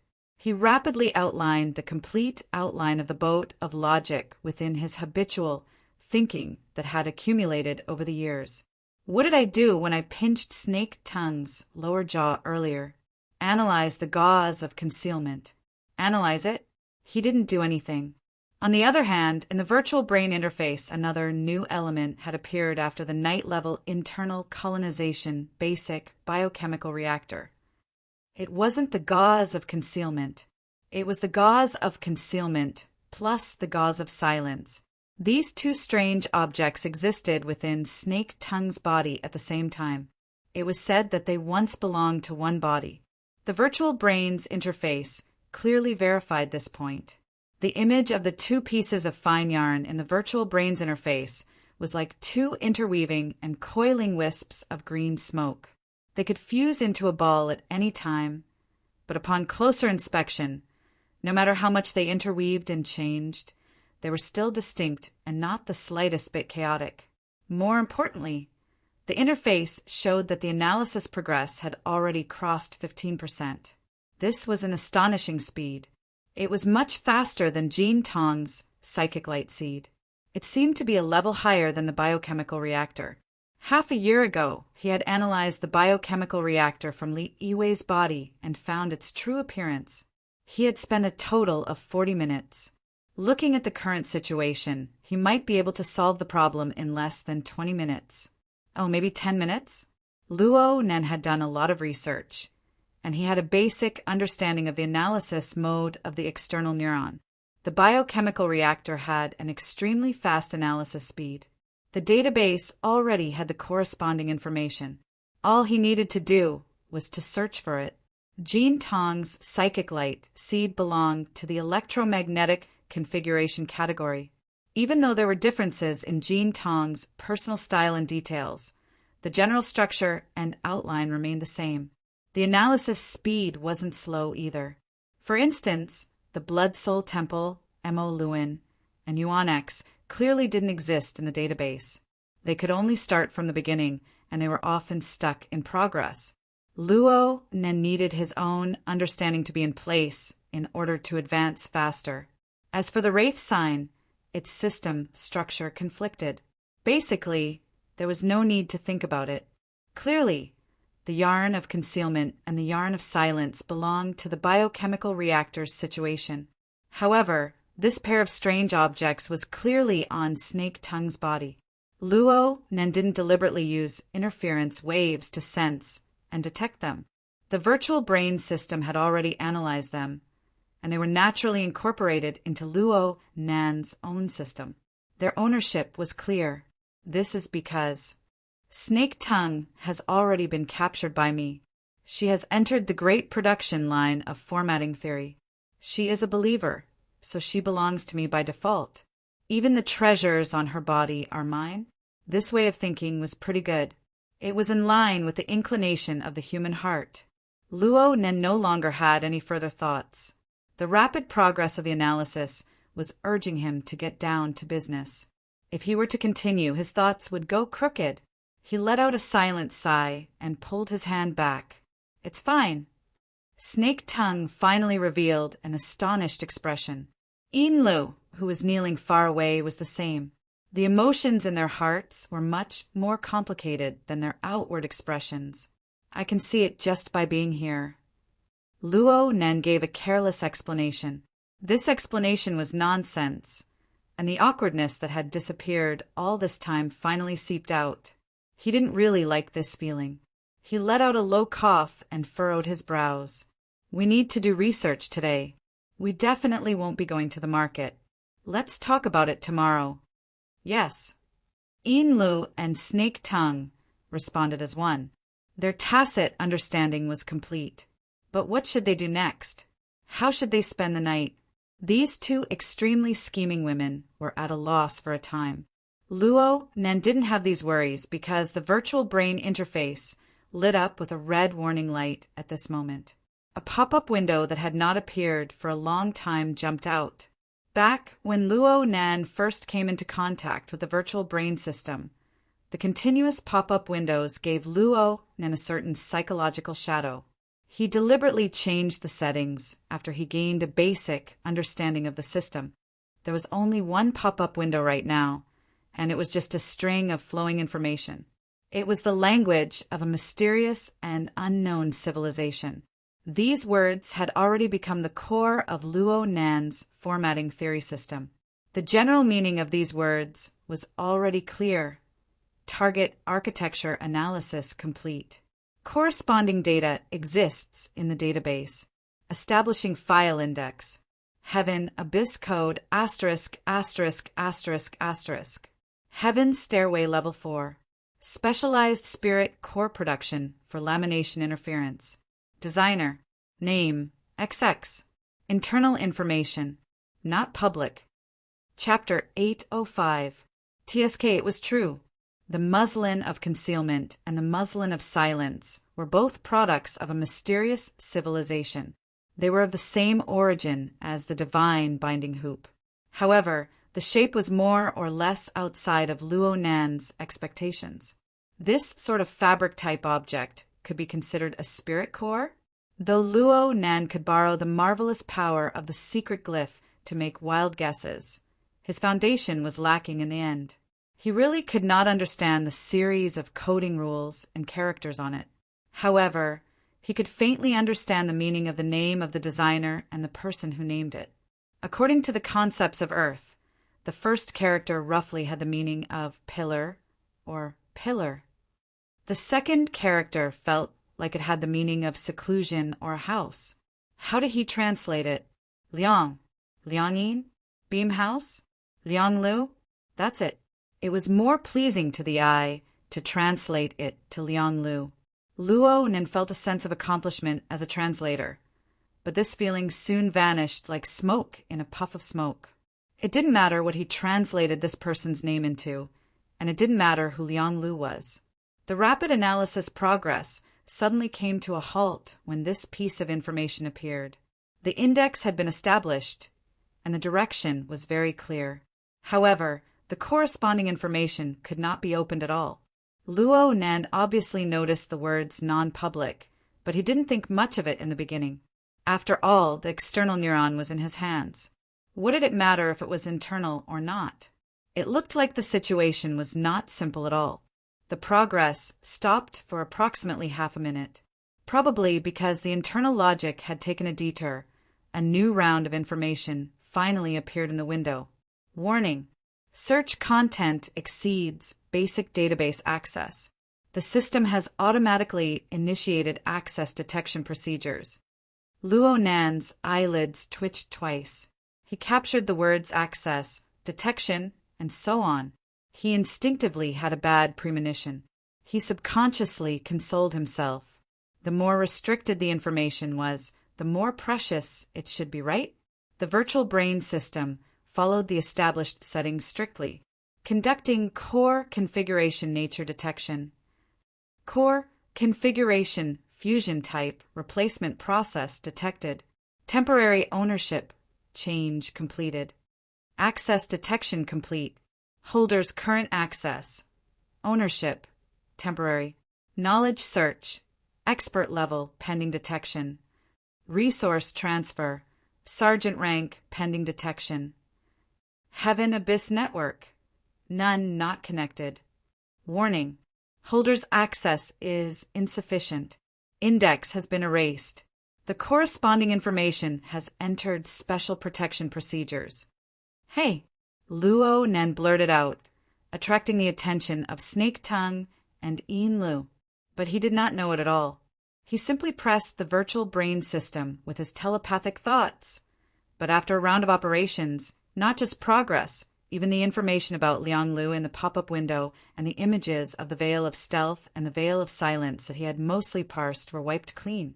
It was as if nothing had happened. What the hell is temporary? Luo Nan laughed in anger. It had been more than half a year since Luo Nan obtained the external neuron. Only today did Luo Nan realize that he was just a temporary holder. What if he met the real owner one day? Would he be able to break out of his head and return it to its rightful owner with a wave of his hand? Luo Zhongheng, my dear father, this is the present you gave your son for his birthday. But Luo Nan's smile was real. The external neuron was not impressive, and so was the virtual brain system. However, it was exactly because they were impressive that they appeared too profound and mysterious. The knowledge contained in it seemed like he would never be able to finish studying it in his lifetime. Luo Nan worked extremely hard, but even though he swallowed and digested the information inside in large gulps, the water level didn't seem to drop at all. He was still unable to find traces that belonged exclusively to his parents and grandfather. And now, the sudden restriction had caused him some trouble, but it also indicated a certain trend. Luo Nen touched the core portion of the external neuron. He had inadvertently touched upon clues and directions. How about I do it all over again? Luo Nan's thoughts wandered through the virtual brain's interface, which had already been cleaned by the Special Protection Program. He absolutely didn't mind doing a few more rounds of testing. In this sort of situation, let alone a few rounds, he would be happy to go through a few hundred rounds. The external neuron was more direct than he imagined. A new pop-up window popped up in the next second. Its priority had already exceeded the system settings that Luo Nan had specially modified. This was because it carried a must-do option. Do you want to start the confirmation and review process? Review? This word was quite tyrannical. Could it be that the translation was the fault of the system? The smile on Luo Nan's lips became even more obvious. Even if the system gave him the opportunity to choose yes or no, he only had one path. He had to dig out the secrets of the external neuron. He had to trace the past of his grandfather, his parents, and the one who might have died, but there was still a faint hope. He couldn't say it. It wouldn't work if he said it. Luo Nan forcefully severed his thoughts and took a deep breath. The flexible e-ink screen, the external neuron, the virtual brain system. He proceeded layer by layer. What would come next? He stabbed his mind and directly chose yes. The virtual brain's interface's stagnant state completely shattered, and the information window refreshed once more. Confirmation and review process initiated. The owner's genetic data has not been entered into the database, automatically transferred to the 100-year sequence. The general education level testing system has been activated. Results have been queried. Results are being entered. Hold on. Results? When did I ever answer a test? That's not right. I answered it, but it was clearly marked with the word simulation. It was used for practice. Clearly, the virtual brain system and the confirmation and review process would not wait for him. They would not listen to his explanation. The results of the evaluation came out half a second later. Cultural Department. Results, none. Results, none. Results, none. Results, none. Direct Teachings Department. Specialization in the Configuration Department. Level 1 in the Creation Department. Overall results do not pass. Luo Nan's heart sank. The information refreshed once more. Subject specialization meets additional requirements. Calculating specialization bonus. General knowledge question bank is not weighted enough. Additional question bank data is transferred out. Specialization direction is being evaluated. Determining the direction of space-time configuration. Determining additional question difficulty to be specialization level 3 in space-time configuration. Can be lowered to specialization level 2. Can be raised to heaven stairway level 1. Selecting questions. He really had to take the test. Luo Nan gulped. He was a bit nervous. If he was not mistaken, generic, specialist, and stairway to heaven were the levels of knowledge in this mysterious civilization. The system also had the rank of petty officer. It looked like it was a judgment of social authority. It was similar to the SCA of Earth. It was not easy to make wild guesses about the mysterious civilization's method of judgment. But on the SCA's side, once one's authority level was set, one would need to spend a large amount of money to obtain victory through pure capital and power. Otherwise, one could only accumulate credit and contributions bit by bit. One step behind, and one step behind, one step behind. Warning: no corresponding questions have been found in the local question bank. Automatically linked to the Heaven Abyss mirror system. Link to relay signal. Signal not linked. Signal already linked. Link broken. Warning: link signal strength is extremely weak. Unable to link. Confirmation of authority review procedure failed. Bang! Luo Nan's fist smashed down, directly smashing the tatami into pieces. Snake Tongue and Ian Lu were both stupefied on the spot. Luo Nan's previous shouting and laughing was already very strange. Now his anger was completely without reason. Ian Lu wanted to ask, but at this time the monocle floating in front of Luo Nan's left I seemed to have a problem. Fine cracks blossomed on it, looking as if it could shatter at any moment. From Ian Lee's angle, it was as if she could see the callous, vertical pupils of a viper. They were filled with a dense feeling of inhumanity. Her courage to speak was completely drained in an instant. Whether it was Ian Lu or Snake Tongue, they both lowered their eyes and bent their backs. They just stared at the tatami beneath them like statues. So they didn't see the subtle change in Luo Nan's gloomy face behind the cracked monocle. Luo Nan felt the lens heat up slightly. The element that stimulated it was unexpectedly very far away. It was far behind the barriers of space and time, in the space of the tree hole of the mist maze where the lens was located. Right there, the torrents of information from every corner of the maze were still as chaotic and violent as ever. However, as the lens at the center of the tree hole, the screening efficiency of all the information had been significantly accelerated, and the corresponding consumption had been significantly increased, to the point that the space-time of Earth was affected. It seemed that some sort of clue had been exposed. Luo Nan reached out to touch the lens. The already extremely frail structure really couldn't hold on any longer. It shattered in an instant, transforming into faint water vapor that dissipated into nothingness. Luo Nan didn't care about this. His attention was divided into two. One returned to the space of the tree hole, and the other stayed within the virtual brain system. Then he saw the virtual brain system's information window undergo a new round of refreshing. It repeated the previous steps. Confirmation of authority review procedure initiated. Connection to heaven abyss mirror system. Connection to relay signal. Signal not connected. Relay signal? How could there be such a coincidence? Luo Nan thought about the origins of the external neuron. It was actively connecting to this signal. There was certainly a close connection between this signal and the chaotic information flow of the mist maze. Luo Nan suddenly stood up. Such a large movement caused Snake Tongue and Ian Lu to raise their heads to look at him. Luo Nan wasn't in the mood to pay attention to them. He turned around and walked toward the master bedroom. Luo Nan's mind had already turned in many circles in the time it took him to take 2 steps. He seemed to recall that there were settings for functions like receiving signals and network links. Found it. Luo Nan soon found the specific settings related to signal links in the virtual brain system. He brought up a detailed visualization window. The details of the signal strength were clearly displayed on the interface that he didn't quite understand.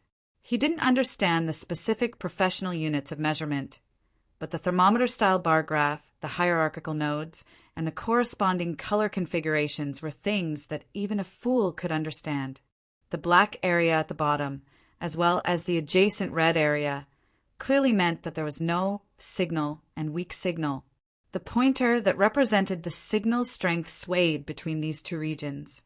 There were no signs of it increasing. There were too many interference factors in Earth space and time. He had to go back. The sound of scraping would ring out. The bamboo lattice sliding door of the master bedroom sensed his arrival and automatically opened. Luo Nan entered with large strides. He didn't wait for the sliding door to close. His figure impatiently entered the transition process of the sandwich domain. He disappeared like a bubble before Snake Tongue and Ian Lee's eyes. The sliding door closed. 5 or 6 seconds passed before Ian Lu finally spat out the breath she had been holding back in her throat. She unconsciously laughed a bit. This could be considered self-regulation. Finally, the yacht is fine. Okay, these words weren't funny at all. Luo Nan passed through the sandwich domain and directly jumped into the tree-hole space of the mist maze. The noises belonging to the material world disappeared the moment he entered. The sounds of wind, water, breathing, and the low hum of the yacht's motors were all erased. However, this place wasn't quiet. On a certain level, this place was noisier and more chaotic. 99% of the torrent of information that came from the depths of the mist maze didn't have any rules to speak of. It just poured in like a swarm of bees. Humans were essentially creatures of experience. They relied on experience to generate imagination and construct basic cognitive logic. It was fine to completely ignore the information that couldn't be incorporated into the scope of experience, but one had to forcefully sort it out and deal with it for a long period of time. It was absolutely not like what Luonan had told Ruewen before. It was forever overflowing with interest.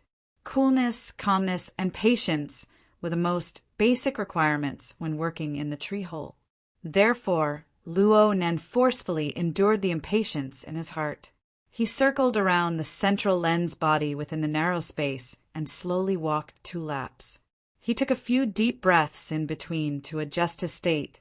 2 minutes later, he repositioned himself to the information window of the virtual brain system. Then, he saw that the indicator of signal strength had slightly increased compared to the one on the yacht. A slight increase. The number of times it probed into the black area had clearly decreased, but it still floated in the red area most of the time. In other words, the signal was still in a weak state. Also, the system had a pop-up window asking if he wanted to abort the connection, probably because the connection had failed too many times. Luckily, Luonan had already prepared his heart. Although he was a bit disappointed, he still decisively refused. "Keep calm. The situation is improving," Luonan said to himself. There were 2 aspects to consider this matter. Currently, the signal link between the tree hole and the external neuron didn't form a large increase. But what about the other way around? What effect would the signal link have on the tree hole? Luonan projected his thoughts onto the lens. The lens received interference from soul strength, and it gradually changed shape and color from a transparent crystalline state to form a nebula-like structure. A portion of the so-called nebula was a reflection of true information. But there was also a considerable portion that reflected Luonan's processing and understanding of the collected information. In Luonan's mind, the mist maze was divided into 2 layers. One layer was inside. The other layer was outside. The outer layer was the shattered space where Luonan and Gongqi had moved and fought. 1 trillion domain fragments floated within, forming a berserk, hazy, and immeasurable sandstorm. The sandstorm no longer possessed the ability to construct rules. With Luonan's abilities, he could arrange and assemble them in a relatively easy manner. If Luonan could do it, then the enormous gravitational law of the local space-time of the Earth could be done as well. And so, a portion of the outer layer was constructed into the cloud world. In this sense, the outer layer of the mist maze was also dependent on the local space-time of the Earth for its operation. Therefore, the natural environment and conditions of the cloud world were not too different from the Earth. This reflected the dependence of the rules. However, the direction of Luonan's research had never been the outer layer. According to his understanding, the so-called outer layer was nothing more than the waste that was ejected. It was a bewildering barrier that concealed the truth. The most valuable part of the mist maze, or perhaps its true appearance, was the deepest inner layer region. It was the unknown structural core. From the long-term observation results of his father's double helix diagram and Luonan's observations over the past few days, Luonan was practically certain 2 kinds of rule systems were colliding in the core region. The intense collision caused the space-time environment to distort and fracture. The intensity exceeded imagination, forming layer upon layer of barriers that concealed the true appearance of the core region. The difficulty of observation in such an extreme environment was far too great. At the very least, his father had never succeeded in doing so until 6 years ago. The product of the Tree Hole Project changed from a sail that sailed across the ocean to a satellite that orbited and surveyed the world. A large portion of Luo Zhongheng's later energy was used to analyze the signals emitted by the collision of galaxies. From Luonan's perspective, The tree hole was already of a very high level. But when faced with the complex environment of the core region, it became an old-fashioned radio.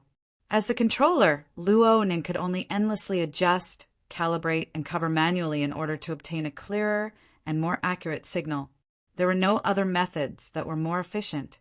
The problem was that even if the old-fashioned radio was manually operated to probe to the bottom, there were only a few circuits and components going back and forth. The audio signals received possessed clear rules and order. Luo Nan controlled the tree hole. There was no need to explain the complexity of the basic construction. He needed to mobilize his entire mind to capture the information flow from every level and every dimension. He needed to sort out logical clues from the chaos. Luo Nan was pondering over a more efficient method of analysis. He wanted to find an automated, semi-automated analysis method. He wanted to turn these details that needed to be sensed by soul strength into information that could be collected and analyzed by instruments on the material plane. He wanted to start with creation, but his train of thought wasn't particularly clear. And at this time, the signal link of the external neuron was like a beam of light in the darkness. This description was a bit disgusting, but it fit the essence. With his father's endorsement, the relationship between the external neuron and the mist maze was already as clear as day. It was just that he was unable to find a more substantial connection until the signal link appeared. Luo Nen was almost certain that the signal received by the external neuron came from the core region of the mist maze. Most importantly, this signal certainly possessed some rules and order that could be deciphered. Luo Nen was still unclear about the details within. He was unable to sense the signal that the external neuron could sense. He was completely baffled by the logic of the external neuron's analysis of the signal. It was like how ordinary people were unable to sense the electromagnetic waves that penetrated their bodies at all times. But the corresponding electronic products could make full use of them. What did this mean? Thinking about it from a bad point of view, this meant that Luo Nen knew what was going on, but he didn't know why. The problem still couldn't be solved at its root. But thinking about it from a good point of view, this represented that Luo Nen had touched upon another dimension of information. Even though he didn't understand the logic within, he was able to make a certain direction of filtering based on the linked state of the system and the flood of information. Even though this sort of filtering was destined to be a stroke of luck type, it greatly increased the probability of success. In terms of personality, Luo Nan had the bad temper of a researcher. He was also a bit philosophical and idealistic. He wanted to get to the bottom of everything, and he always wanted to integrate a universal truth that was applicable to all things. But today, he was going to be a theory of results. He didn't care at all what the signal receiving module inside the external neuron was like, or what the logic of its analysis was like. All he wanted was for the virtual brain system to display the words, "link successful." Techniques, theories, and the like had to take a back seat at this time. What was needed was patience and focus. Luo Nen rolled up his sleeves and forcefully slapped his cheeks. Let's do it. Reality proved that once a person became focused, they had no concept of time at all. During this time, Luo Nan's entire mind was used on the manual operation of the tree hole. He used it on the separation, classification, and interference of the flood of information. It was hard for him to capture the unique characteristics of the so-called relay signal. He could only endlessly select samples from the flood of information, slice them, compare them, and filter them. Even if he couldn't increase the signal strength, he could still reduce the signal strength. As long as it was a method that could affect the relay signal, Luo Nan would search for it, examine it, and make a further attempt. Of course, he still had to make records. Since these were things on the perceptual plane, many of them were subtle and indescribable feelings. Luo Nan was really unable to reason them out logically. Aside from words, quantitative analysis, and structural diagrams, there were also large amounts of bizarre lines, outlines, colors, and the like. These were some immediate feelings, emotions, and impressions. Because of this, Luo Nan, who had always adhered to the classical realistic style of painting, had to deviate towards the modern and postmodern direction. Later on, Luo Nan flipped through the interface of the work area. Even Luo Nan himself was unable to understand psychic diagrams. Luo Nan even had to bite the bullet to recall and analyze them. He went back and forth like this. Over and over, he switched between the dual domains of logic and sensation. Luo Nan was highly sensitive to changes in information, but he was slow and even numb in other aspects. But numbness had its limits. Luo Nan didn't know why, but a wave of dizziness suddenly assaulted his mind.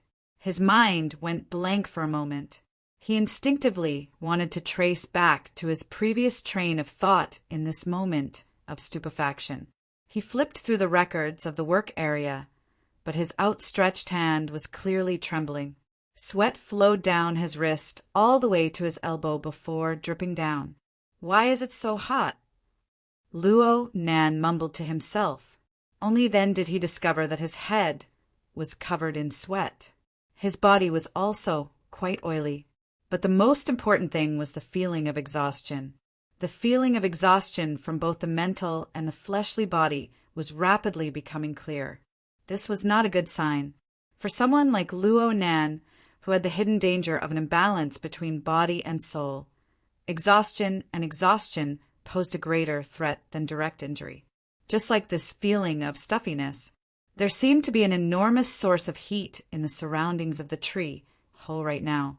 The radiated heat was endlessly increasing. But Luo Nan could sense that the material plane had not truly heated up. It was more like a psychological effect. This omen was not too good. It was like he was both mentally and physically exhausted. The structure of his body and soul was unstable, bringing about hallucinations and triggering a reaction from his body. Luo Nan shook his head and slowed down the rhythm of his thoughts. But he still could not help but look at the signal interface of the virtual brain system. The intensity needle was still floating in the red range. Even though it was far from black, it was still a certain distance away from the higher level of light orange. "Oh," Luo Nan sighed. "As for the Windows new message, the signal has been connected. The verification procedure has been initiated. The Heaven Abyss Mirror System is awakening." Luo Nan's thoughts came to a standstill in this instant. A thousandth of a second later, a cry of He did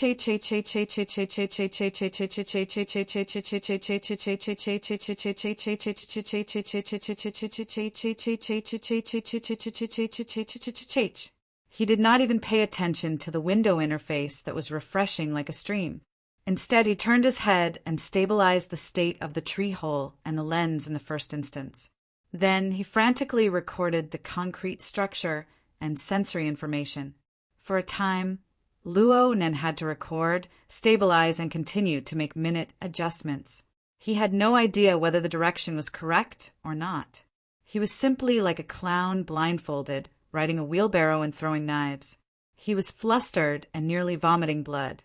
But a few seconds later, reality proved that his reaction was correct. The intensity of the signal continued to fluctuate in the red range. It did not change for the better, nor did it change for the worse. Of course, the link was unstable. It broke more than once in the middle. Luckily, Luo Nan was able to capture some basic data in that instant. He even had the feeling of unspeakable realm. He gritted his teeth and made adjustments, barely managing to maintain the frequency. After a series of operations, the signal link finally maintained a stable state for a long period of time. About 2 minutes. It was only now that Luo Nan, who was on the verge of collapse, had the chance to look at the refreshed window information. Perhaps he had really set foot into the deep contents of the external neuron. The window swept through the information stream. There were large amounts of technical words that he did not quite understand. There were some special nouns that he could vaguely understand under the translation of his secret glyph, but he was unable to find the corresponding description no matter how hard he tried. Luckily, there were still some relatively friendly characters mixed in. The Heavenly Abyss Mirror System has partially awakened, preparing for the verification of authority. The signal link strength is insufficient. There is a risk of interruption in the interactive test. Warning: once the interactive test is interrupted, the verification of authority will fail. A second test cannot be conducted within XX time unit.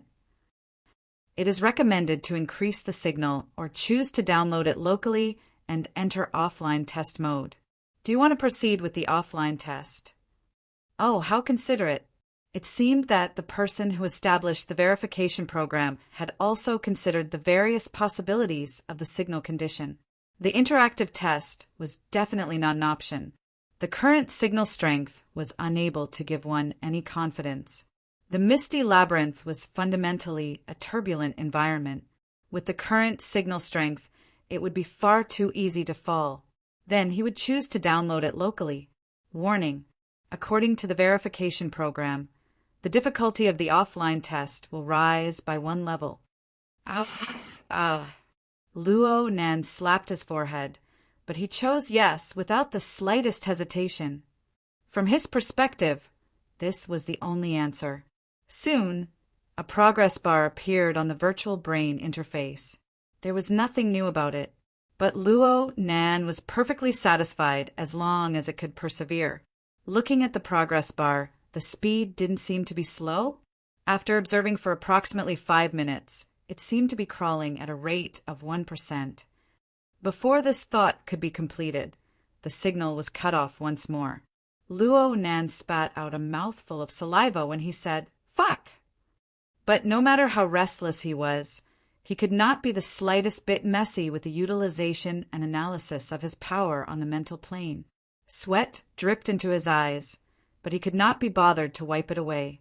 Luckily, the signal strength was restored to an acceptable degree after a series of operations. The link was re-established, and the progress bar was already completed. It seemed that there were no losses. It looked like the basic connection function was still there. Luo Nan really was about to collapse. He sat down on his butt and leaned against the inner wall of the tree hole, gasping for breath. Time passed by bit, and Luo Nan wiped his sweat endlessly during this time. There seemed to be some problems with his body's metabolism. In the end, he was just too tired.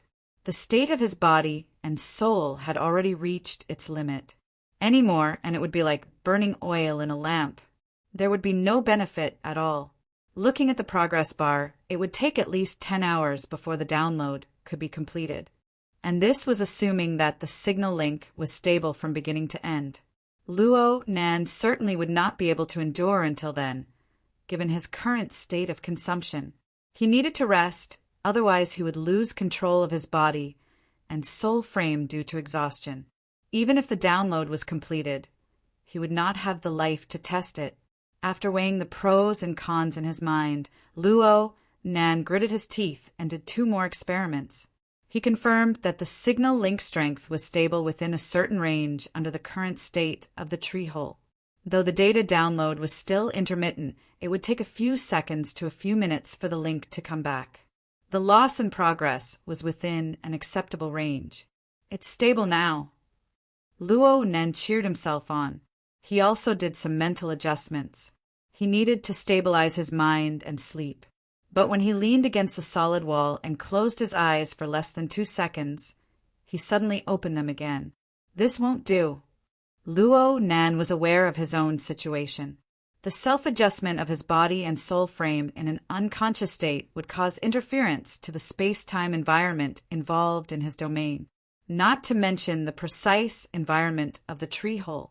He needed to receive a stable signal at all times. If he slept here, all his previous efforts would have been wasted the moment he woke up. It was best to avoid it. How could he avoid it? Luo Nan grabbed his wet hair and pondered for a long time. Finally, he smacked his forehead. When he raised his hand again, his fingertips were clearly pinched with a fine and brilliant spark of electricity. He took out the external neuron and carefully placed this inconceivable strange object by the side of the lens, causing it to float naturally. Luo Nan cherished this strange object greatly ever since he obtained it. He rarely let it be exposed to the outside world. However, the tree hole could not be considered outside. This was a part of the construction of Luo Nan's domain. There was no essential difference between being here and being inside his skull. But in this way, Luo Nan could use the space-time barrier to create a buffer zone. He could avoid direct interference from the adjustment of his body and soul frame. It was a win-win strategy. Now, pull away. Luo Nan returned to Earth's space-time once more.